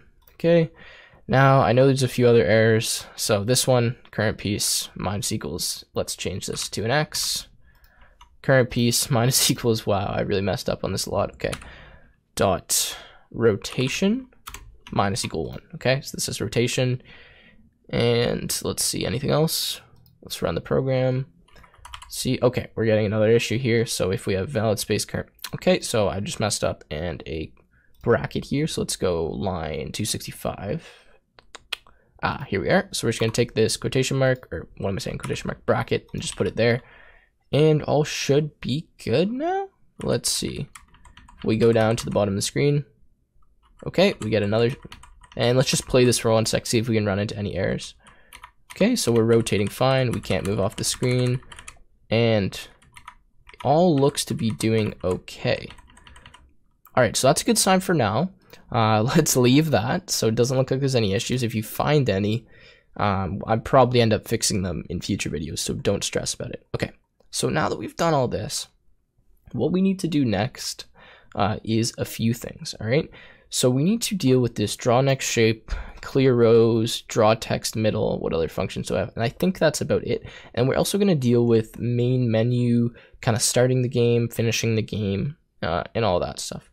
So what I first want to do actually is I want to deal with draw next shape, and then I'm going to do clear rows just because clear rows is kind of complicated. So draw next shape, what this is going to do is it's just going to draw the next shape kind of off the screen and show us what it is, because in Tetris typically it shows you like the next shape, the next few shapes. So yeah, now this seems pretty straightforward, like just draw the shape. It's actually kind of long because we have to once again get this list, turn it into positions that we can use, and yeah, it gets a bit complicated. So what we're going to do is we're also going to set up a font in here. So we're going to say font equals pygame.font.sys font. And here we're going to do Comic Sans again, because you guys know I love Comic Sans. Comic Sans size, let's do 30, and let's render this font. Okay, so label equals font.render. Text for this is going to be next shape. Okay, feel free to add a colon or something if you guys want. Anti-aliasing 1, text color white, 255, 255, 255. Okay, basically we've already been through that. Okay, now we need to figure out where we're going to draw this this label. Okay, so let's do the same thing we've done before. We're going to say sx is equal to top left x plus the play width, and then we're going to say sy is equal to top left y plus the play underscore height. Actually, we want play height. We're going to say play height divided by 2. Okay, now what we're going to do is this is going to give us like to the right. Maybe I can just run this and show you guys. It's going to give us where my mouse is right here, like a position kind of similar to here. So what we want, or actually here. So what we want to do is we want to add a constant to this so we move to the right a bit. So this constant we're just going to hard code in, and we can change this and play with it if we want it to be like move more to the right or more to the left. So to move more to the right, we're going to add 50, and then to kind of make this look a little bit better, we're just going to actually subtract 100 from this height so we can move a bit higher up on the screen. Play with these constants if you guys want it to look a bit different. Okay, so now that we've got that, what we're going to do is we're going to once again, we're going to format, we're going to say format is equal to shape dot shape, and same thing, we need the actual shape, so not just like that main list. We're going to shape dot rotation modulus the length of shape dot shape, like that. Okay, so this is the exact same thing that we did in format whatever. Okay, you guys know what function I'm talking about, and I've lost myself here. Okay, just to get the actual like sublist that we need.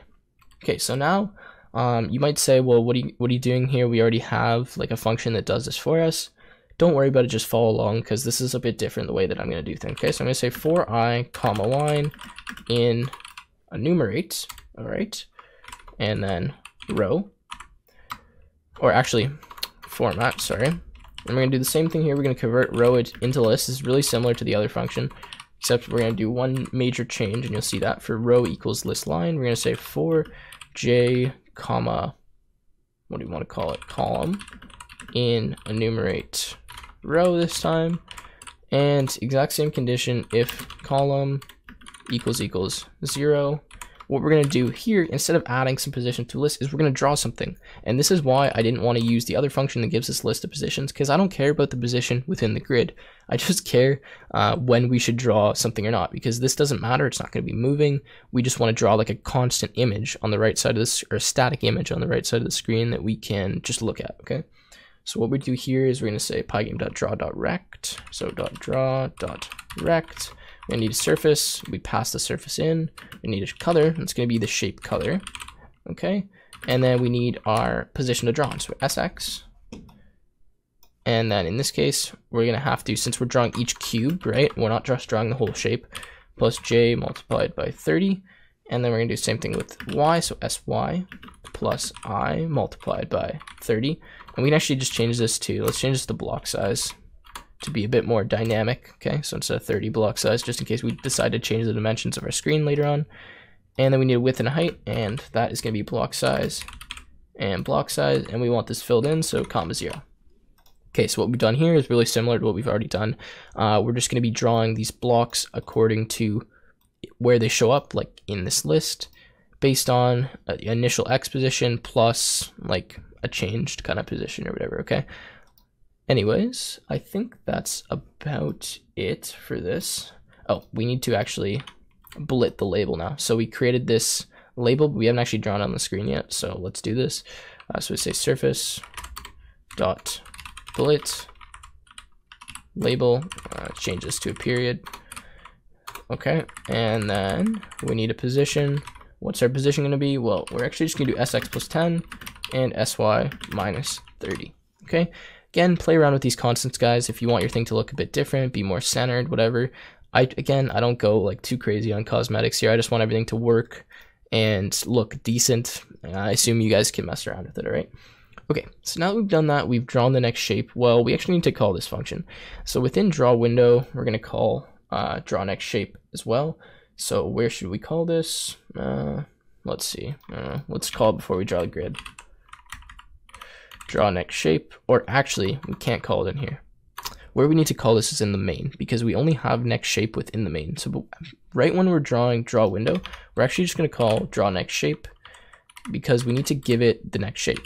So it's going to be next piece, and then the grid. Is that what it takes? Or it takes a surface? Yeah, surface. Okay, so let me just go check this to make sure. And our surface is not called surface, is it? It's called win. Okay, so in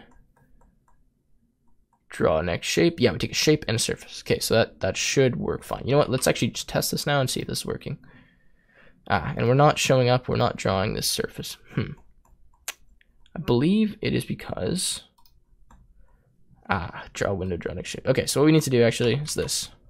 Draw next shape, we're going to draw after draw window, and we're just going to update the display in here. So pygame.display.update, and then if we go to draw window, just remove this display update, and this should work.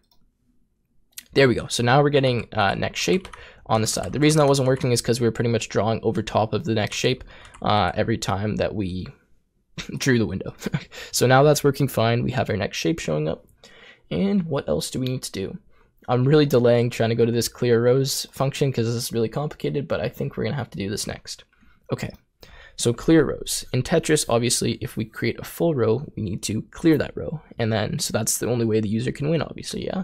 So the way to do this is probably a lot easier than the way I'm going to do it, but try to follow along because this is the only way I can kind of get to work, and this is probably the hardest part of the actual game, okay? So we're going to take grid and we're going to take locked positions. And what we're going to do is we're going to set up a few things here. Just follow along with me. I'll try to explain as I go. So we're going to say inc, which is an increment equals 0, for I in range the len of grid, -1, -1. Okay, and we're actually just going to subtract 1 from this too. What this is going to do is going to loop through our grid backwards. So it's going to start at the 20th row and it's going to move up to the 19th row. Okay. I'm going to say the current row is equal to grid I, all right, and we're going to say if the color 0, 0, 0 is not in our row, let's clear it, okay? So we're going to add 1 to inc. Don't worry, I'm going to explain this after, guys, just follow along, okay? Say ind equals I, and we're going to say for j in range the length of row. What we're going to do is we're going to try to delete locked square brackets current position, which is going to be JI. And then if this doesn't work, I'm going to accept and continue. Okay. Okay. So let's just talk about what I just did here, because I kind of went fast. And there's another part to this function, don't worry. So the way this is going to work is we're going to say, we're going to loop through the grid backwards. We're going to set row equal to every, well, row in our grid. So what that we're looping through. And the way that we know if the row should be cleared is if 0, 0, 0 does not exist. Because if 0, 0, 0 does not exist, that means there's no black squares in our row, which means it's completely filled with shapes or completely filled with cube objects or whatever, okay? So we know we can clear it. So the way to clear it now, and don't worry about these variables, I'll talk about that in a second, is to get every position in that row. To do that, we need to loop through J in the row, and we're already at the current row, so we know that I is just going to stay static. Change J and try to delete this from locked positions, because now what we're doing is the locked positions need to be removed. So when we del these, since locked position is a dictionary and it's mutable, we can actually just change it within here. And that's how we delete those keys and those colors from the grid. Okay, so after we delete that all, what we need to do is we need to shift every row. So what's happening now, and I think I'm actually just going to pull out like a little, I have a drawing tablet and just start using this to kind of explain some things because it's pretty complex. So just give me 1 second. All right, so what we need to do is we need to shift every row. So if we delete like the bottom row, every row above that row needs to move down by 1. So if I go to, let's see this, and delete this, okay? So you can see if I have a grid, all right, and it looks something like this. We're just gonna do like a very basic like 3x3 grid, okay, just to save us some time. Let's say that we want to clear this row down here. So these are full of colors, right? So if we clear this row, then what happens is we get rid of all these, and then any positions that were above it, so let's draw something like this.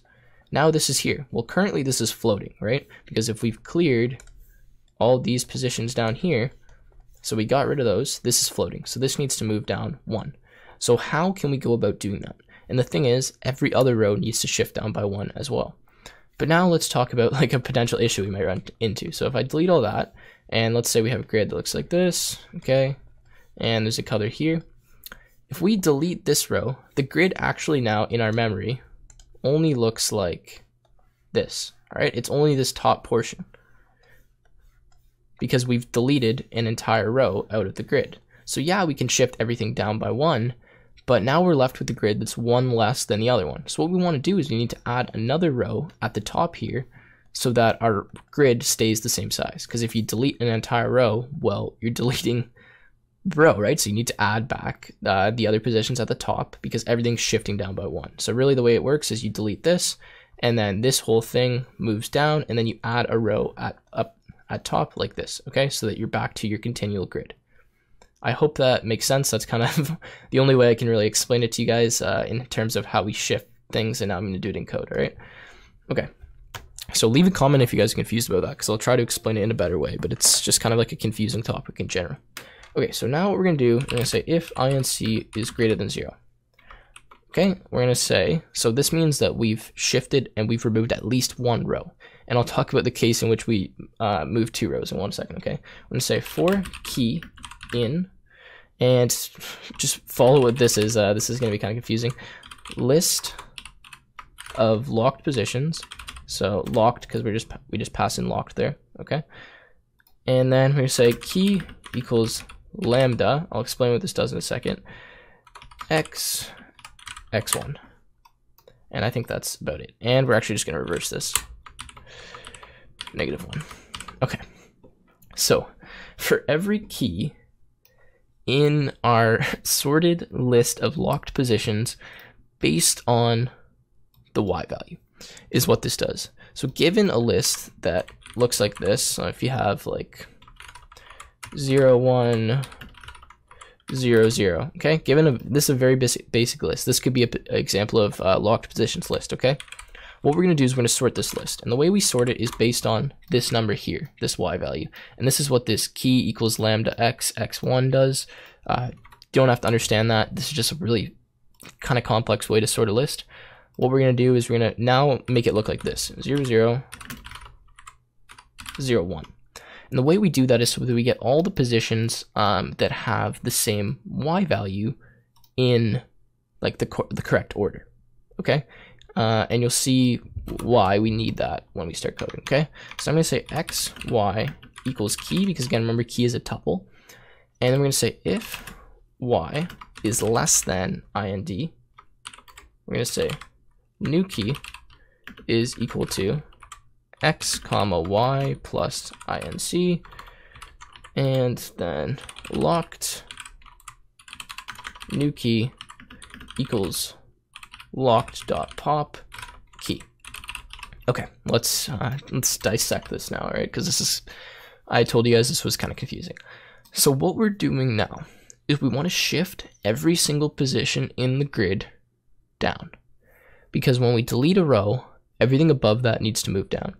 So the first part is pretty straightforward, okay? So x, y equals key. So we're simply getting the x and y position of each key in locked positions. And remember, locked positions has a key, and then corresponding with that is a color. Okay, straightforward. Now what we're going to do is we're going to say if y is less than int. And what that means is if the y value of our key is above the current index of the row that we removed. So if we remove, for example, row 17, then only things that are above that are going to move down. We don't need to move anything below row 17 down because we didn't remove anything after row 17, right? And I'm going to show this in a drawing in just a second. Okay, so if that happens, what we're going to do is we're going to change a key. We're going to get a new key. I'm going to say it's equal to the current x value, but we're going to increment this by a certain value. So we're going to add to the y value to shift it down. And then what we're going to do is we're going to rewrite, we're going to create a new key in locked position, which can have the same color value as the last key. Again, this is what this gives us, the last current color value, but it's equal to this position, right? So I'll explain why this works now, kind of with a drawing, and why I needed to look at this backwards, okay? Because when we're looking at from bottom to top, there's a reason for that, all right? And I might butcher the explanation, but just kind of bear with me here for a second, because this is important to understand why this works. And this is the most complex thing, and this is actually very useful. You might want to use this a lot, like shifting positions in a dictionary or in a list. Okay, so if I go back to my little drawing thing here, and I go like this. Okay, so let's create a grid over here. Let's make it a few more rows this time, just for a better explanation. So 1, 2, 3, 4. Okay, I'll make it a 4x4. Okay. And you guys can see my fancy drawing skills. Let's make this a row. So let's say we have a row like this. Okay, so it's green, make orange. Orange didn't work. Okay, so green can stay there. Orange, like this, and like this. And then we'll add some more colors. Let's do like blue up here and up here. Okay, so obviously this is the row that needs to be cleared that my mouse is going over right now, okay? So this is the row that needs to be cleared. What happens when we clear this row? Okay, so we've looked from the bottom of the list up, and we found, if we're looking at row like 4, now we're looking at row 3, and we say row 3 needs to be cleared. Okay, so it's cleared, so we delete everything out of row 3, right? This row is now gone. So our grid in memory just looks like this and this. So what we need to do now is need to shift these positions down. But we don't want to shift these positions. So that's why we're getting that IND, so we know which positions in our grid to shift. So we delete that row, and then what we're doing is we're adding one and shifting all these positions down. Okay, that's a straightforward example. Let's get rid of this, and let's do this now, okay? So let's say when we add our, I don't know, shape, whatever, to our grid, we end up getting something that looks like this, okay? 2 rows that need to be shifted down. Now what we have to do is we have to delete this row and this row. Now here's the thing. We delete this row, we delete this row. How many rows does this now need to move down? Well, this needs to move down 2 rows. So how do we know how many rows to move this down? How many rows to move everything else above it down? Well, that is based on our, increment here. And that's why whenever we delete a row, we add 1 to increment, because we know that we have to now shift it down another row, okay? And that's kind of the way that this works, if that makes sense. Now, the reason that we go through and we look at things backwards is so we don't overwrite existing rows. Now, this is another complex thing, okay? You probably don't have to really understand this that much, but anyways, okay, so let's just, it's not gonna let me undo. Okay, that's fine. So we have this, right? Now, here's the thing. If we started looking at it from the top down to the bottom, what would happen is we would, so let's, I actually have to add another row for this example to make sense. Okay, so if I add another row and I say, well, okay, boom, let's add a color, let's pick yellow, right? Let's say we have a position here and we have a position here, right? So that means this position, and this position all need to move down. So here's the thing. If I move this one down by 2, all right, or if I move it down by 1 or whatever, it could possibly overwrite this existing position. And we don't want that to happen. So why we have to start looking at it from the bottom is so that when we start moving everything down, we move the lowest most things down first. So that way, when we then change this, there's no possible way we're going to overwrite this right here, okay? Because remember, if you, in a dictionary, if you change a key and the key already exists, well, you're just going to overwrite that key. So that's why we start looking at it from the bottom. If that doesn't make sense, don't worry, just that's for any of you, that's why, okay? Because I want to make sure I explain everything and you guys understand at least on some level why I'm doing what I'm doing. Okay, so that's it for the explanation of clear rows. Now let's call the function. So when are we going to call clear rows? Now this is actually an interesting call. We could call this function every loop, but we're only going to call this when our change piece hits the ground. Now, the reason for this is because you could possibly be moving down the screen, and at some point, the grid would have a full row before your shape actually hit the ground. Now, we obviously know the way in Tetris, when you're moving down the grid, until you like land or you stay static, we're not clearing anything. So that's why we're only going to call this if we are about to change the piece. So clear rows, what does clear rows take again? I'm going to say it probably takes grid and locked positions, maybe? Yeah, grid and locked positions. Okay, so pass it the grid, and we'll pass it locked positions, okay? So then we're checking, whenever we're changing the piece, if we should clear a row. And this can clear multiple rows at once, okay? I'm going to be showing you guys a few different things. So in the last video I mentioned I was going to be doing more cosmetic stuff. So that is true in this video. I'm going to be showing you how to do the main menu screen, how to draw text in the middle of the screen, how to make things look a little bit better. And I'm also going to be adding a little bit of functionality to the game in terms of making the piece fall faster as it moves or as time moves forward. So obviously we want the game to get more difficult as time goes on. So what we're going to do that is increase the speed at which the piece falls down the screen. It's pretty easy. I'll show you how to do that. I'm going to be adding score and we're going to be displaying that score. And that's probably about it for this game. So the first thing I want to show you is how to add the piece falling faster. So to do this, we need to create a variable in our main here. And I'm just going to make this equal to, what do we want to say? Fall, or let's say level underscore time, okay? And this is going to just represent how much time has passed, and it's going to be similar to fall time, and level is just because as we increase speed, like the level is going up, kind of whatever, okay? So say level time plus equals clock dot get underscore raw time, and we're going to do exactly what we did with making the piece move down the screen, except we're just going to change the speed at which it moves down the screen. So what I'm going to do here is we're going to make another if statement. I'm simply going to say if level underscore time divided by 1,000 is greater than, and then you can put in whatever time you want here. Now I'm going to do 5 seconds. So every 5 seconds we increase the speed, okay? And then we can decide what we want to increase the speed by. So I'm going to say level underscore time. We need to first reset this back to 0 so that we continue to do this.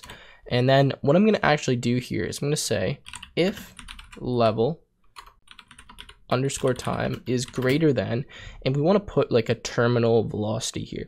So at what speed do we stop increasing the time? Because we obviously can't get to a negative fall speed, otherwise you're just going to instantly fall. And we don't want it to get too fast that the game's unplayable, so we need to pick a speed. Now a good speed that I kind of found was 0.12, because anything faster than that is like pretty fast, but I mean you guys can play with that and change that around. It's a really easy number just to fix, right? And then if we're greater than that, we're just simply going to subtract a value from level underscore time. Now this value, the magnitude, so the size of this value that you're subtracting, is going to determine like how quickly you increase the speed, as well as obviously the time. So I put originally 0.01, and I mean, depending on how long it takes you to play a Tetris game, this is pretty fast, because that means after 50 seconds, you're already going to be down to 0.17, which is very quick and almost at terminal velocity. So I recommend you do 0.005. That means it'll take about a minute and 40 seconds before you're going to be close to reaching this terminal velocity, which might be good if you're playing Tetris for a decent amount of time. Okay, so you guys can play with those numbers, but that is going to move it down faster. I would show you, but it's going to take like a decent amount of time for it to continue moving faster, so just play with that, okay? Just trust me. All right, the next thing we want to do is add score. So we need to first create a score variable. I'm going to say score is equal to 0, like that. And incrementing score is pretty simple. I'm going to say, and you guys can make this whatever you want, whenever we clear a row, I'm going to add 10 to our score, because you had 10 pieces or 10 cubes or whatever that you cleared, okay? So actually, the way that we need to do this is we're going to return a value from clear rows, which is going to be equal to score. Now, I'm going to go to clear rows, and in here, I'm simply just going to return INC, okay? And INC is the increment, so how many rows that we actually ended up clearing. So if we clear more than one row, we're going to get a value of 2. We can multiply that by whatever our score increment's going to be. And then, yeah, we can just add that to the score. So this is pretty straightforward. If we go to clear rows, we're going to say score is equal to clear rows multiplied by 10, all right? Or actually not equal to, we're gonna have to say plus equal to clear rows plus 10. Now what we need to do is we need to display this score on the screen somewhere where the user can see it, and we're actually gonna save this score as well when we lose the game. Okay, so the way that we can display this is we're gonna have to do it in draw window, but we're gonna have to pass this score to draw window. So after our grid object, we're gonna pass score like that, and we're gonna go to draw window, and we're simply going to add another parameter here, score, like that. Now I'm just going to set it equal to 0 as a default parameter, so in case we call it somewhere else and we forget to add that score, that's fine, we don't need that. So what I'm going to do now is I'm actually going to go to draw next shape, and at draw next shape, you can see if I run the program quickly here, it shows us like a little text object, okay?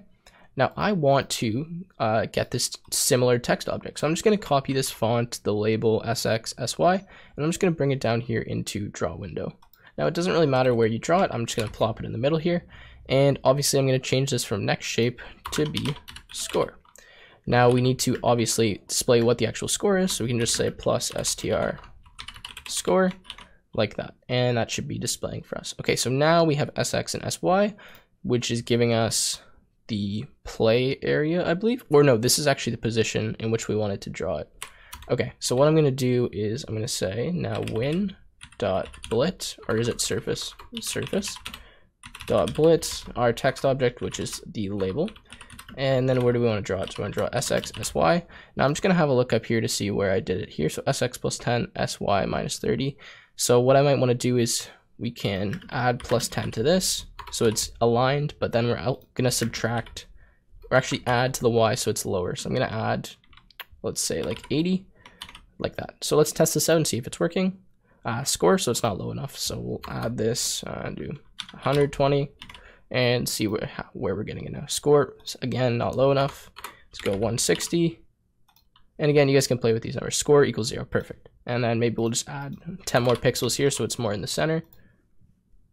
And, you know, whatever, that's good enough for me. Okay, good. So that is working well. So we've got the score and we're moving down faster. Now what else do we need to do?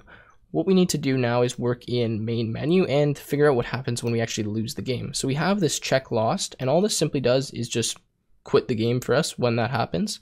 But we want to do something else when we lose, and we want to display something to the screen. So actually, before I go in main menu, I'm going to go up here to a function that I told you guys, oh, I need to get rid of that I was going to finish, which is draw text in middle.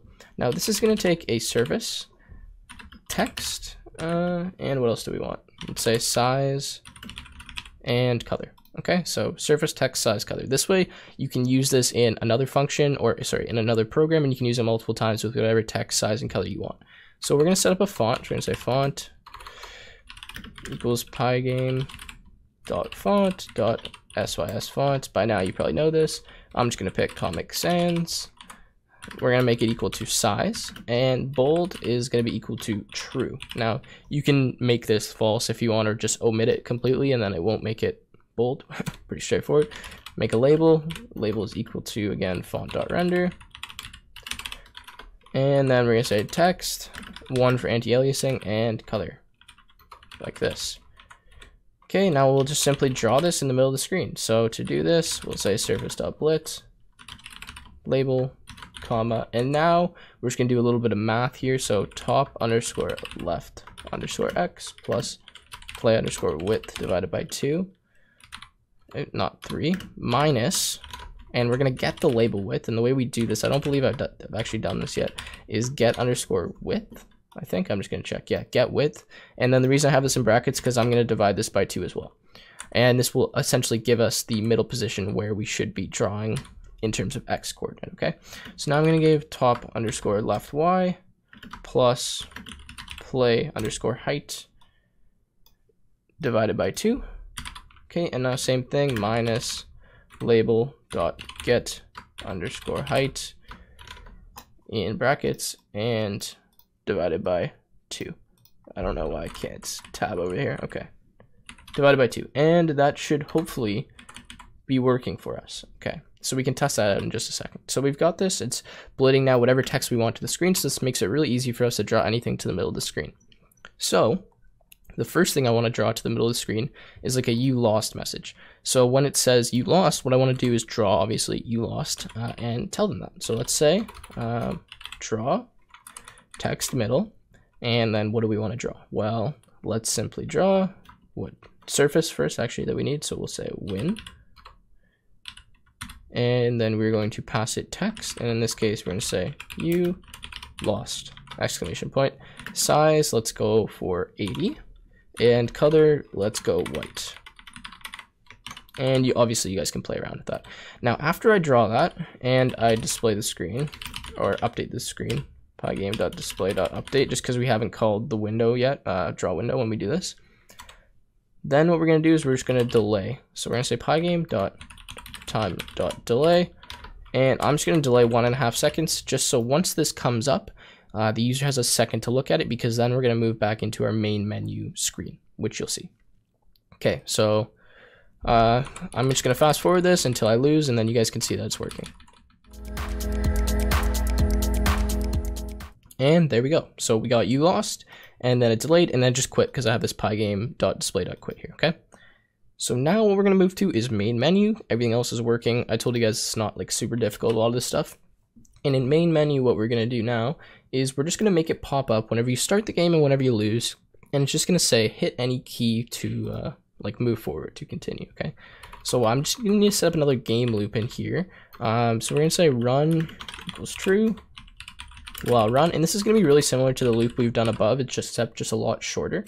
We're going to just draw in here without using a different function, just because we're not drawing very much. So it's not important that we, like update the screen with a defined function. So I'm just going to fill it with black, just so we kind of are getting rid of everything. We're going to draw text middle, and what I'm going to do here is I'm going to say press any key to play, okay? And then we'll give this a size of 60 and a color of white once again. Okay, so that's being drawn in the middle. We'll update the display, so pygame.display.update like that. And then we're going to say for event in pygame.event.get, so similar to what we've already typed up top, we're going to say if event.type equals pygame.quit. We always want one of these, not quit queue. Then we are simply going to say run is equal to false, and then we can tab out here and we can just make sure that we are actually quitting the display, so .quit. And we'll get rid of this pygame.display.quit. And then we're going to add one more event, and this event is going to be a key down. So whenever they press any key on the keyboard, then that is going to move us forward, and we're simply going to call this main function where we'll play, and I'll explain how this kind of flows in just a second because it's really nice. Okay, so if event.type equals pygame. All capitals, key down. So if they hit any key, then what we're going to do is we're going to say main, like that. Okay, and I believe that is about it. Okay, Yeah, so let's see here. Pygame.display.quit looks correct. Okay, so the way this is going to work pretty much is when we run the game, we start by running main menu.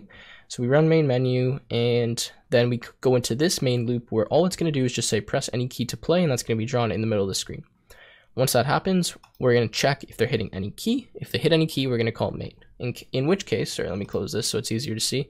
If we hit main, then we go into the main game loop, and we go and we do this loop until eventually we lose. Once we lose, it displays you lost on the screen, makes this loop equal to false, which means it brings us back into this main menu loop, and we can play again by hitting any key.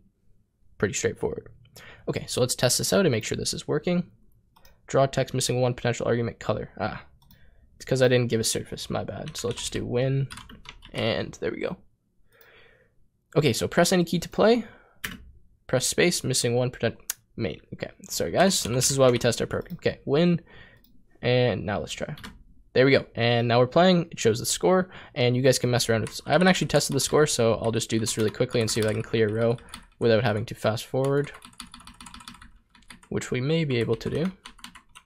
Not using that one. Okay, let's see. There we go, and score is equal to 10. So the score system's working as well, and that's a relief because I hadn't even tested that before I put this in the video. Okay, perfect. Oh, when you press the X, brings you to press any key to play. If you press it again, you can do that. So if we wanted to change it, so when you hit the X key in the main thing and you want to close the game, then in the main loop here, sorry, what you're going to do instead of saying run equals false, just do pygame.display.quit. So you can do both. You can say run equals false, and then you can quit the display as well. Okay, so what's next? So I said we were going to save the score and potentially display that. So if we want to save the score, we're going to have to do something when we lose. So we're going to have to update like the current score, and we're going to use a text file to do this so that you can play multiple times. So what I'm going to do, I'm going to say new file, just create a new text file. I'm just going to call this scores.txt. Okay, and in here, I'm just going to put 0 as a default value. It's really important you put a default value to start, otherwise you might run into some issues. So just create a new text file, make sure it's in your directory with the script, okay? Now what I'm going to do is I'm going to create another function. It doesn't really matter where it goes. I'm going to say define update underscore score, and we're just going to give it score, okay? Now in here, what I'm going to do is I'm going to say with open, and this is how we're going to open our text file and like update the display with open scores.txt in R, so in read mode, and this actually needs to be in quotation marks as well. We are going to say do this as f, sorry, and I say f dot read lines like this, okay, and that'll be equal to lines is equal to f dot read lines.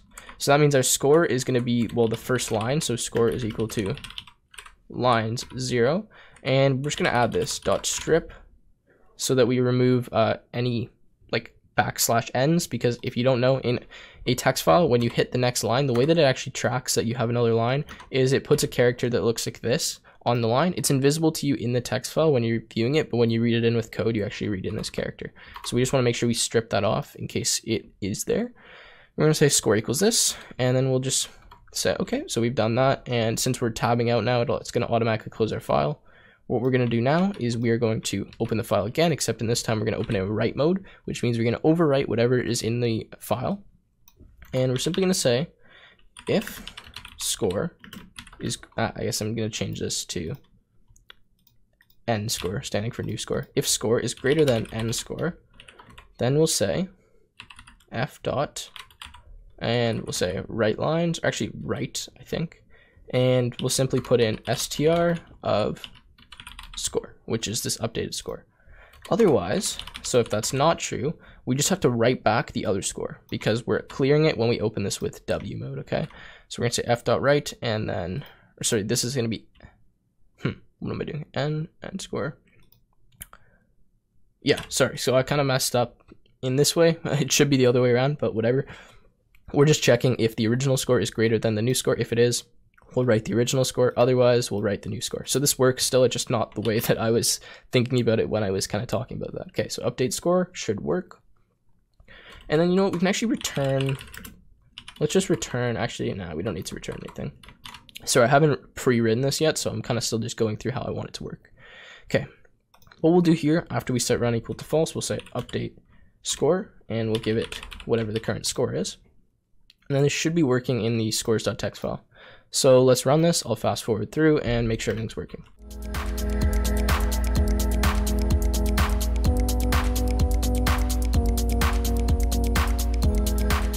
Okay, so we got an error. Not supported between instances of string and int. Okay, so if score greater than n squared. So which means we have to convert this to an int. So if we go back up to score, and where did I make this? Okay, score is going to be int score, like that. Okay, and that should hopefully work because n score comes in as an int. And we'll run it one more time, one more fast forward. Sorry about that, guys.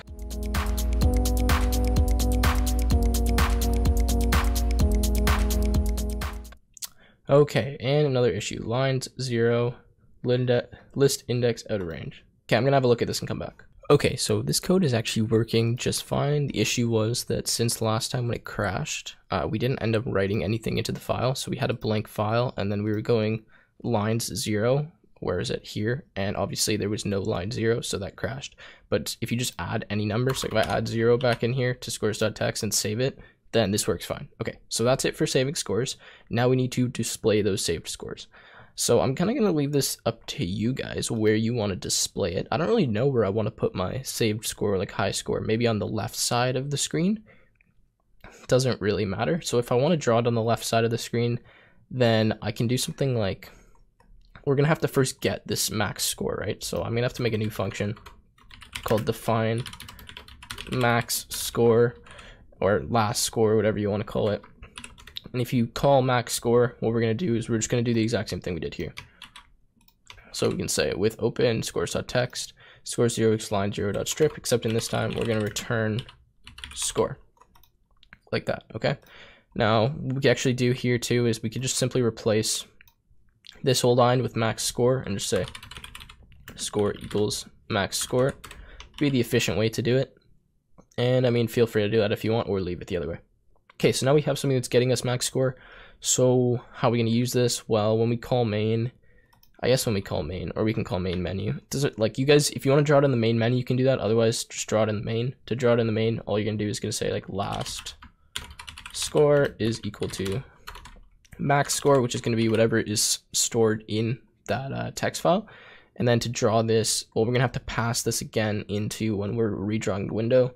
So in draw window, I'm just going to say last score. We can go up to draw window again. We'll say last underscore score equals 0. And you're pretty much just going to copy exactly what we have here with this font and this blit. So let me just comment this and say this is current score, just so I can remember. I'm going to add a comment, say last score, high score, whatever you want to say here. And then we can just say score, and we can actually get rid of this font because we already defined it. We'll say high score equals, and in this case, last underscore score. Okay, draw that to the screen. This is probably not where you want to draw it. You probably want to draw it top left X minus like some value, like minus 30, top left Y, maybe plus, I don't know, like 300 or something. So now we can see where this is actually going to draw if we check this out. So let's run this, press any key. So it's not obviously showing up where we want to. So we're gonna have to subtract more from this. So let's subtract like, I don't know, 100. And then this was plus too much. Let's do plus 200. And high score. So again, like you got to move it over more. So we'll move over 200 this time and hopefully this works. Okay, so high score 0, score 0, and that's obviously because at the current moment we have no, our score is just 0 in that text file. Okay, so I think that is pretty much it for this video.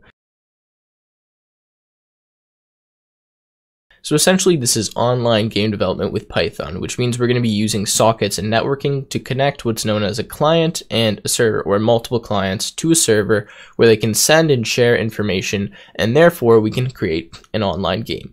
So we're going to start off with just the absolute basics and just get shapes. For example, like if I move a shape on my computer, it moves the shape on your computer, like if you're the other client. And then we'll start getting into some more advanced stuff where we create a legitimate game and start sending mass amounts of information to the server and back to the client. So we'll start really simply by just getting everything working on our local network. And then once it's working on our local network, we'll deploy that to an external server, which will allow us to play from anywhere in the world, not just against people on our local network. Okay, so what I'm showing you right now is actually an online game that I created with Python, Pygame, and networking. And this is similar to something we're going to make, obviously not as advanced, but it works on the same principles.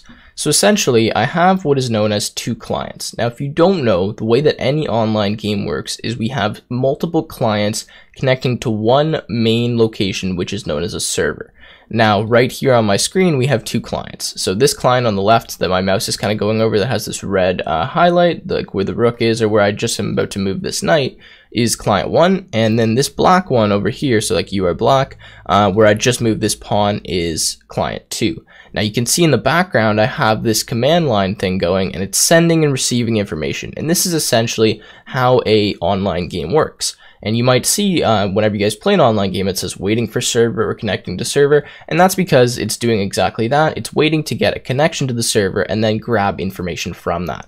So that's the way that we're going to be doing things, is using the client and server. Now, I'm not going to be using any frameworks that are pre-created, like I know there's like Twisted and some other frameworks for Python. The only module we're going to be using that's external is Pygame, and that's just to create some very basic graphics.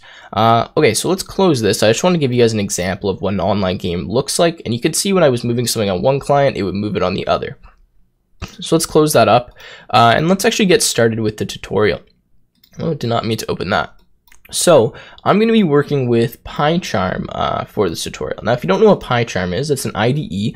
To download it, all you have to do is just go to the internet, type PyCharm, and you can go here and click download whenever it loads up. Now, if you guys don't want to use PyCharm, that's absolutely fine. You can do everything using the standard editor like IDLE. You could use Atom. You can use whatever you want. But if you want to follow exactly with the tutorial, I'm going to be using PyCharm. Now, the next thing we're going to need, other than IDE, I guess you don't need PyCharm, is we're going to have to install Pygame. Now, for 90% of you, the way that you're going to be able to install Pygame is just by going to command prompt, loading it up like this, and just typing pip install Pygame, and then hitting enter. Now, if this doesn't work for you, I'll put a card in the top right-hand corner of the screen right now, which tells you where you can go to install Pygame. And I have a video explaining you exactly how to do this, and if this command doesn't work for you, you can follow that video and I'll explain to you how to do that. So once we have Pygame, then we're ready to actually start writing a bit of code. So while I launch up PyCharm right here and create a new project, let me just tell you about, I don't know, some of the things we'll be going through in this tutorial series. So obviously we're going to be working on coding both a client and a server, and I'm going to explain obviously exactly how those things work and how we can create them. And then what we're going to be doing is we're going to be dealing with a bit of server like administration, if you want to say that. So actually deploying things to an external server, installing dependencies, working with like a Linux server to deploy our game to. And that'll be at the end of the series that we do that. Right now, we're just going to be working with what's known as localhost, which means that we're just going to be doing it on our own network. So right now, the games that we create are only going to work on our, against people that are on our Wi-Fi or on the same network as us. And then later, it'll work against anyone in the world that has that client downloaded. Okay, so let's just create a new project here. My new project, I'm just going to say, is tutorial, let's say network tutorial 1 or something. And just as a, here, just letting you guys know, I did actually mess up my thumb a little bit. It's kind of swollen. So if my typing is not the best, that is actually my excuse for that. So now that I've got a new project open, I'm just going to create a new Python file. Let's just call this tutorial 1. Actually, let's call this client, okay? And just save that as okay, because that's all we're going to be coding in this video. It's just a very basic client. Okay, so now we've got client. So what I'm going to start off by doing is creating a configuration for my client. And keep in mind, if you guys are using something else, you don't have to worry about what I'm doing with this PyCharm specifics. This is just the way you have to set up a project in PyCharm. So I'm just going to set a client. I'm going to go to script path, network game, client, okay. apply, okay. Now, quick side note, all of the code that I'm about to write is available on my website, techwithtim.net. Usually I have, as well as that, a text-based tutorial version. I'm not sure if I'm going to be able to write the text-based tutorial while this first tutorial is out, but you will see it on there at some point. Import tutorial, import Pygame. But yeah, all the code will be available in there in case you guys missed something or something's not working. So we're just going to start by importing Pygame and make sure that that's working. Once that's working, we're going to create a window. So to do that, we'll just say win equals Pygame dot display dot update, or what am I saying? Pygame dot display dot set underscore mode. Wow, a bit tired today, guys. And then in here, we're just going to type width and height, and then we're going to create these variables. So we'll say width equals 500, height equals 500, okay? So there we go, width, height, win, and now we're just going to set up a few global variables that we're going to have to use after we create a caption. So let's just say pygame.display.set underscore caption, and then in here we'll just give it a caption. Let's just say client, okay? All right, so now let's set up a global variable that we're going to use, and what we're going to do for this global variable is it's going to hold the current client. So we're going to say client number, and we'll just start by making that 0, but we're going to increment that based on once we connect to the server, which we'll do later. Okay, so now that we've done that, there's a few basic things, and this is just what we always do for a Pygame project or whatnot. We're just going to define redraw window, okay, and in here all we're going to do is just pygame.display.update, like that, and we'll also fill the display before we do that. Oops, didn't mean to do that. With win.fill, and then we'll just pick a color. In this case, I want to do white, so we'll just do 255, 255, 255. Okay, now yeah, I just realized this is actually going to be a lot harder to type than I thought because of my thumb, so just excuse me guys if I'm making a few mistakes here. Okay, so we got our redraw window now, and what we can do next is we can code our main loop. So I'm going to say define main, and in here I'm just going to create a game loop, and this is going to run continuously while our program is going, and it's just going to be what's checking for collision, checking for events, constantly asking the server for information, and you guys will see how this works in later videos more. So we're going to say run equals true, and in here we'll say while run, and then we'll just set up some very basic things that we always do for Pygame. So for event in pygame.event.get, okay, and then all we're going to do is say if event.type equals pygame.quit with all capitals, then we will simply do pygame.quit like that. Don't need a semicolon. I guess we can say run equals false as well. Okay, for event, that looks good. And then what else we'll do in here is we'll just call that redraw window function. So redraw window like that. Now, what I'm thinking we should do next is probably set up a class for our character, okay? Now, our character is going to be just the only object we're working with right now, and it's just going to represent a rectangle that moves left, down, up, right around our screen. And I guess we'll do that all in this video, moving that character around, and then we'll connect it to the server in the next one. So let's create a class, and we'll do that up here, and we'll say class player. Like that, okay? So we'll give it a init function, and if you guys don't know much about object-oriented programming and you want to learn, I do have a tutorial series on my channel that I would recommend you go through if you don't understand a lot of the stuff that I'm doing right now, okay? So xy with height will be what we get in here, and this is just going to represent, actually let's give it a color as well, because that'll be good to have, xy with height color.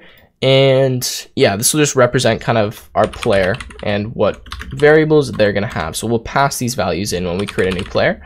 So self.y equals y. This is very straightforward. Self.width equals width. And self.height equals height. And finally, self.color equals color. So these are just our initialization here. This is what we're going to use when we're drawing the character, when we're checking for collision or stuff like that. And what I'm also going to do to just save us a bit of time in the future is I'm going to say self.rect equals, and then in here, let's do this, okay? So x, y, width, height, like that, okay? And this will just make it a bit faster when we're trying to draw our character. So the next thing we're going to need is define draw. Now in the draw method here, we're going to take a window, so we'll call that win. And all we're going to do is just draw a rectangle that represents our character onto the screen, and it'll obviously be the appropriate color.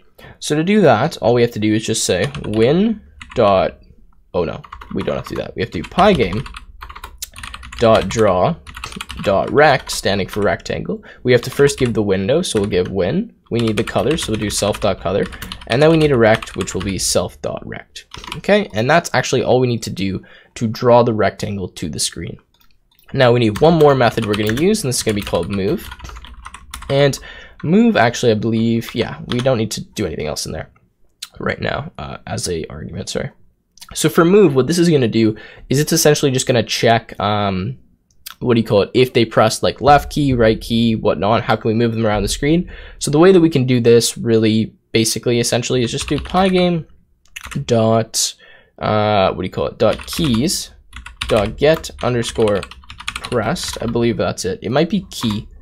Might be keys. We'll see. We'll see which one works. So this is essentially going to give us a list of all of the keys, actually a dictionary of all of the keys, and essentially each key is going to have a value of either 0 or 1.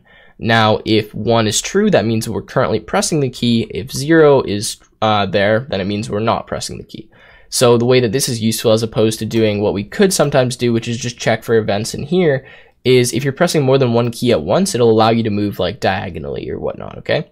So what we can do in here now is we can just check if certain keys are pressed and then change the X and Y values accordingly. So we'll say if, what do you call it? Oh, I guess we should probably put this in a variable list. We'll say keys equals pygame dot, maybe, I feel like it's key. We're gonna go key for right now.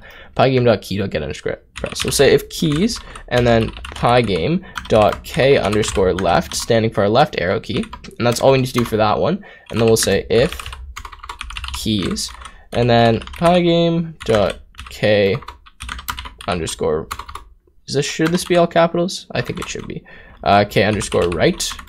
And then the next one, if keys pygame dot k underscore up, and then our last one obviously is down, and then we'll change our values accordingly inside of these if statements. So pygame dot k underscore down. Okay, so left, right, up, down. So if we press the left arrow key, obviously what we have to do is subtract from our x value. So to do that, we'll just say self.x minus equals self.vel. Now vel is something we need to define, so let's do that up here. Self.vel equals, and let's do a value of like 3 for right now. Okay, so if we're going right, we need to add to our x, so we'll do this very similar. So self.x plus equals self.vel. Okay, if I could type that correctly. And then to go up, we're going to subtract from our y value, so self.y minus equals self.vel. And to go down, we'll do self.y plus equals self.vel. And that's the way the coordinate system works in Pygame. Our coordinate's actually at the top left hand of our player or our screen. So if we want to go down, we have to add to it. And then left and right is the same in terms of subtracting and adding. Okay, so that should successfully move our player. We could add like a jump and stuff in here as another time, but for right now, that's all we need. I'm trying to think of anything else that we could do right now. We should probably create a player object and draw that to the screen just to make sure everything's working. So to do that, let's create a player. Should we do it up here? Let's do it right above our main loop here, okay? So we're just going to say, or actually we'll do it inside the main loop. This will work better. We'll say P, standing for player, just equals player, and then we'll give it some values. You need X, Y with height color. So for X, Y, we'll just start them at like 50, 50, and then for our width, let's just do 100 by 100 so he's nice and big and we can see him. And then we'll do a color of green. So that would be red, green, blue, like that. So 255 for green. And then what we're going to do actually is we're going to type in here, insert in redraw window, we're just going to pass P to our redraw window so that we can draw him. And before we do that, we'll call p.move. And what this will do is move our character based on what keys we're pressing. So inside redraw window, let's add a player, what do you call it? Argument, attribute, whatever you want to call that. Sorry, parameter, that's the correct name. And then we'll just say player.draw, like that. And we'll pass win in here, which probably should be passed in here as well, because we do use win quite a bit. So let's do P, let's do win, and then P. Okay, so let's run this now and see if I made any mistakes. I likely did. Process finished. Oh, we're never calling the main function. So let's call this main function from down here so we're actually executing that code that we wrote. And there we go. So now we have a little green square, and you can see Interesting. It's not working for me to move this around. So let's check this one more time. P.move. What is move doing? Get pressed. Let's just add, I want to add something here and make sure this is working. So we're going to say clock equals pygame dot time dot clock. Okay. And then in here, we're just going to do clock dot tick. And we'll do 60 FPS. I just want to see if this is working. If not, I do know how to fix this. Okay, so we're not able to actually move this. Oh, I know why. So, very interesting. We are not updating this rect, but we are updating, what do you call it, like up, down, left, right. So at the bottom here, all we're going to do is just redefine our rect by doing self.x, self.y, self.width, and self.height. Now I'll really quickly explain why this error was happening. Essentially, we're defining rect up here based on the input parameters when we're creating our player. So that means we're always just constantly drawing our rectangle in the same position because we're never updating this rect variable. We're only updating like x, y, width, height, right? So we just have to redefine our rect variable every single time that we're moving, which is fun, and we can do that. So now let's see, and we can move our green square around the screen. I actually quite like the speed of this movement. So yeah, so essentially in the next video, what we're going to be doing, so I'm wrapping it up here, is we'll add a little bit more to this client, and then we'll start working with sockets so we can connect this up to a server, and we'll start talking about all the networking aspecting then. So in this tutorial, we're going to be working on coding the server, and then in the next video, we're going to be connecting this client that we made in the last one to that server, and then sending information to and from the server. So let's get started, and let's create a new file that is going to be our server file. So I'll just call this one server.py. And then in here, we're just going to have to import a few things, and I'll talk about exactly what they're going to do for us once we start using them. So let's start by importing sockets, or socket. Then we can import underscore thread, and we'll also import OS. Okay. So actually not OS, sorry, SYS. That's all we need for that. So what we're going to be doing, like I've talked about, is we're going to be using sockets and threading to handle connections to our server. And essentially what that means is we're going to set up a socket, and it's going to allow for connections to come into our server on a certain port. So we're going to start by just defining a server, which is going to be a string, and port, which is going to be a number. Now for ports, you guys probably know what ports are. You might have heard of them before. For example, like a common port you would use on, or a common port that is used like on your router would be port 80, and that is for HTTP connections. There's also a port like 443. There's tons of other ports that have distinct uses. But there's also a ton of ports that don't have any uses and that are just left open for programs like this or for different things to be used for. So what port I'm going to use, which is typically open, it depends on like what router you're using and your internet connection, but typically a port that's open is 5555. So we're going to use this port to connect to and from, and it's just a safe port to use as opposed to trying to use another number that we might not know if it's being used for something else or not. Okay, so once we've done that, we've created a server and created a port. What we're going to do is we're going to set up what's known as a socket, okay? And we'll talk about exactly how this works in a second, but we're just going to say s equals socket dot socket, and then here we're going to type something that's probably going to mean nothing to you, but I'll talk about what it means. So we'll say socket equals af underscore inet, okay? And then socket dot sock stream, like that, all right? Now these are just the types of connection. So since we're going to be connecting to a IPv4 address, which again, we're going to keep talking about all this stuff as we go through in case you guys are unfamiliar with networks, this is the type we're going to have to use. And sockstream just, I believe, represents like how this server string comes in. I could be wrong on that, but this is the type we're going to use. And for any kind of applications like this, this will be what you use for your socket. Okay, so we're just initializing that. And now the next thing to do is to bind our server and our port to the socket. So to do this, we need to do a try and accept. And the reason we do this is because, like I talked about, we don't know if this is actually going to work initially doing it. There could be in some instance this port is already being used for something, and if that's happening, that means that this is going to fail. So we need to try and accept this. So we'll accept, what do you call it? Error as E. So what do we say? Socket dot error as E, and we'll just print that out to the screen just so we know why we're not working there. Otherwise, what we'll do is we'll say s.bind, and then in here we're going to put server, comma, port, okay? So we'll bind to whatever IP address we'll put in here to this given port. Okay, so I hope everything's making sense so far. Essentially what we're doing when we do sockets is we're setting up a connection, or we're using a port on our server, on our network. It's going to look for certain connections.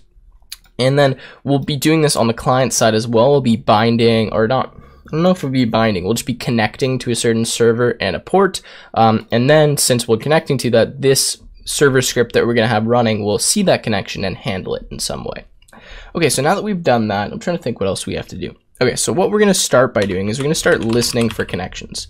So we're going to do s.listen. Now, s.listen essentially just opens up the port, so now we can start connecting to it and having multiple clients connecting and whatnot.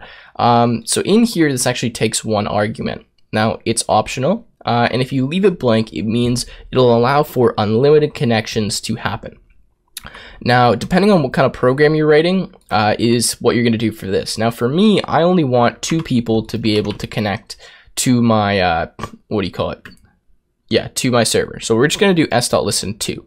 Now, this might actually be 1 because it might be like 0, 1, but I think 2 may be the correct thing. So we'll do s.listen for now.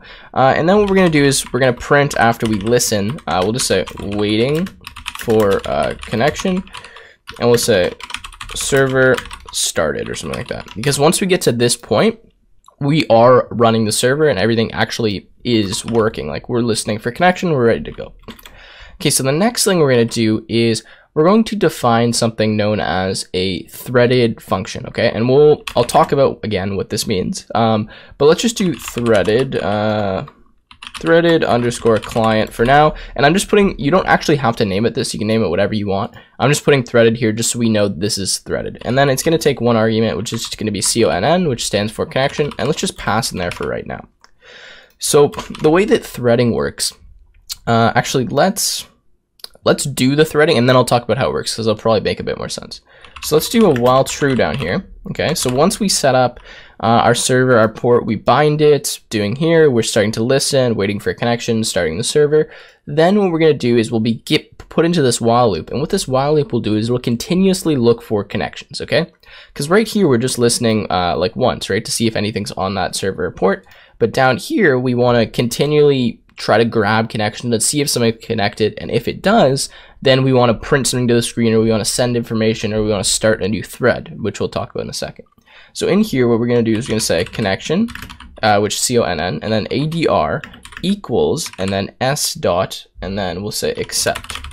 And what s.accept is going to do is it's going to, well, accept any incoming connections. And then it's going to store the connection and the address. And the connection is, by the way, an object representing like what's connected. The address is going to be an IP address in these variables, okay? So if we get a connection, what we'll do is we'll say print connected to, okay, and then ATR. And this is just going to show us what IP address is actually connecting, so we can have a look at that. And then what we're going to do is we're going to do start underscore new underscore thread. And then in here, we're going to do, what was that name of the function that we had? Was threaded client. Okay. And I believe we do comma, and then in brackets here, we do con, like that. Okay, so start new thread. Is there a reason that's not working? Give me a sec, guys. I want to see why. Oh, that's why. So up here, instead of saying import thread, we're going to say from underscore thread import star.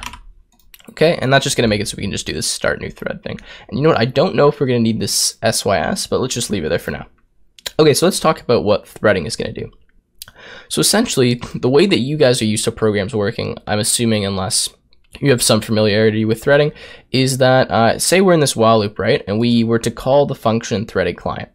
Well, before we continue going with this while loop, we would have to wait until this function was done running. In other words, we return back from this function some value, or for example, like it does like x equals 5. We would have to wait for this x equals 5 to execute, and then it would come back in this while loop and keep going. Now, We don't want that to happen because we're going to be having multiple connections going at once. So what we want to do is we want to start what's called a thread. And a thread is just another process that's running in the background. So that just means when we do start new thread and we do threaded client, it's going to run this function, but it's not going to need this function to finish executing before it continues the while loop. So this is going to be running in the background as like process 2 while process 1 is still running and still going. So that means, say we connect to 100 different things. We're going to have 100 different functions running, so 100 different threaded clients on the stack or like keep going. And then what we're going to have is this while loop still continuing to go. What did I just do? Still continuing to run to look for another possible connection. You guys will see more how this works, but essentially just means this will run in the background and we don't have to wait for it to finish executing before we can accept another connection. That's the basic kind of way that works. So now let's start working with threaded client, and then we will test the server out and see if it's working. And then obviously in the next video, we're going to connect to it and do all the connection stuff, okay? So in here, threaded client. So what should happen when we connect to a client? Well, we're going to have to do a while loop in here. So we're going to say while true, because we want this to continually run while our client is still connected, okay? Now, what we're also going to do is we're just going to say reply equals blank like that. And I'm just copying from my other screen because this one is a bit finicky. I don't want to mess it up. We're going to put a try in here. And what we're going to say is we're going to try to receive some kind of data from our connection, okay? From whoever's connected, we want to receive some kind of data. So what we'll do is we'll say, I believe it's scon.receive. That might be right. Yeah, I think that's right. And then in here, we're going to put the amount of bits, okay? Now, if you guys know anything about computing, you know like what bits represents. But essentially, this is the amount of information we're trying to receive. Now, if you're getting an error, when say you like do this and you connect up and you get some error that says, what do you call it? Like object was truanced, or like you're getting any errors, just increase this size, okay? And you can just do that by like putting this like ×8 or something. Just note that the larger this size is, the longer it's going to take to receive information. And that's obviously because the more information you're getting, the longer it takes to send that over the server. So 2048 bits is not a lot. It doesn't take very long. It happens almost instantly. But if you bump this number up to a ton, then it will take longer to do that, okay? So data, and we're going to say reply equals, and then we're going to say data dot, I think it's actually string dot decode. Let's see this. Oh, data dot decode, because it'll be in that kind of object for that. Data dot decode, and then here we're going to do UTF, comma 8. Now the reason we have to do this is because whenever we're sending information over a like client server system, we have to encode the information, and you'll see that in the next step that we're going to encode information before we send it back to the client. But that means that we're receiving encoded information. So to actually be able to read it like in a human readable string, we need to decode it first. So it's really easy to do that. We just do .decode, and we're just giving the format, which is UTF-8, okay? So reply equals that, and then what we're going to say is we're going to say if not data, we're going to print disconnected, okay? And then we're going to break. And this just means if we try to get some information from the, what do you call it? The client, but we're not getting anything, we're going to disconnect and we're going to break. And that likely means that we've, well, disconnected from the client, or the client's left, or something like that. So instead of continuing to run this while loop and trying to get information from a client that's disconnected, we're going to break. This is just kind of a fail-safe to make sure we don't get into any infinite loops. And it's also going to show us if we're running into any issues with like receiving the data and decoding it, which we'll talk about later. Okay, so otherwise, so if we are getting information, all we're going to do is we're going to print received. Is that how you spell received? Maybe. And then we're going to put, what do you call it? Reply. Okay. Didn't mean to do that. Let me see if I'm spelling this right. I am not. Okay, received reply. So this just means we received from the client this reply. Let's print it to the screen, see what it looks like. And then we're going to print sending colon, and we'll just print reply, okay? And then we'll talk about this again in a second. Why does this keep happening? Okay, reply. Next. Now, after this if not data breakout, what we'll do down here is we're going to say con.sendAll, and we're going to send str.encode reply. Now again, remember that since we're sending information over the server, we have to encode our information. So all this is going to do is just encode our string reply into a bytes object. So that means when we read it in from the client side, again, we'll have to decode that information. It's kind of annoying, but I mean, it's a security thing, right? So now we're just going to accept, I guess, what kind of error would it even be? I don't even know if there's going to be any errors. If we run into anything, let's just break, just to make sure that we're not, getting in that infinite loop, or we're not going to ruin the program by doing that. Okay, so this is actually about it for our server. Let's see how much time we're at. 13 minutes. Okay, so now what we need to do is figure out what this server number is, and then we can actually test it and see if this is working. So what we're going to do now is we're going to find the server number. Now to do this, we're going to be doing this over localhost, okay? That means that we're only going to be able to connect over our local network, meaning that like anything on our Wi-Fi network that can see each other, that'll work fine. But as soon as we go outside that network, it won't work. So we're going to be using what's known as local IP addresses. So to find the local IP address of the machine you're currently on, you're going to go to command prompt in the bottom left. And then you're just going to type ipconfig, okay? Now, some of you guys are probably freaking out because you can see my IP address right now. This is a local IP address, and that means that it is locally assigned to my network. No one outside of my network can see this IP address or can ping it or can DDoS it or anything like that, okay? So it's perfectly fine if you guys see this address or if other people know what this local address is, okay? Just as a note. So what we're going to do is we're going to take this IPv4 address, so I'll just copy that, and we're going to paste that inside of the string here, okay? So 10.11.250.207 is mine. Now yours likely is like 192.168. something, okay? But since I'm on like a massive network, usually they use 10.10 like as the default gateway, which is what they're using. So my IP address starts with a 10. Yours likely starts with 192.168.1. or .5 or something like that, and then the rest of it, okay?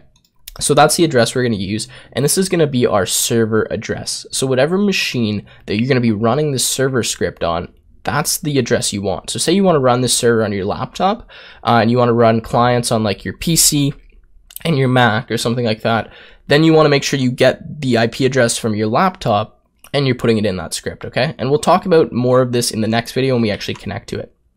Okay, so now that we've done this, I probably made a mistake, but let's actually just create a configuration quickly for server and run this and just see if we're getting any errors as of now. Now, it is worth noting that we're not going to be able to connect to anything yet, so there's not really going to be much we can see or really do, but for now, let's just test this out. So let's have server, let's run this, and you can see waiting for a connection and server started. So that's actually good. If you're getting this string of text, everything is currently working. In the next video, we'll probably have to debug a little bit once we start connecting to this, but for now, that is the main server script. Now, I'll briefly just talk about, before I end this video, how it's going to work in terms of running the server script and running the client script. The server script always has to be running, okay? So whenever you're trying to connect, you have to have first run the server script, and then you can run multiple client scripts from wherever on the network you want. Now the server script has to be running on the machine that the IP address is like this little string here, okay? It has to be running on that machine. And you can run a client script on the same machine that the server script's running. And you can run multiple client scripts on the same machine. So like, for example, what I'm going to do to test this in the next video is I'm going to run the server, and then I'm going to run 2 clients on this machine, and we'll see that it like is moving back and forth for them. So what we're going to be doing in this video is we're going to be coding the kind of client side of this, so connecting to the server. I know we already coded a client, but we're going to code like the network aspect of the client so that it can connect to the server. It's not as much code, it's a bit more straightforward.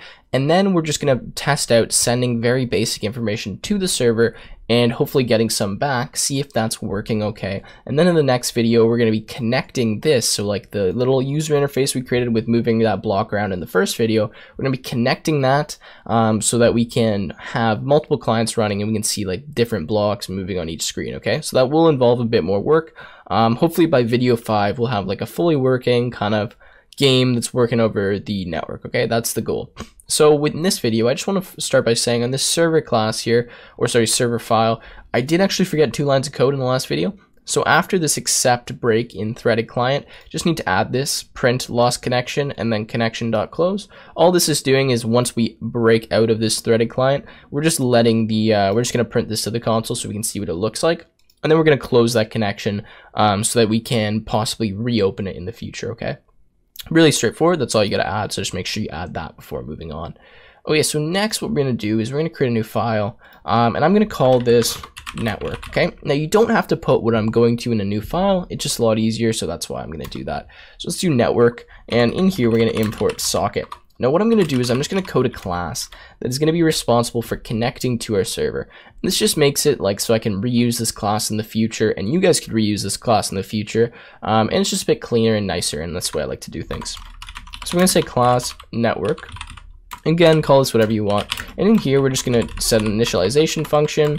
We'll take actually as network. Do we need anything in network? No, I think we'll just leave it like that. So we're going to say self.client equals socket.socket. It's going to be the exact same arguments as last time. So we'll say socket.ifnet. I think that is that what it is? if underscore net. af underscore inet. Okay, and then we'll do socket.sock stream like that. Okay, now we're going to define the server and the port again. So self.server equals self.port equals 5555. Now for the server, this number has to be the same as the one you used in the server, the server file here. So no matter what, like no matter where you actually are, like what client you're using, this number is going to stay the same because this is the server you're connecting to. It's not the client's address. We don't actually have to define the client's address anywhere. It'll automatically get that for us. Okay, so what we're going to do now, we have client, server, port. We need to do this, self.addr equals, and then we're going to say server, so self.server. And then self.port in here, okay, and then self.id is going to be equal to self.connect, okay. Now you guys, actually let's just do self.connect for right now, and we'll talk about why I was going to add this ID later once we add that functionality to the server, okay. Essentially I wanted to have an ID that was returned here, or like that was stored in this network object, just because we are going to have to like be sending an ID to each of our clients so they know if they're like player 1 or player 2. But we'll do that later because we can't really do that yet. Okay, so we've called this connect method, so we need to write that now. So let's say define connect. Okay, and in here, I believe we should probably be given, actually, like, it's probably fine to just use self right now. And what we can do is we can do self.client.connect. Okay, and then in here we can do self.addr. Now we're going to throw this in a try and accept just in case, this isn't working. So we'll say try, we'll say accept, and are we going to do socket error? Let's say accept, and we'll just pass right there, okay? Just in case this doesn't work. So we'll try this, we'll try to connect, accept, pass. Now, once we actually connect, what we're going to do is we're going to return, I'm just looking at my other screen right now, self.client.receive. And then we'll do 2048.decode. Okay, so what this is going to do, I'll talk about this because it might be a little bit confusing, is when we connect, we want to actually send some kind of information immediately back to the object that connected to us. So like, for example, let's go in this, I didn't mean to close that. Let's go into server here. And you can see when we initially connect, we're not sending any information until we receive something. Now that's fine, but when we connect, we should really send some kind of like validation token or like ID back to our network object or back to our client. So what I'm going to do in here, I'm going to say con.send, okay? And then in here, what we're going to type is, let's see, what should we really type here? str.encode. And then here we'll just say connected like that, okay? Just so we know that we did indeed connect. So that means if we set this equal to a value, so self dot, I don't know, let's say ID equals self.connect, what'll happen is when we connect, we'll return that string connected. So this will get connected. And since it's encoded, we need to decode it, obviously. So if we want to print actually in here, self.id, it should say like connected, okay? Let's see if that works. Okay, so now that we actually have that, let's see if we can connect to the server, and then we'll deal with sending information from the client to the server as opposed to just getting it from the server, okay? I know it's a bit confusing right now. I'm just trying to figure out the best way to do this. So let's try this, okay? So we're gonna say n equals network, and we'll just type this at the bottom of the script. We won't do this after. We'll delete this just for testing purposes. And then we're just gonna say, actually, that's probably all we need to do because it'll just print our ID. Okay, so let's create a configuration for network.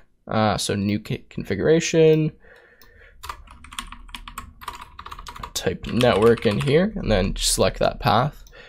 And then let's test if this is working. So remember what I said, when we're going to connect, right, to our server, what we have to do is first run that server script. So let's run the server script here, waiting for connection server started. Okay, let's run this network script now. Invalid argument was supplied, s.listen to. Okay, so I had a quick look here. I realized the mistake was I was actually running this server 2 times, so obviously that's not going to work for us. So we can put 2 back in this listen. I'm not sure if you guys, we'll see if I left that in the video or not. But let's go to network, and we also need to change this to AF instead of IF. I don't know why I typed IF. I literally said AF when I was typing it, but that's fine. And we have server. I'm actually running it right now, so make sure you guys run that, and then let's run network and see if this works. Okay, sweet. So I know it doesn't seem like much, but you can check here. If we go to server, it says connected to, and then gives us that address. And it's also printing out some other thing that I honestly don't know what that means. And then it's saying disconnected and lost connection. Sweet, that's actually really good. And that means that everything is working. And you can also see that we have connected being printed here. So that means when we connect to the server, we're actually getting the value that it's sending. So we're getting this connected, and we're printing it out, decoding it all fine. So that's really awesome. So now the only next step is to actually send information to the server and keep like a loop going, like sending, receiving, sending, receiving, sending, receiving. Now let's actually just test, if I run this again, you can see again, obviously it's working again. So this is the server just continually is running. I don't actually have to stop this unless I want to make modifications to it. So let's just keep that running for now. And let's add something to our network class. So in our network class, we're going to define a method that's going to be send. Now this method is going to be very useful later on because it's going to save us a lot of time. So in send, we're just going to take a string, which is going to be data, okay? And all we're going to do in here is we're going to try to self.client.send, and we're going to say data str actually .encode data. And then we're going to get a reply from that server, so we're going to say return, so exact same thing that we're doing here. Self.client.receive 2048.decode, and we'll accept, and I believe this is a socket error. Yeah, it is socket.error as E, and just print E. So if we get into some error where, you know, either we're sending or we're receiving and it's not working, let's just print that error out to the screen so we have a look at what that really means. So now let's do a test. And try to send information to the server and then get something back, okay? Now, the information that we're getting back should just be the same information because that's what we have in server. We're just going to send exactly what we got right back, right? So it doesn't really make sense right now to do that, but we'll talk about like what valid information we can send, how to send, receive information in the next video when we connect up the client to the thing, okay? So what we're going to do is we're going to say n.send, and we'll print n.send, okay? And we'll print n.send again, and let's just send like a few bits of information and see if everything is indeed working. Okay, so n.send, and then in here, let's just type hello, and we'll type working, okay? And see if this works. So we should have, yes, server is working. Well, let's run our client. And you can see we get connected, hello, working. And if we come here, it says received hello, sending hello, received working, sending working. So that's awesome. That means our network class is working, sending information, receiving information is working, server is working. And now the only thing that's left to do essentially is to connect that up to this. So use this network class in some meaningful way here, and then to actually store information on the server and then send that information to multiple clients, which we'll be doing in future videos. what we're going to be doing is we're going to be hooking up our graphical client to our server so that we can send information back and forth. And ideally at the end of this video, what we're going to have is we're going to have 2 rectangles on each client. So we'll have like 2 clients running. And when you move the rectangle on one client, it moves on the other and vice versa, okay? So you guys will get the idea when we go through, but there's a little bit of work we have to do, and we're going to be modifying a few things within a lot of the files we've already created, so just make sure you guys are paying attention. And again, if anything is going wrong, feel free to download all of the code off of techwithtim.net. It'll be available there, and it'll be exactly the same code that I'm writing right now, okay? So first thing we're going to do is in this network class, we're just going to delete a few things. So this testing stuff, we don't need anymore. This print statement for the self.id, we don't need that. And we're actually going to change this self.id to be self.pause, okay? And you guys will see why we're doing that in a second. And we're going to add one quick method in here, and we're just going to say define get pause, okay? And all we're going to do here is just return self.pause. All right, and again, you'll see why we're doing that, but I just don't want to have to come back to this network class, so we'll do that for right now. Okay, so from inside our client now, what we're going to do is we're going to import this network class because we're going to use it in here. So we're going to say from network import network, and then in our main function down here, what we're going to do is actually above player, we're going to say n equals network, okay, like that. And then what we're going to do is we're going to say start pause equals n.getPause. So essentially why I'm doing this is because when we first connect to our server, what I want to happen is I want it to return to each of our clients the starting position of their character, right? Or of their cube, okay? Because it's going to depend where they're starting based on if they're player 1 or if they're player 2. So then on the client side, what we're going to do is when we initially connect to the server, which is what we're doing when we create this network object, we're connecting to the server. We're going to get that starting position, and then for creating our own player, we're going to use that starting position to determine like where we're starting. So the position is going to come in as a tuple, all right? And we'll be coding all this on the server side in a second, but it's easier just to go through each file rather than going back and forth. It's going to come through as a tuple that looks something like this. So it'll be like 50, 100, okay? So what we're going to do is you're going to read this tuple in because it's actually going to come in as a string, like you'll see how it comes in. We're going to get the 2 aspects of it, so like the x value and the y value, and then we're going to use that inside of this player initialization to like set the initial position. So that reminds me, what we're going to be doing when we're sending information to the server is we're going to send it using string data, right? And that's what we were doing in the last video, is we were sending everything with strings. So we were sending like hello, and then we were decoding it and encoding it. Now, this is not the only way we can send information. We can actually send information with objects, and I'm going to show you the advantage of doing that in the next video, but for now we're just going to send strings. So since we're going to be sending strings, the strings that I want to send are positions, okay? I want to, from each client, send the current client's position to the server.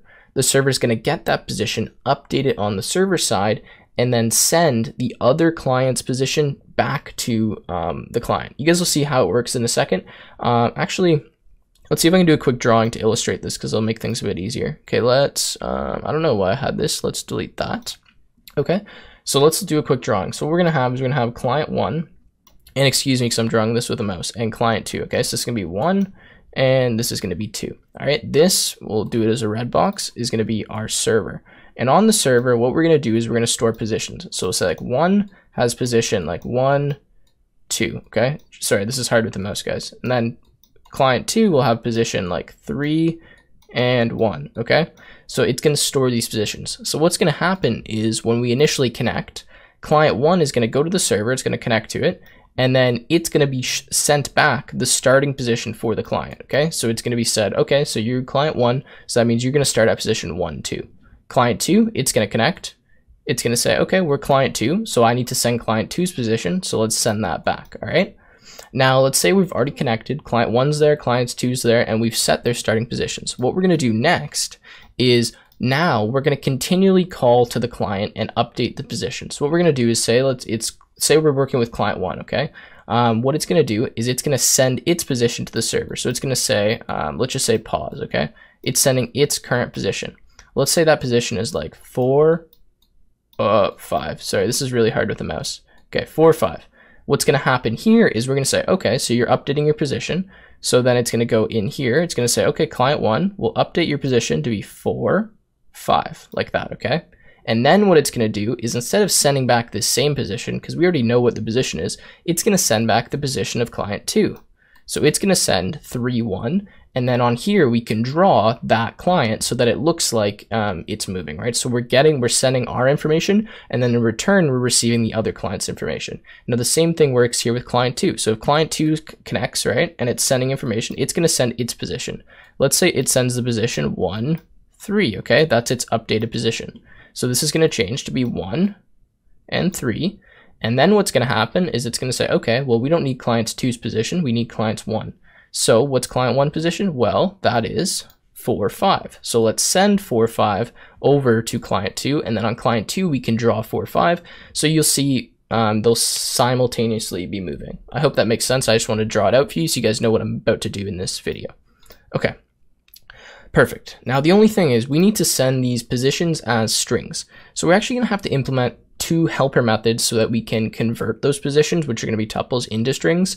And then we can also read the string into a tuple. So what we're going to do is we're going to say define, and I want to remember what I called this one. We'll say this one is read underscore position, which means we're going to take a string value and we're just going to read the string in. So we'll say str equals str.split, and we'll split it at a comma. Okay, and you guys will see how this works in a second.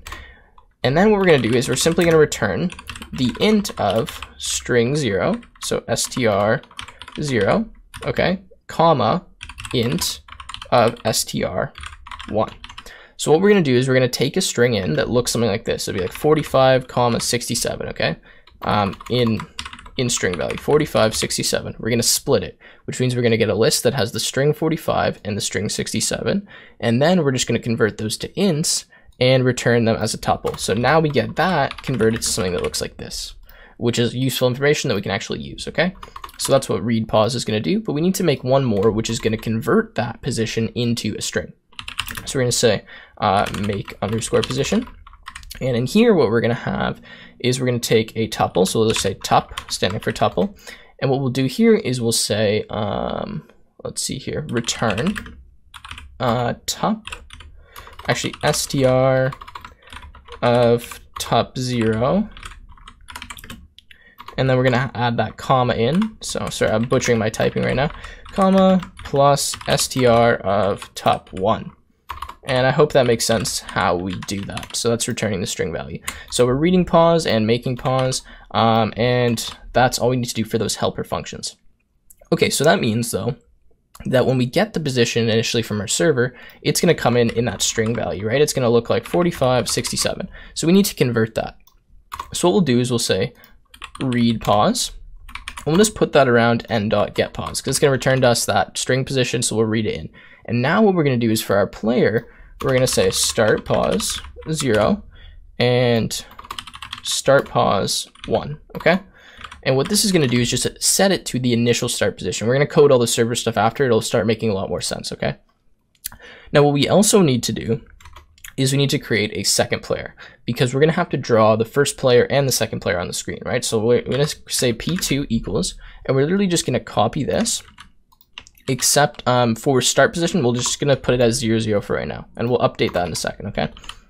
So we have p2, and for now, that's what we'll do. Actually, we can continue working in here so that we don't have to do anything else in here after. We'll just code the server side. So what we'll do now is we're going to send our current position to the server, right? That's like the algorithm we've developed. Essentially, when we connect, we're going to get the starting position. We're going to set that starting position. And then every time after that, so like every time the frame updates, we're going to send our position and then get the other person's position. So what we're going to say p2 pause is going to be equal to n.send, okay? And we're going to send make position of, and then what we're going to have to do in here is it's a little sketchy, but we're going to do p.x, p.y. Now, right, because that's the position of our player, the x and the y coordinate, we're putting it in tuple form. We're sending it to the function make position, which is going to turn it into a string, and then we're sending it to the server, right? Okay, awesome. So I think that makes sense. And then what we're going to do simply is for P2, what we're going to update is its position. So we'll say P2.x is going to be equal to, actually, N2.send, but what we're going to have to put around here, sorry, is make pause, read pause, because, right, it's coming in as a string, so we need to convert this into an actual position. So P2 pause is going to be P2 position 0, and then P2.y is going to be equal to P2 pause 1. Okay, now the only thing that's left to do here is, what do you call it, draw P2 and update P2's rectangle. So what we're going to do now is in the redraw window down here, we're going to put P2. We're going to go to redraw window. We're going to say player 2 here. And then we're going to do player2.draw window, because again, it's going to be a player object, so that'll be fine. And then last thing to do is just update the rectangle. So what I'm going to do is I'm going to say p2.update, and we're going to go to player object now. We're just going to add this one function that is define update. And then, so you see, I just made like self.rect equals xy with height. And then in here, I'm just going to say self.update like this, okay? So I know these might be getting a bit confusing, but we're almost finished. I just got to do the server side, and then we'll recap through everything, what we've done, explain things. I just kind of have to get this content out. Okay, so define update. So what we're doing again here is before we just had this line of code here. So we're just replacing that with an update method. That's pretty straightforward. I hope that makes sense to you guys. And that's just, again, so when we change the x and we change the y value of P2 directly, then we are updating the rectangle so that when we draw it to the screen, it's in the correct position. Okay, so I believe that's all I have to do for the client side. So now it's time to go to the server side, and the server side is pretty straightforward. Now, the server needs to keep track of the positions, right? It needs to hold player 1's position and player 2's position consistently. So we can decide if we wanted to store that, let's say, like on a hard drive, or if we wanted to store that in memory. Now, in our case, it's not a lot of information, so we're just going to store it in the memory of the server, right? So what we'll do for that is we're going to create a list, and we're going to say pause equals and just a blank list. And this list is going to hold the positions of our players. Now, actually, that reminds me, we're going to put two tuples in here. And these are going to represent, sorry, the starting positions of our players. So we'll start with 0, 0. And like 100, 100. So player 1 will start at 0, 0. Player 2 will start at 100, 100, okay? And that's all we're going to do for that little list there. And then what we're going to do down here, well, this while loop is, we're going to keep track of how many players have connected. In our case, we only want 2 to connect, right? And then we need to keep track of, well, those players. So what we're going to say is we're going to say current player equals 0. Now, this is because when we connect, we're going to add 1 to this, so that when we go back into this function, it'll be, you guys will see how it works. But essentially, every time we create a new connection, so every time we accept a new connection, we're going to add 1 to our current player. So we'll actually do it at the bottom of the while loop. We'll say current player plus equals 1.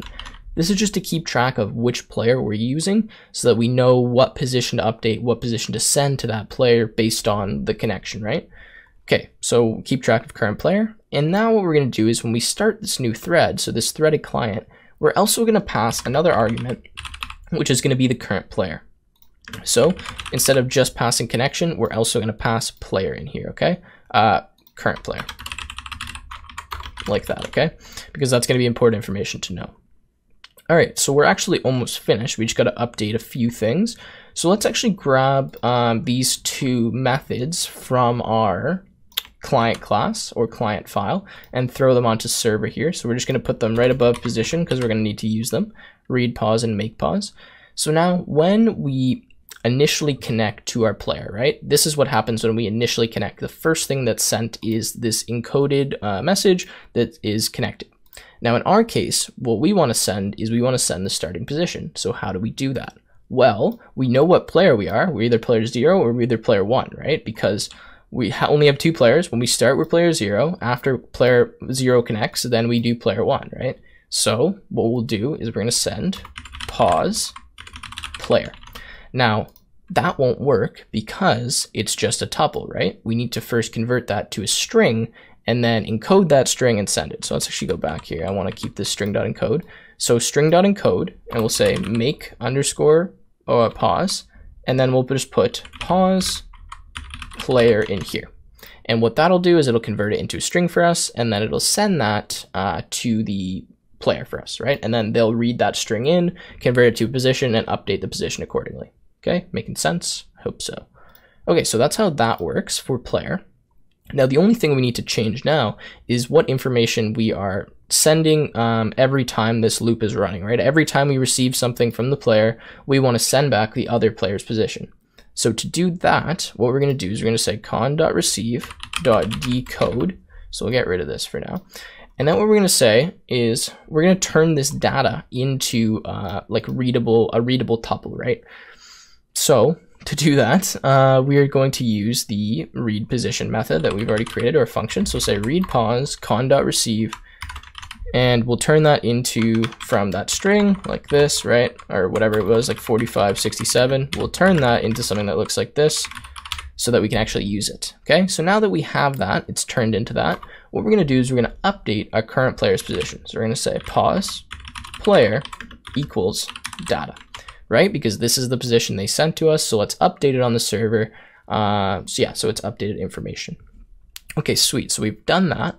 Now all that's left to do is send the other player's position back to our client.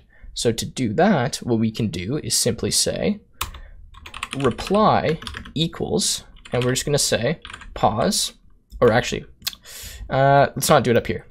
Let's do it down here. Okay, we're going to say if player equals 1. So if we're player 1, we're going to send player 0 position, right? So we'll say reply equals, and then pos player, or not pos, not player 0, sorry. And then else we're going to send, so we'll say reply equals pos 1. Okay, so if we're player 1, we send player 0 position. If we're player 0, we send player's 1 position, right? Like I was talking about with that little algorithm we're going to use. Okay, and then instead of saying received and sending, actually, yeah, we can say received reply, sending reply, or we'll say received data, sending reply. That should work fine. Okay, now what we'll do is we're going to send all the reply. But the thing is, our reply, we need to first convert into a string. So to do that, we're going to say make underscore pos, right? That function we've already created. And then that should actually be about it. Now, I'm probably made a mistake or two here, but let's just test this out and see if everything's working. So let's start by running the server, and then let's run 2 clients and see if we can connect or if there's any errors. Okay, so we've connected with client 1. Let's run client 2, and let's see what happens. So I'm on client 1 right now, and you can see that when I move my green square, it moves on the other client. Okay, let's go to the other one. And when you look at this, when I move it on here, it moves on the other client. So we have successfully set up and connected our 2 clients together. Now, the only thing I want to change quickly is just the color of these so that we know who is who, like which square am I. So to do this, we're just simply going to go, we'll actually close the server class, otherwise you're going to run into an issue, or server instance, whatever it is.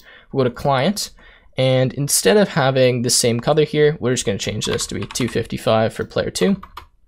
And now I want to show you what happens, because some of you are probably going to be confused with what's about to happen here, but it's kind of interesting. So let's run server, let's run client 1, let's run client 2. Now notice that these colors are inverted. Now, can anyone think of why that might be? So green, right, is going to be your current player. So right now I'm on here, I'm on this where my mouse is, and I'm moving the green square that's near the middle of the screen, okay? But notice on the other screen, it's moving the red square. That's because on your client, it's unique to you. So on your client, you are green, and red is the other person. Meanwhile, if I go to this client and I start moving, see, green is me, and red is the other guy, right? And he's not currently moving. Now, if I wanted to move these at the same time, I would just have to be running these on different computers, or I would have to change like the arrow keys to move them. And that's just because obviously, right, like if I'm pressing the arrow keys on here, it's not gonna work on this client. But if I were to load up my laptop and try doing it on there, this would work fine as well. There's quite a few issues that we may run into when we're doing this. So I've set this up essentially to be kind of like an example program or like an example problem to give you guys an idea of the way we go about doing things in terms of server and network, but it's really not ideal the way that we've coded things so far. Now I did plan this for to do what we're about to do, but essentially I'm going to redo what we've just done in a much more elegant and nicer way that's going to allow for a better scalability of this program, okay? So what we're going to do is I'm going to redo it here. I'm going to show you how we can actually send not physical, but like send objects to the server and from the server back to the client rather than just string data. And then in the next videos, we're actually going to scrap all of this code that we've written, and we're going to start from fresh and code like a networking game that's going to be a lot more complex than just a few squares moving around the screen. So that's my plan for this series. Let me know what you guys think of that. I know it might be a little bit frustrating to get rid of this code, but now that we understand how a lot of this works, it's going to be really fast to rewrite it in a much more elegant way. So what I need to first start by doing is just taking this player class, okay? And I'm just going to copy it into its own file. So really straightforward. I'm just going to go to new Python file. I'm going to call this player with a lowercase, and then just copy that player class in there and just import Pygame up here, okay? Import Pygame. Now I'm just going to go back into client. We can delete this player class now. And what I'm going to do really basically is just from player import player like that, okay? And that's the first step. Now, remember I said we were going to send objects. So that actually means that we're not going to need this read pause and make pause thing. And it's kind of annoying how we've had to, well, take that tuple object, decompose it, turn it into integers, and then change object properties. And then when we want to send something, we got to put it into a string and we got to send it. And it's just a pain. And we don't want to have to do that, especially when we're sending tons of different bits of information, not just that same positional data, right? So we're actually going to delete this, and we can delete this client number. I don't know why I have that there. And we're going to start just making some modifications in terms of sending data and receiving data. So we'll start on the client side, and then we'll go over the network, the server side, and fix some of that. So wherever we see like read pause and make pause, we can just get rid of that for right now. We don't actually need any of that. We're not going to need this p2.x stuff. We don't need p2.update. We'll get rid of all this for right now. And you know what? Actually, let's get rid of start position. Let's get rid of p, and let's get rid of p2, and we're gonna recode all this. Okay. So actually, p2, p, yeah, that can stay there. p.move is fine. Okay, so we got rid of all that, and you can see we've just cleaned up this file a bit, and we'll start working with some more stuff in a second. Now, what I want to do actually is go to this network file that we have, and we're gonna start making some modifications in here as well. So what we're going to be doing is we're going to be sending objects. So that means we're going to send like an instance of the player class. And that's actually what we're going to be sending, instance of a player class to our server, as opposed to sending like string data and then updating the object on, or then updating the string data on the server, and then sending it back and then updating the object. That's just a lot of work. It's a lot easier just to send the actual object. So we can do that using something called Pickle, okay? Now, it's a weird module name, but it comes default with Python, and this allows us to do something that's called serialize objects. And that just means we turn it into byte information, which is like all the zeros and ones, send it over the, send it over the network, and then we can decompose that, turn it back into an object, and use that. And it's really easy to do that. So what we're going to do here is we're just going to modify a few things in our network class. So first thing, instead of having self.pause, we're going to say self.p, okay? This is going to be equal to self.connect. Instead of saying get position, we'll just do get p, and then we'll return self.p, okay? And that's all we need to modify for that. But now in the connect, in the send, we're going to change a few things as well. So since we're going to be getting object data, what we have to do in the connect is we have to decompose that object data. So to do that, you do pickle.loads, okay? Now what this stands for is it stands for load byte data, okay? And we'll talk more about this as we keep going through, but that's essentially what it means. And same thing here in send. Instead of encoding this data, what we're going to do, and I guess decoding as well, is we're going to dump it into a pickle object and then send it.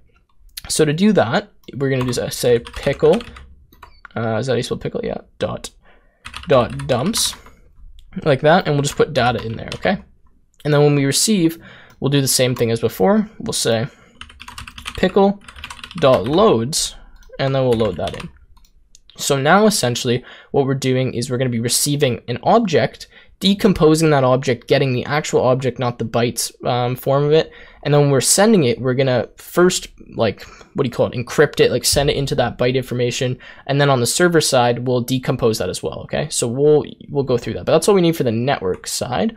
So now let's go to server and start making some modifications. So same thing here. We no longer need this read pause and make pause functions. We're not going to be using those. And we don't need this pause list either. We're going to change this actually to be players, and it's going to be equal to 2 new players. So notice that we're going to actually store the player object on the server as opposed to on the client side. And this is not only like safer because it means that the player technically can't really mess with the player objects. They can only like do commands to update them. But it's also just like, it's gonna be a lot easier, and you guys will see how it works. We're gonna say player, and we'll do another instance of player. And in here, what we're gonna do is we're just gonna create 2 new players. So we're gonna say 0, 0, 50, 50, and we'll give it a color. In this case, the first color will be red. So we'll say red, green, blue, like that. And for the other player, we'll start him at 100, 100, like before. We'll do 50, 50, and then we'll make his color blue. Why not? So we'll do that, okay? So now you notice that we're getting a little error for player here, just because we forgot to import it. So just say from player import player, like that. And that's why I made this a new file, by the way, just so that we'd be able to see it from the server side and the client side as well. And then wherever we're doing this like send encoding stuff, we're going to change this. So let's do that now, actually. So instead of con.send, instead of encoding some string information, we're just going to send the player object. So what we'll do is we'll say players, like this, and then player, right? So exact same kind of concept as before, in that we're going to send the initial like starting position of the player, but in this case, we're just sending the initial player object, which means any information that's stored in that player will be given to the client as opposed to just the position, okay? So next, what we'll do is instead of saying data equals read, pause, and decoding, we're going to get rid of this .decode, and we're going to put pickle.loads, okay? And actually, when I'm sending this player object, my bad here, guys, we got to do pickle.dumps, okay? And then we're just going to have to import pickle up here. So import pickle. All right, sweet.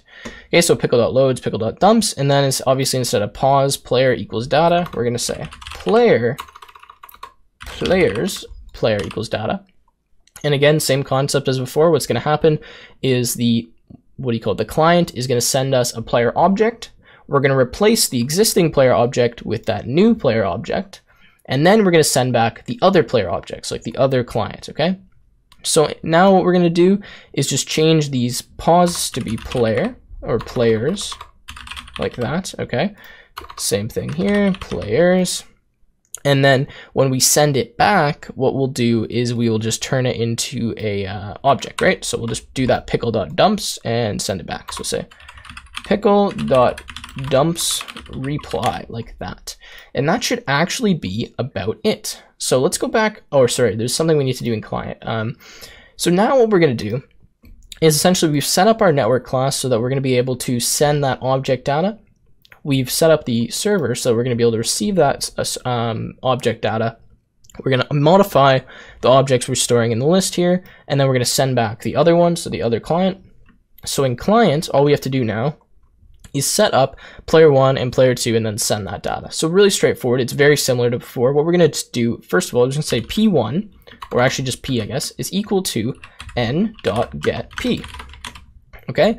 Because in the network class, remember what we're doing is when we initially connect, so let's go back to server, we're just going to send the initial player object, which is going to be whatever player it is, so 0 or 1. So let's just say that this client's player object is going to be n.getP, okay? And then we'll say, actually, I think that's all we have to do for, yeah, that is all we have to do for that. Inside this while loop now, what we're going to do is every frame, we're going to send this player object, which will be updating with p.move, and we'll just get the reply and say that that's p2. So what we're going to do is we're going to say p2 equals, and then in this case, we'll just say n.send p. And that's all we have to do. And notice here that we don't have to do with all this like make, make pause, read pause, all that stuff. And I believe this should be working if I didn't make any mistakes. So let's cross the fingers and let's try this out. Waiting for connection. Let's go to client 1, run that, okay? And client 2, running that. And now notice that these rectangles are the same color. And watch what happens. If I move this red one, see how it's red on the other screen as well. Now that already shows us one of the advantages of doing it this way is that we can store information like color as well, not just position. And if we wanted to store maybe like there was a text attribute on each of these players, we could store that as well. If we wanted to store more information in the player, like a health or something like that, it'd be a lot easier to do that by just sending the actual player object that has like an unlimited amount of attributes rather than just sending that little tuple that has like 5, 6, right, which is the position. So the reason I went through the trouble of showing you the other way is to show you the massive advantage of doing it this way, and just to give you kind of perspective. If you're making something really simple and you don't use any objects, that's how you can do it with string data. But I think this way is a lot easier, and we've just cleaned up quite a bit of code. We've gotten rid of a bunch of functions, and moving forward, this is going to make things a lot easier for us.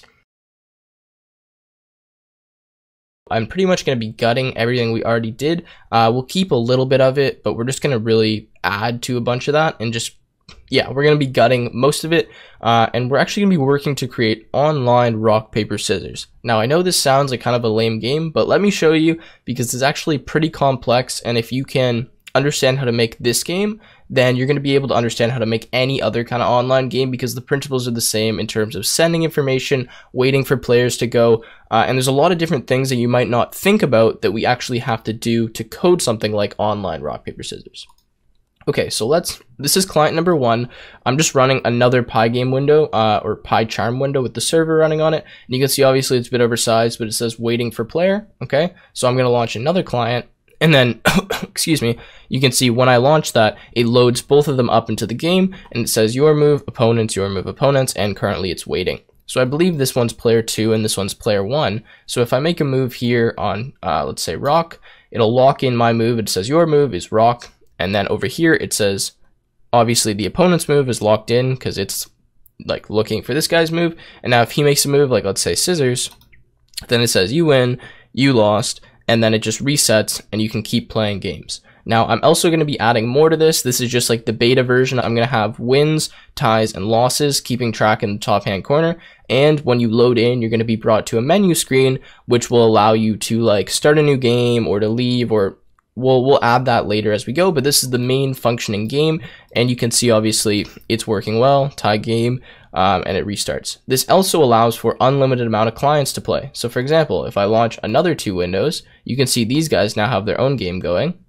It's kind of difficult because I can't really get 4 on the screen, but anyways, if I go like scissors, paper, that works independently of these games, and these games can kind of play at their own time, which is really interesting and really cool.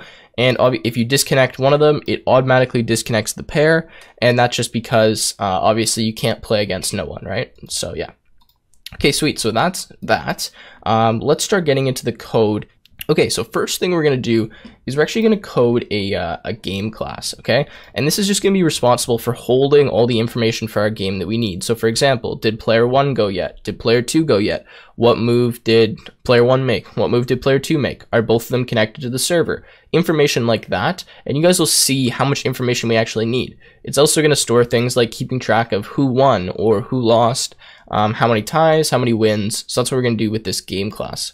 So let's start making it. So class game, I'm doing this in its own file, by the way, just called game. You are going to need it in its own file because it's going to have to be accessed by both the client and the server, okay? We're going to define our initialization. In here, we're going to take ID. I'm going to say self.p1 went equals false. Self.p2 went equals false. And obviously you guys know what this is going to do. It's just going to stand for if player 1 has made a move or not. If player 2 has made a move, we're going to do self.ready equals false, if I could type that correctly. We're also going to add self.id, so self.id equals ID, and this is just going to stand for the current game's ID. So each game we create is going to have its own unique numeric ID so that we can determine who's, like what clients are a part of what game and whatnot. We're going to do self.moves equals, and then we'll just do none and none in here because currently the moves are none.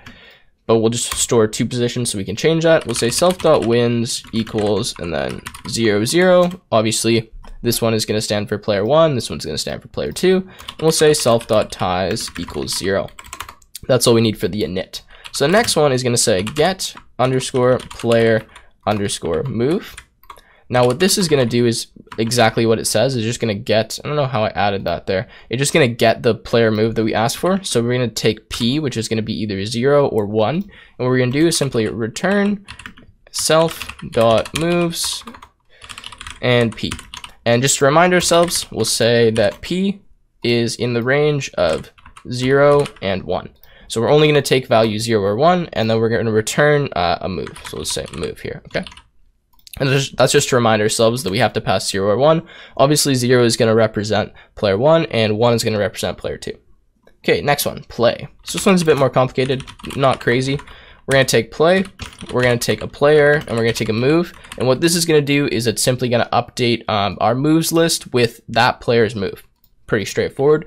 So what we're going to do here is we're just going to say if player equals 0, then what we'll do is we'll say self.moves 0 equals move. Oh, actually, you know what? Let's do this. Sorry, I'm just looking at my other screen right now. We'll say self.moves player equals move, but now what we have to do is based on the player, we have to update if P1 went or P2 went. Okay, so what we'll do in here is if it's player 1, obviously we'll do P1 went equals true. Gonna need a self before that. And then we'll just do a little else here because if it's not player 0, it must be player 1. So we'll say self.p2 went, if I could spell went, equals true. So that'll just keep track of if we've gone or not. Sweet. Next method, this one's really easy. It's going to be called connected. And this is just going to tell us if the two players are currently connected to the game. If they are, it will allow us to load in. And that's how we can determine whether we should show waiting for player or not on the screen, right? So we'll say return self.ready. And that's just going to tell us, obviously, if we're ready. And that'll be updated from the server side, which we'll do later. Next method, define both went. This is just simply going to return if both of our players went. So to do that, we're just going to say self.p1 went, and why can I not spell that word? And self.p2 went, like that, okay?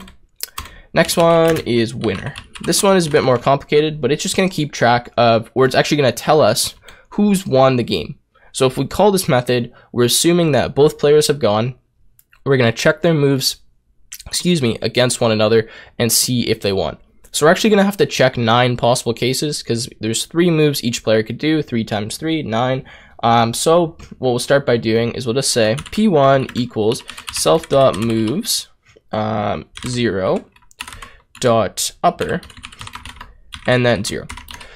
The reason we're doing this is because we just want to get the first letter of the move, because the move is going to be stored as rock, paper, or scissors, the string, and it's just going to be easier for us to type out, for example, R or S or or P to check the moves, as opposed to having to check the entire word. So we're just going to get that first letter by doing move 0. We're going to upper it, and then we're going to take that first letter.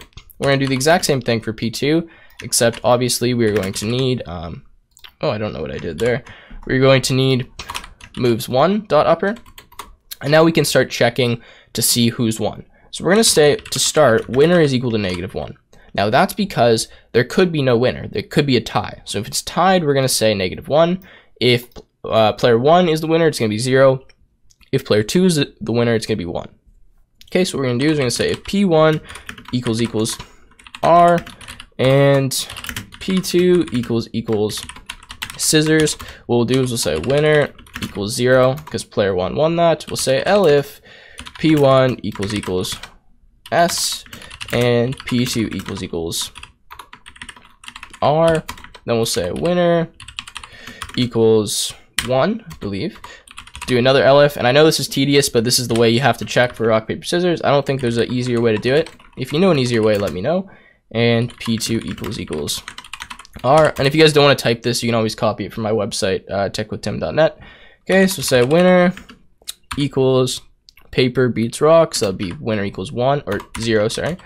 We'll say elif P1 equals R and P2 equals P, then winner equals 1, and we've just got 2 last ones to check here. So we'll say elif P1 equals S and P2 equals R, and then P2 is the winner, so winner equals 1, believe that's, oh, sorry, I might have messed this up. This should be P. Think so? P, rock, paper, scissors, paper. Yeah. Winner equals 0.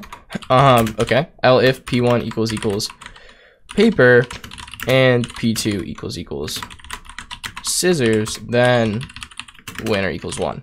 And I believe that should be correct. 1, 2, 3, 4, 5, 6. Okay, sweet. And then the other cases are if it's a tie. So if none of this is the case, then they must have tied.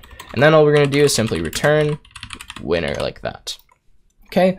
And one very last method, then we're actually done with this class. We can move to something else, is define reset went. And all this is going to do is say self.p1 went equals false, and self.p2 went equals false. Pretty straightforward. And this is the game class. I know I kind of sped through this, but it's pretty trivial how this works. We just need to get this out of the way so we can start coding some other stuff. Okay, sweet. So we've done this class. Next thing I think we want to work on is network. So network, actually, you guys are going to have to modify yours to look like mine. Now get P and what do you call it? So this first half, so init and get P are going to be the same as what we had previously. The only thing that's changed is connect and this send.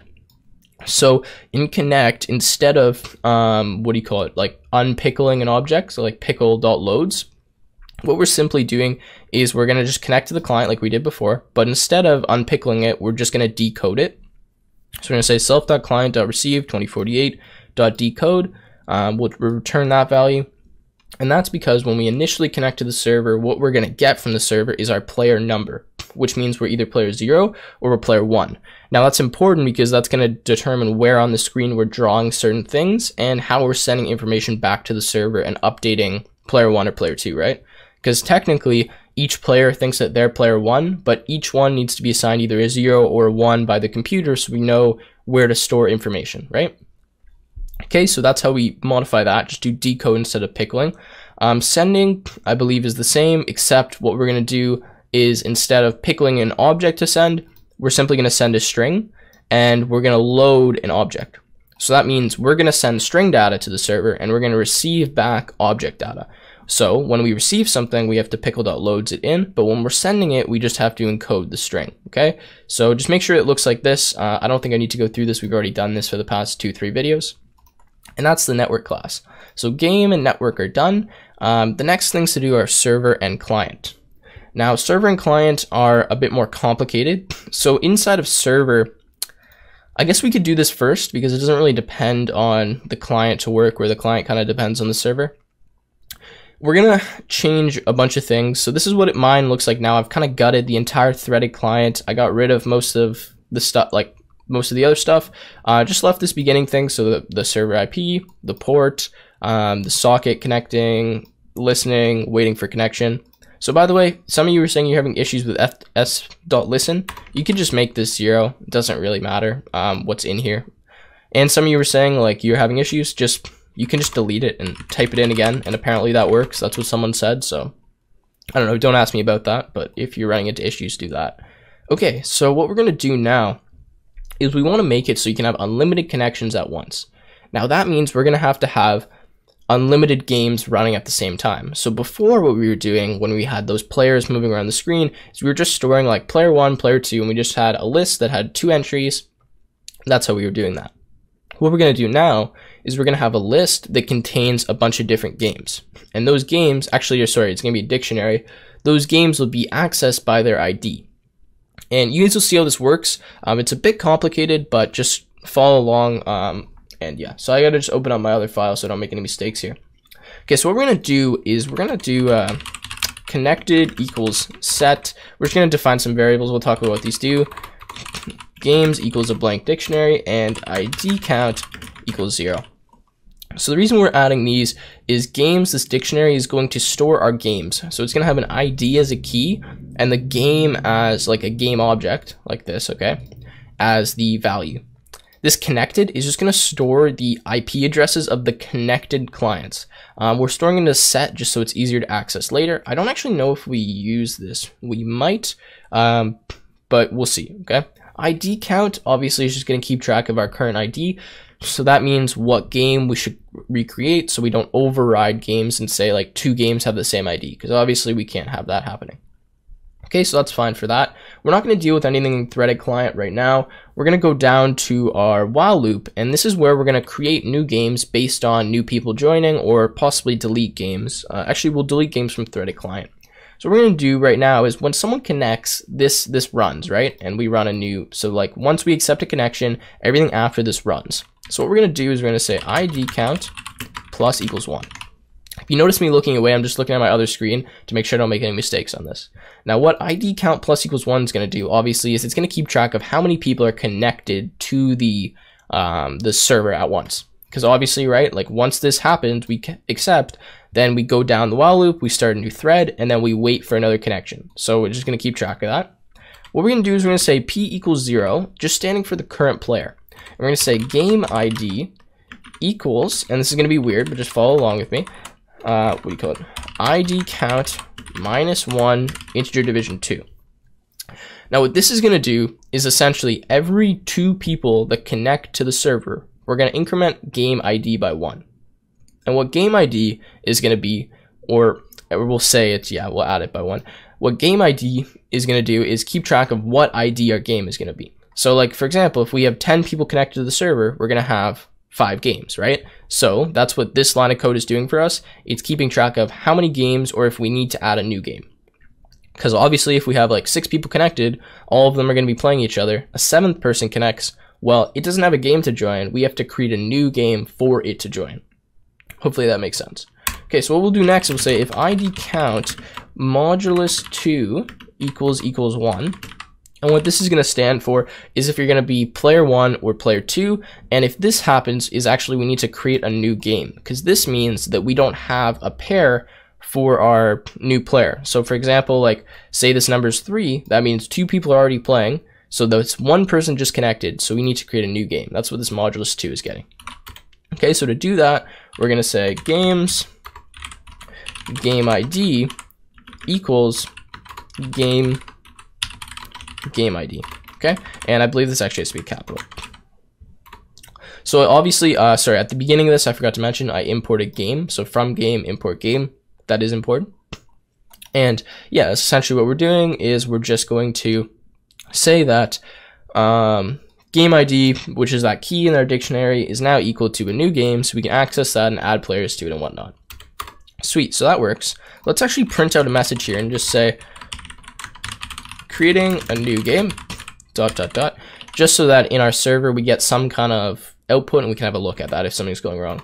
So otherwise, if we don't need to create a new game, meaning we have, let's say, 3 people are connected, so that second game already exists, and another person connects, well, that person has to be a part of this new game. So what we're going to do then is we're going to say games game ID dot ready equals true. Now what this means is that the second player connected, so there's 2 players now connected to our game. So now we can say that that game is ready to start playing because both the players are connected. So that means that they can, well, obviously play against each other, right? So that's what we'll do. We'll set that dot ready equal to true. And obviously we're storing all the games on the server side as opposed to on the client side.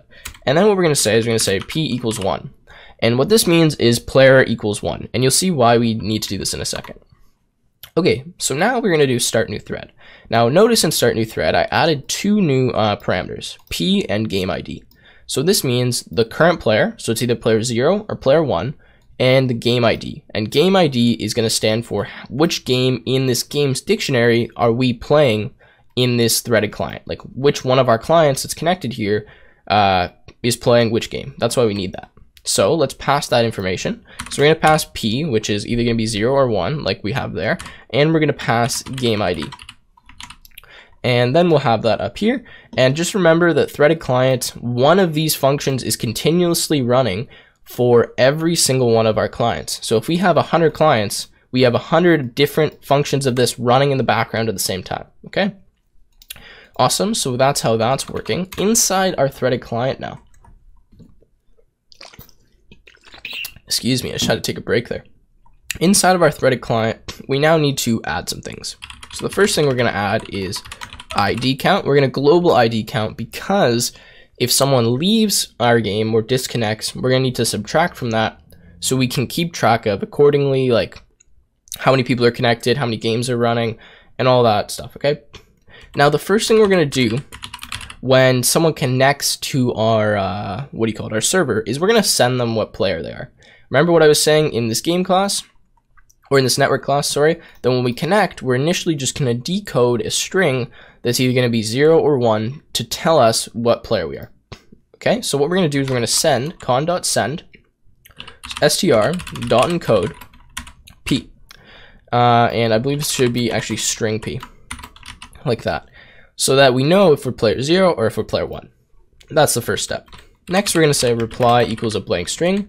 We're going to say while true, and this is where we're going to start doing some more serious stuff in here. So the way that it's going to work in terms of sending string data from our client to our server is we're going to send one of 3 different options. We're going to send get, we're going to send reset, or we are going to send a move. And the move is going to be like rock, paper, or scissors. So if we send get, what that means is we want to get the game from the server. So we're going to send that every frame. We're going to send get, that string get. And then the server is going to look and it's going to say, okay, what are you sending? You're sending get. All right, we'll send you back the game. That's how that's going to work. Another option is reset. Reset means reset the game has finished, both players played, reset. And that's going to be sent from the client side because the client knows when we want to reset, right? The last one is a move. Same thing. When the client makes a move, so like rock, paper, scissors, if they are allowed to make that move, which we'll check on the client side, we'll send that move to the server will update the game accordingly, and then it will send back the game to the client. And that's how that's going to work. Sweet. So what we'll do now is we're going to say while true, we're going to say data equals con dot receive, and then we're going to say 4096 in here instead of 2048, which we were using before, dot decode. The reason we're doing this is just in case we're sending too much information that is more than 2048 bits. We want to just double this number so that we can get more. If you run into any issues that say like pickle data was truanced or like ran out of input, just increase this number, okay?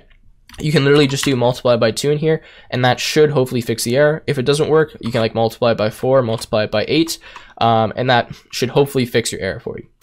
Okay, so now what we're going to say is we're going to say if game ID in games. Now, I'll talk about why we're doing this in a second. What we're going to say is we're going to say game equals games game ID. So essentially, every time we run this while loop, we're going to check if the game still exists. And that's what we're doing, right? So in this games dictionary, we're seeing if this game ID, which is the key to access the game, is still there. Now, why would we check that? Well, if one of our clients disconnects from the game, we're actually going to delete that game from the, the games thing. Now, what that's doing for us, excuse me, is not only like keeping track of our memory, which means that we're not going to just continually keep creating games. So like say our server ran for weeks and we never deleted any games, then we'd probably run out of memory on our computer, right? If we're playing a lot of games. But it's also going to tell the other client that was connected to that game that, hey, this game no longer exists. That means the other person must have disconnected from it. So we have to do something accordingly, go back to the menu screen, right? Do something like that. Okay, so that's what we'll do there. And then what we're going to say in here is we're going to say if not data. We're going to break. This is similar to before, so I'll go through it a bit quicker. We're going to say else, and now we're going to check the 3 different things that could have been sent, right? So we've received the data, so we're going to check if we got reset, get, or if we got a move. So the first thing we'll check, we'll say if data equals reset, okay? And then we're going to say if data does not equal get, and then else.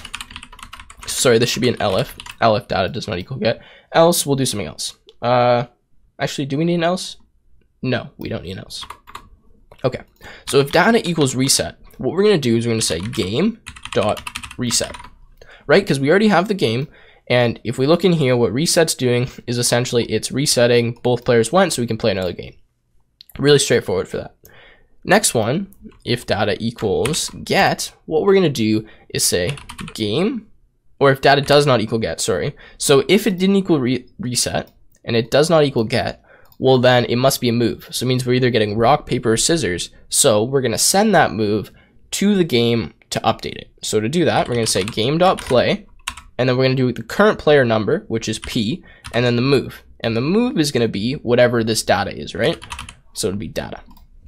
Okay, and then otherwise, so I guess after that, what should we do here? We'll say reply equals game, and then what we're going to do is we're going to do con.sendAll.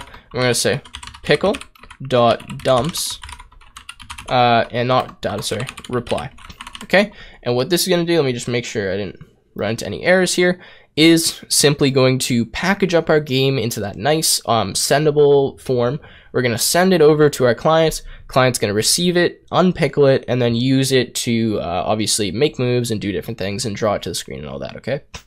All right, so I think that makes sense. We can go through it really quickly. What time are we at? 25 minutes, all right. So we'll go through it really quickly. Essentially what's happening when you connect, we're going to check if we have an even amount of players or an odd amount of players. If it's an odd amount of players when you connect, that means we need to create a new game. So we create a new game.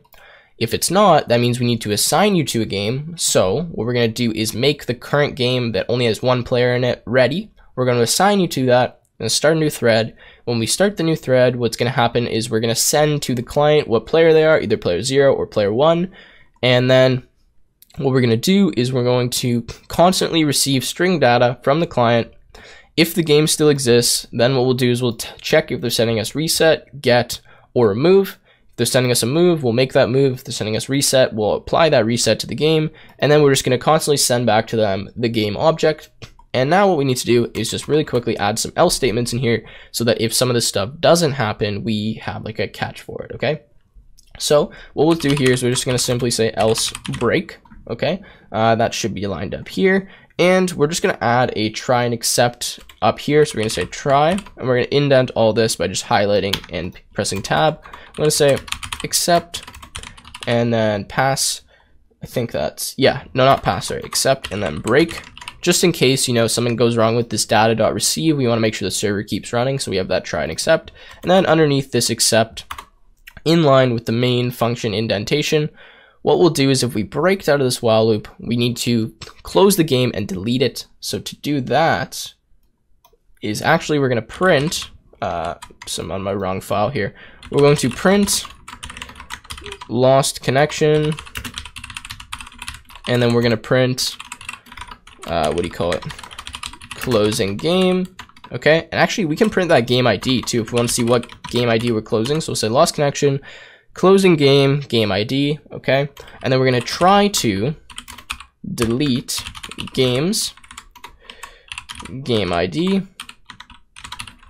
Otherwise, we will accept and pass, okay?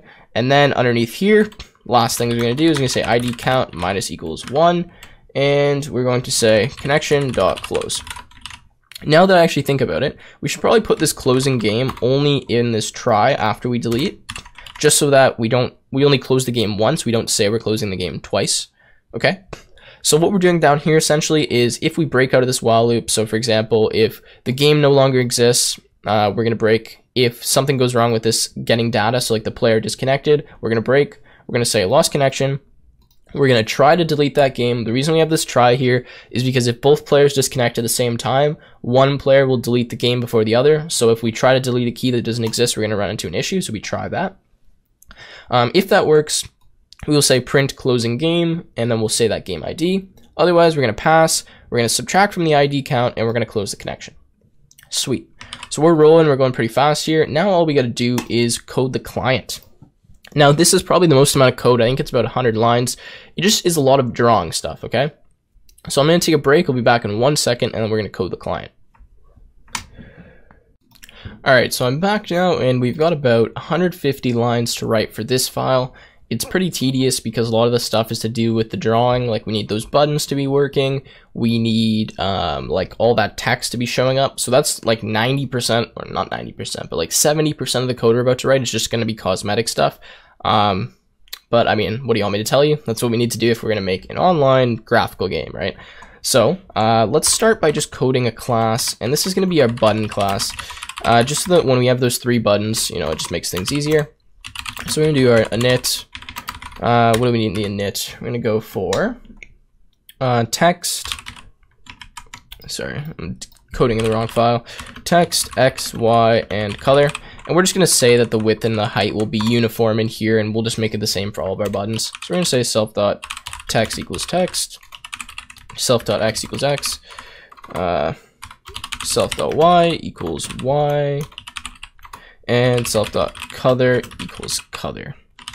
Okay, sweet. We'll also add a width and a height in here, so we'll say self.width equals 150, self.height equals 100, and feel free to play with these numbers. This is just what I decided.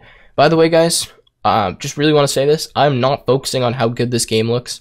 I know it looks like crap, but you guys, I know, can go through and tweak the colors and tweak the positions and all that.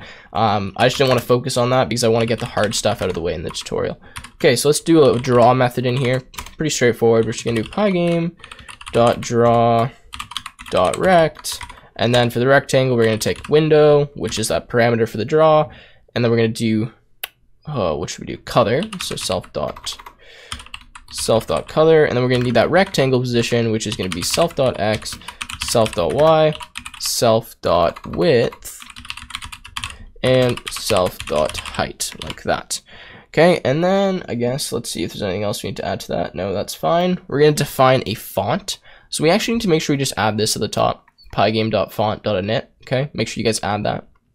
And we're going to do font equals pygame.font.sys font. Should help if you spell font correctly. And then in here, you're going to pick your favorite font. I like Comic Sans. I'm going to make this, how big should this be? Let's make it 40. And then what we're going to do is we're going to render some fonts. So we're going to say text equals font.render. And we're going to put self.text. We're going to do 1. And we're going to do the color, which will be, I guess in this case, black or white.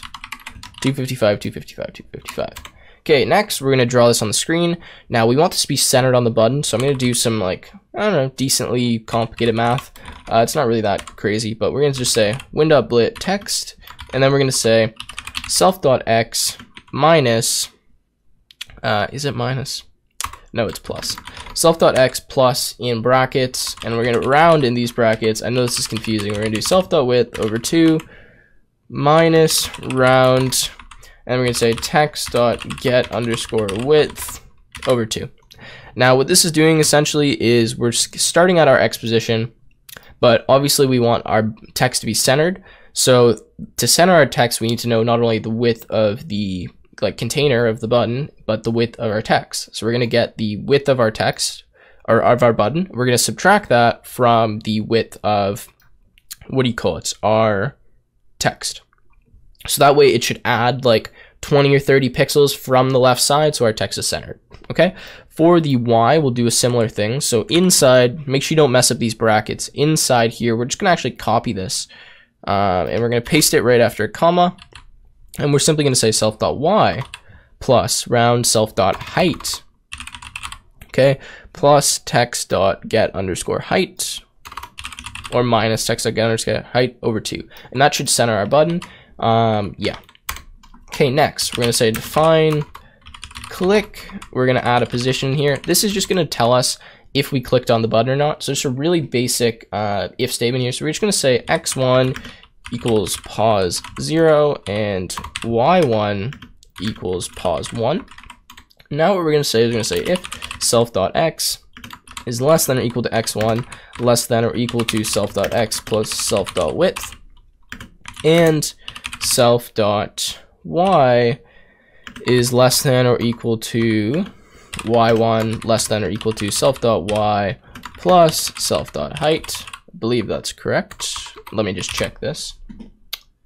Yep, that's correct. Then what we'll simply do is we'll return true, indicating that we did press the button. Otherwise, we will return false. Now, I know I'm speeding through this, but it's just because it's really basic Pygame stuff, and we're doing online games. So let me make sure I change that. So I don't want to focus too much on the cosmetics, but essentially what this is doing is it's checking if the coordinate, which we're going to pass in here, which is going to be a tuple of x and y of our mouse position, is actually in the button. And the way we're doing that is we're saying, well, we go on the x, right? We check if it's greater than the x. We check if it's less than the x plus the width. So like if it's in between the little box, And then for the Y value, we do the same thing, but we're checking vertically to see if it's in that box. If you don't understand that, I have Pygame tutorials where I go through like collision and how all that works. I'm not really going to talk about that right now. Okay, sweet. So we've got that working. Now what we're going to do is actually, let's see what I want to code now. Let's code the main function, and then we'll get into redraw window. So the first thing we're going to do is we're going to define those 3 buttons that we're going to have at the bottom of our screen. So rock, paper, scissors. Do that. We're going to say buttons equals, and we're just going to make 3 buttons. First button will be rock. So we're going to say rock. We're going to start it at 50, 500, and then we're just going to go and give it a color of 0, 0, 0. Okay, we're going to create another button. We'll say button, and then we'll say scissors. We'll give it a, let me just check here, 250 as an X, 250 as an X, 500 as a Y, and for the color for that, I gotta check what color I made this. I believe that I made that, red. Okay, so we'll go 255, 0, 0, and then one more button. Can anyone guess what this one is gonna be? It's gonna be paper.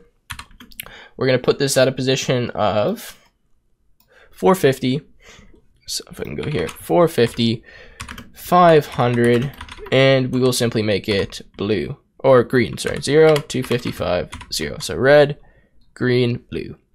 Okay, sweet, so that should be it for our buttons, and now we'll get into the main function and start coding some stuff. The first thing we're going to need to do is we're going to need to say run is equal to false, or is equal to true, I'll always do that. We're going to say clock equals pygame.time.clock, capital C here, my bad. Okay, next we're going to say n equals network, right? Because we're importing network up here, we're going to do a very similar thing to what we did before in all the previous tutorials where we just connect initially by doing that initialization, and then we're going to say p equals, actually player equals n dot get p, right? And you should already have that method. It's just returning that like connect what we connected to, right? So when we connect, we get the player number, which is either 0 or 1, so we need that. Now it reminds me, it's going to be a number, so we got to put an int around this so that we can compare it with other integers. Okay, and last we're going to just print, just so we have this, you are player. Now this just indicates to us like when we initially run, if we know we're 0 or 1, just to make sure everything's working fine. Now we're going to make a while loop. We're going to say, this is our main game loop. We're going to say while run. And then in here, we're going to do clock.tick60. Very similar to what we've done before, guys. I'm going to start adding some new stuff in a second. Okay, so now that we've done this, it's time to start actually connecting and asking the server for information. So what we should be doing here is every frame, we should be asking the server to send us the game, especially at the beginning of this loop, because right now we haven't actually created a game class, right? We need to get that from the server. So we're connected now. We know what player we are. So now what we can do is we can try to get that from the server. So to do that, we're going to say game equals n.send get.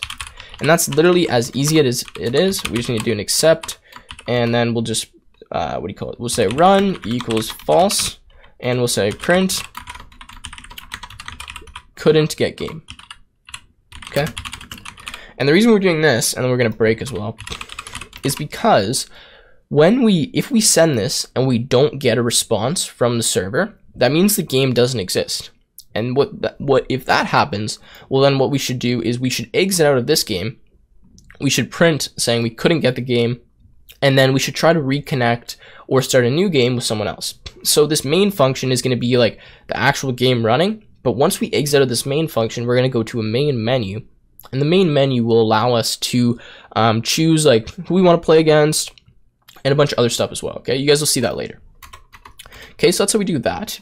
Next, what we're going to do is we're going to say if game.both went. Now what we're going to do here is if both players went, well, we're not waiting for anything now. We need to see which one won. So what we're going to do here is we're going to check which player won, and we're going to display that message accordingly on the screen. So what we're going to do initially is we're going to redraw the window. The reason we do this right away is because we want to make sure that if both players went, we're updating the window, and on the window it'll check like if both players have gone, like in this redraw window, and it'll draw the player moves for us. So you guys will see how that works in a second. We're gonna do a delay. We're gonna do pygame.time.delay 200, and now what we're gonna do is we're gonna try game equals n.send reset. Now why we're doing this obviously is because, well, if both players went, we need to tell the server to reset those player moves, right? So inside a game, if we call reset went, we're just going to reset it so that we were able to play the next round after. Okay, we're going to accept, of course I can't spell that. We're going to say run equals false. We're going to do the same thing as before. We're going to print couldn't get game, couldn't get game, and then we're going to break. Okay, now under this, so after we send that reset, now what we want to do is we want to display a message on the screen indicating whether player 1 won or player 2 won, or like if you won or if the other player won. So the way we're going to do this, and it's actually a decent amount of lines, is because we have to like render font, and then we got to determine where we're going to draw the font and what's going to be on the font. So we're first just going to start by defining a font. So we'll say font equals pygame.font.sys font. Okay, in here we'll say Comic Sans. Font size, let's go 90 for this one. Now we're going to say if game.winner, and remember if we go to game, winner is going to respond to us with either a 0, a 1, or a -1. So you have to check if winner is 1 and player, so whatever our current player is 1, then we're going to say you won. If winner is 1 but the current player is 0, we're going to say you lost, right? So that's how we can check this.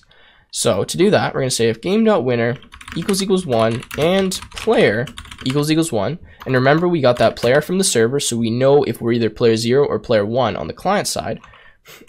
And do I need an and? Or that's what we need to do.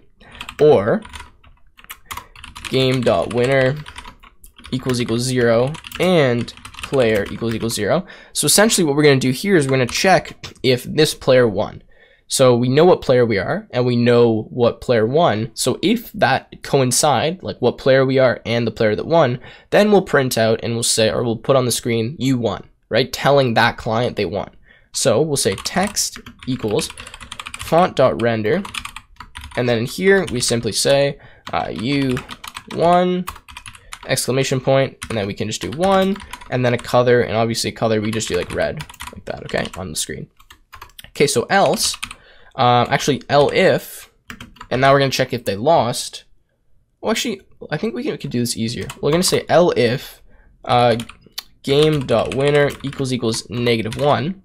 So if we tied, what we'll do here is we'll say text equals font.render, and we'll just say tie game, exclamation point, 1. Again, we'll put that in red. Okay, and now else, so if we didn't win and we didn't tie, we must have lost. So we can literally just copy this and we'll just say you lost as the text. Okay, so you lost, ... Sweet. And now what we're going to do is just render that font, put it on the screen. So, or not render it, just put it on the screen. So we'll say win.blit text. And now we're going to do the exact same thing that we did before to get it in the middle of the screen, just be a little bit easier. So we're just going to say, I believe, do I need another brackets? No, I don't think so. We'll say width over 2, and that's the width of the actual screen, minus text.get underscore width. We need those brackets over 2. We're going to do comma, and now we'll just do the same thing with height. So we'll say height over 2 minus text.get underscore height over 2.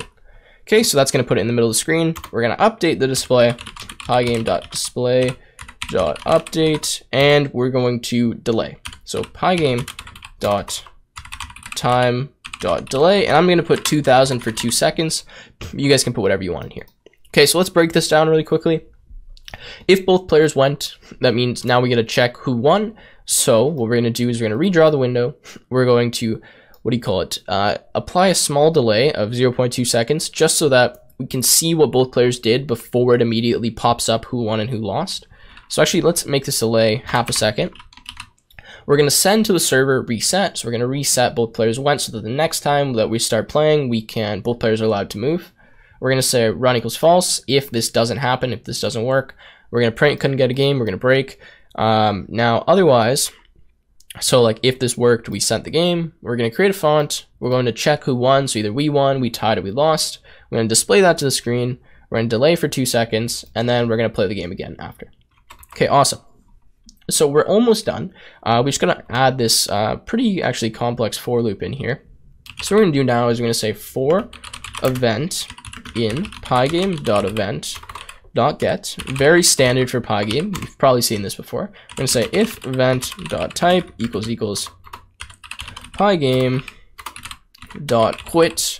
Then what we're going to do is we're going to say run equals false, and we're going to say pygame.quit. So this just means that they hit that little X button at the top of this corner.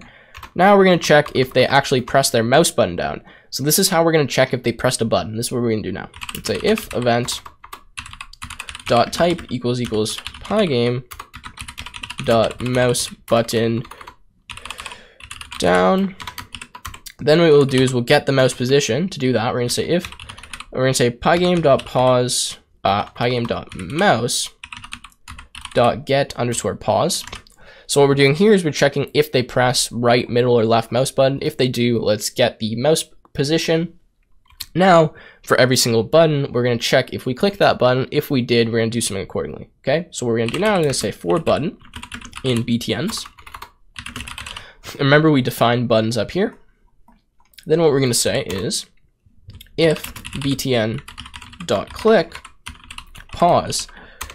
Now, if they did click the position, there's a few things we need to check. Oh, and also we need to check this, sorry. And game.connected. Sorry, so what this game.connected is doing is just making sure that it's not going to let us press like rock, paper, scissors unless both players are on. So that's just so that we don't run into an issue where we can make a move before the other player connects. Okay, so just add this and game.connected. What we'll do now is we're going to check what our current player is, because this is going to determine how we send a move. So what we're going to do now is we're going to say if player equals 0, if not game dot p1 went, then we'll do something. Otherwise, so we'll just put else here, and we'll check if not p2 game.p2 went. Okay, so what we're doing now, and I haven't coded the rest of it yet, is we're just going to check if we press one of the buttons. So remember, we have that click method in our button that tells us if we clicked on it. So if we do click on it and we're connected to the game, what we're going to do is we're going to check if our current player is 0 or 1. Now, what we're doing is if we're player 0, well, we're going to check if player 0 has gone yet. If they've gone, obviously we're not going to let them make a move, right? Because they've already made that move. They can't change their move once they made it. Same thing with player 2. So if we're not player 0, we're player 1, clearly. So that means we're going to check if player 2 has gone yet. And if they haven't gone, we'll allow them to move, okay? So what we'll do in here now is we're going to make a move. Now to make a move, remember, we just need to send to the network our move. So we're just going to say n.send, or to the server, sorry.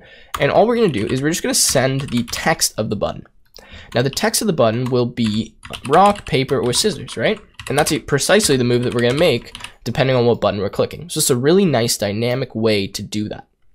Now, once we've done that, right? So if we go to server, what happens here is if we send that, we're going to play that move and we're going to update it on the game so that the other client, when it gets that game board again, will have that updated move. You guys will see how this works in a second. Okay, so that's working well. Now all we need to do is just add in line with this right here. We're going to say redraw window. We're going to give it win. We're going to give it, what else do I need to give it? Game and P, which stands for our current player. And that's actually it for, and make sure you just are calling main down here at the end of client. That's actually it for this main function. So now all we need to do is do redraw window, and we're really close to done. So we got another like 20 lines, and then once we do that, we're actually finished this game. And then we can start testing it out and talking about some more things we can add to it, okay? So what we're gonna do now is, yeah, this is actually quite a bit of work, is we're gonna draw all the stuff on the screen now. So we've done all the logic aspect of it down here in this main function, but now we need to draw everything. So it's more tedious than it is difficult, but we're just gonna first start by checking if not game.connected. Now this just means if we have not yet had the other player connect, then all we're going to do is we're just going to print on the screen waiting for player, and we're not going to show anything else. So to do that, we're going to say font equals pygame dot font dot sys font. Name obviously is Comic Sans, and then how big should it be? Let's make it 80. Okay, and then we're going to say text equals font dot render. In here we're going to say waiting for player dot dot dot one color. Let's do nice red, and let's actually add true here for bold. Okay, so we're going to blit this on the screen.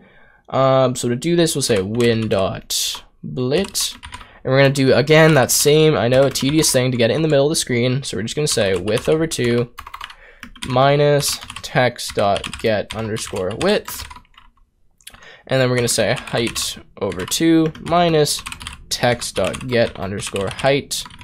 And actually we need to make sure we're dividing both the width and the height by 2. So let's do that.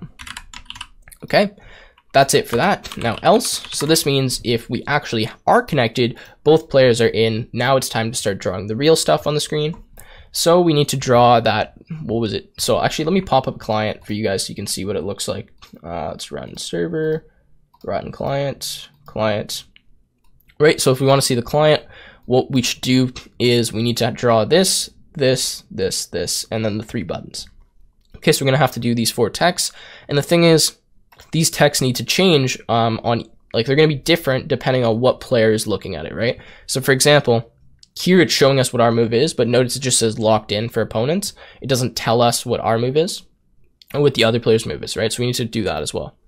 Okay, so to do that, let's start. We're gonna make another font. I'm gonna say font equals pygame dot font dot sys font Comic Sans. Size of this font, let's make it 60. And then what we're going to do is we're going to say text equals font dot render, and we're going to do your move. So we're going to start by just doing your move and like opponent move, because those aren't going to change. They're going to stay the same no matter what. And for that, we're going to do 1, and the color I had there was like a nice cyan, I think, right? So we'll do this.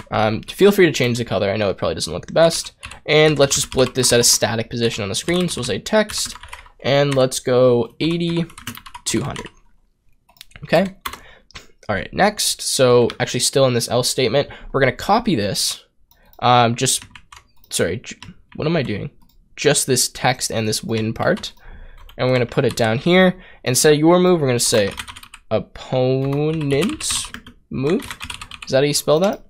Let's change that to opponents. And actually, let's just get rid of moves. It's gonna be too big. Opponents, and same color, except we're just gonna change the X value so that we draw it at, 380, like that, okay? So that's it for your move and opponents. Next, what we need to do is a bit more complicated, because now we have to draw what the actual moves are. So remember, we don't want to show the other player what one of the player's moves is unless both of them have gone. It's like we want to know what our move is, but we can't know what the other player's move is until we've both made a move. So to do this, what we're going to do, we're going to start by just getting both player moves. So we're going to say game.get underscore player underscore move. We're going to get move 0, and we'll copy this and just do move 2 and change this to 1. So we'll start by getting the moves. And then now we're going to check if we should show those moves, if we should show waiting, or if we should show locked in. Okay, so to do this, we're going to say if game.bothWent. Okay, like that. What we're going to say is we're going to say text1 equals font.render, and we're just going to use the same font as before. And what it's going to be is move 1, comma 1, comma, and we'll make this black, so 0, 0, 0. Okay, and we'll copy this. And we'll do the same thing, except text2 is going to be equal to move 2. So essentially, this is saying if both of the players have gone, well, we can show their moves because they both made them. So let's do that. And it's just rendering that font. And we'll display the font after. You'll see how that works. So now, otherwise, if both players have not gone, what we need to do is we need to, actually, let me just check something for a second, is we need to determine if we're going to show locked in, meaning the other player actually has gone, but we're not going to show their move, or if we're going to show waiting, which means the other player hasn't gone. So to do this, we're going to say if game dot p1 went, and p equals 0. So this is saying if we have gone, and it's our current, like we are the player, we're player 1. So if player 1's gone and we are player 1, what we're going to do is we're going to say text1 equals font dot render move 1, which is the move we've done, which is fine if we see that. And then we're going to say 1 and color 0, 0, 0. Okay, elif game.p2 went, and is this what it is? Actually, sorry. Game.p1 went. You guys will see how this works in a second. What we're going to say, we're going to say text2 equals the same thing. Now, this might be confusing, but essentially what this is doing is it's saying if player 1 is gone and we are player 1, we're going to say, if I spell render correctly, render, like that. Render. Sorry, I got interrupted there. Okay, so if player 1 is gone and we are player 1, then we want to show underneath like your move what our move is.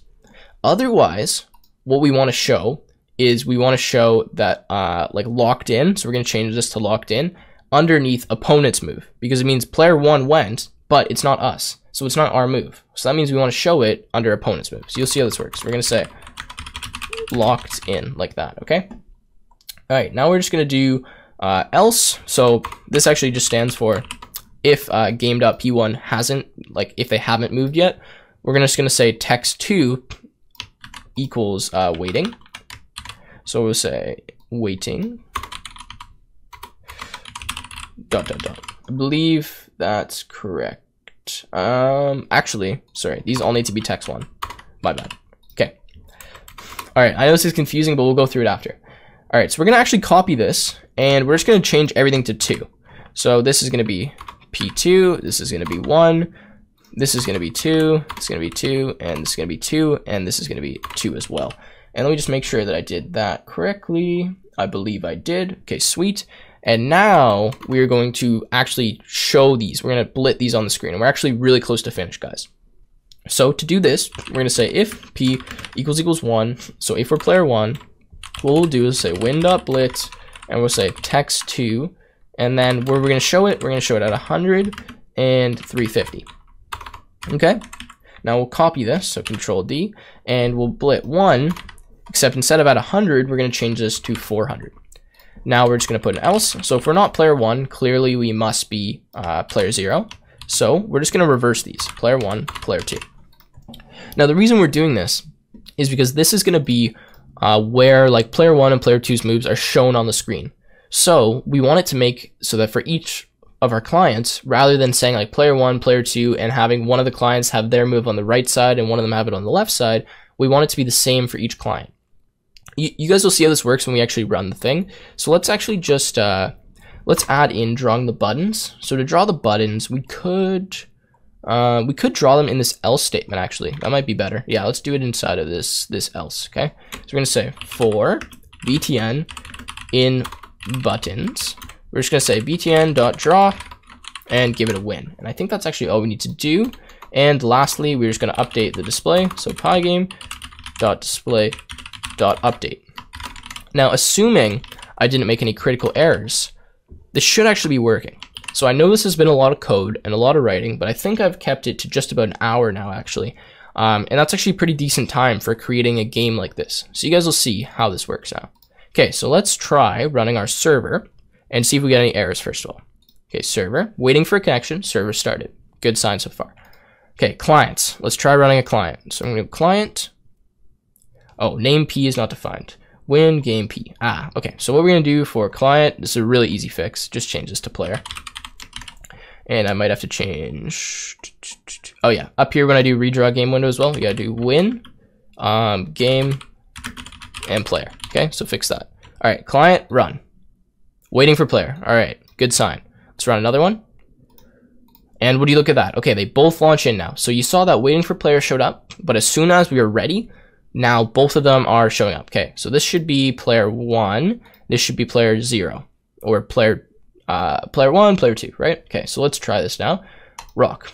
Ran out of input. Self.client.receive 2048. Okay, so let's just have a quick look at why this might be. So I think I might have found the issue. I don't know if this is the issue exactly, but we do need to fix this. Where I do game.reset inside of server here, it actually needs to be reset went, because that's what I called it inside here, reset went. So we just gotta make sure we do that. Okay guys, so really silly error here actually. The issue was on the server side here.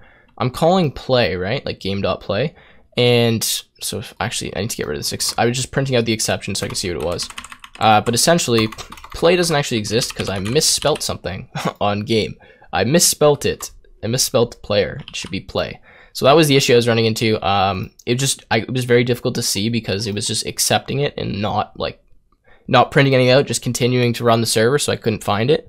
But essentially, if we run the server and we run the 2 clients now, we should have everything working. I haven't actually tested it, so let's pray.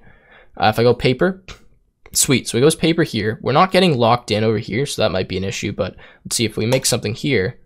Then since you lost and you won, okay, so we have a slight issue, but it's pretty easy fix. Let's just go up to client, just look through. We're just probably messing something up in the drawing code here. So, oh, that would make sense. Well, we're not actually end up drawing. Yeah, so this, if p equals 1, this just needs to tab back one indentation level. And now we should have everything actually working fine. So let's try this now. Client, and let's go rock. Okay, so that works, but it's not doing the locked in for some reason. So let's check this locked in portion. I just close that server and make sure that this is actually working. So that needs to be p2 went, and oh, if this one should be working, that was what's confusing. Okay, so actually, so that one just need to be p2 went, game.p2 went. Let's try this server, and let's go client, and let's run it again, and go scissors, locked in, sweet. So that's actually working, and the game is pretty well finished. All we gotta do is add a menu screen, and then we're gonna be done. So now let's go scissors, scissors, scissors. That's not correct. We gotta fix that as well. Okay. I thought I had everything working, guys. I really thought so. Okay. So I do know the issue. It's pretty straightforward. So in main here, when we check the let's see here, the winners. Where do we check winners? If it equals 1, equals -1. Okay. So game.winner needs brackets. Of course it does. So we need to add that. So obviously just some silly errors, guys. So server's running right now. Let's run these clients, see if everything is indeed working as it's supposed to be now. Okay, so let's try this. Paper, locked in, scissors. You lost, you won. Yay, okay, everything's working. Okay, paper, tie game, sweet. Okay, so you guys can obviously mess around with the timing, but you can see how this is working. So the only last thing to do now is watch this. If I disconnect, it disconnects both of them. So what we're gonna wanna do now, if that happens, is instead of just completely like exiting the game, we're going to want to bring them to a menu screen where they can just click to reconnect. And this is actually really easy to do. So what we're going to do is we're just going to define another function. I'm going to call this menu_screen. Okay. And in here, all we're going to do is have a really basic while loop that just checks if you click something. And all it's going to do there is click the run that main function. So what we're going to do is going to say run equals true. We're going to say while run. Okay, and then in here, we're going to say for event in Pygame dot event dot get, and then obviously we're going to check if they click exit. So if event dot type equals Pygame dot quit, then we will do is just do Pygame dot quit run equals false. Otherwise, if they click any key, so we'll say if event dot type equals Pygame dot, and we'll just say mouse button down. So we'll actually just get it, they'll click the mouse button. Then what we'll do is we'll simply say run equals false. And at the bottom of run equals false, what we're going to do is we're just going to call main. So all this is going to do, and we'll call menu_screen here. So we'll say while true, comma, menu screen. Okay, and I'll go through this in a second. We're going to say while true, menu screen. Okay, so what we're going to do is in menu screen, if they click something, we're going to call the main function, which is simply going to, do all of this stuff in here. And then if they exit out of the main function, so if you say like run equals false, because they disconnected, it'll just rerun the menu screen, which means that they'll be prompted to reconnect to a new game. Awesome. What we'll do in here is we'll add a clock as well. So we'll say clock equals pygame dot time dot clock. Give it a tick. So clock dot tick 60. We'll just draw something in here. We don't need to use the redraw window function. We'll just do font equals pygame dot font dot sys font. In here we'll go Comic Sans. We'll go 60, and then we're just going to render some text. We'll say text equals font.render. In here, we'll simply say click to connect, or click to play, exclamation point, 1, some nice red text, and we can just continually, actually, we can just window fill, so win.fill, and we'll just fill it with white, 000, or what am I saying? Gray, actually, 128, 128. And we should just, where is win? Do I define it up here somewhere? Yes, I do. So that's sweet. Win's up there. So what we can do is just fill the window, run into this while loop, put some text on the screen. We may actually have to fill this every frame. Let's get rid of one of those brackets I created. So let's fill this every frame, actually. Okay, so we'll fill it. We will blit this font. So let's say win.blit text. And you know what, for right now, I don't want to deal, we'll just do it statically. We'll just do like 150. So it's nice at the top of the screen. Actually, let's go 100, 200. Okay, and go pygame.display.update. Like that. Then if they click something, what should happen is it should break this loop. They should be brought to the main thing. And yeah, that should hopefully be working for us. So let's try this. Client. Click to play. Okay, a little sketchy on the click to play, but let's see if we click to play. Okay, waiting for player. So this is what I wanted. So it says waiting for player. We're gonna wait for someone else to connect. Okay, boom, connected. Sweet. So now we're ready. So let's just run a game. Let's go rock, scissors. Now let's just see what happens if we click X.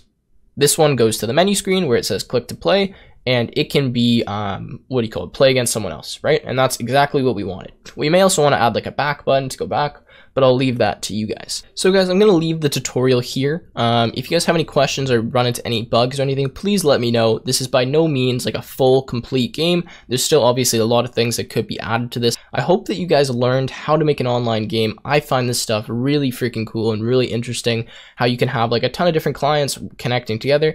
And with that being said, I'll see you guys in another video.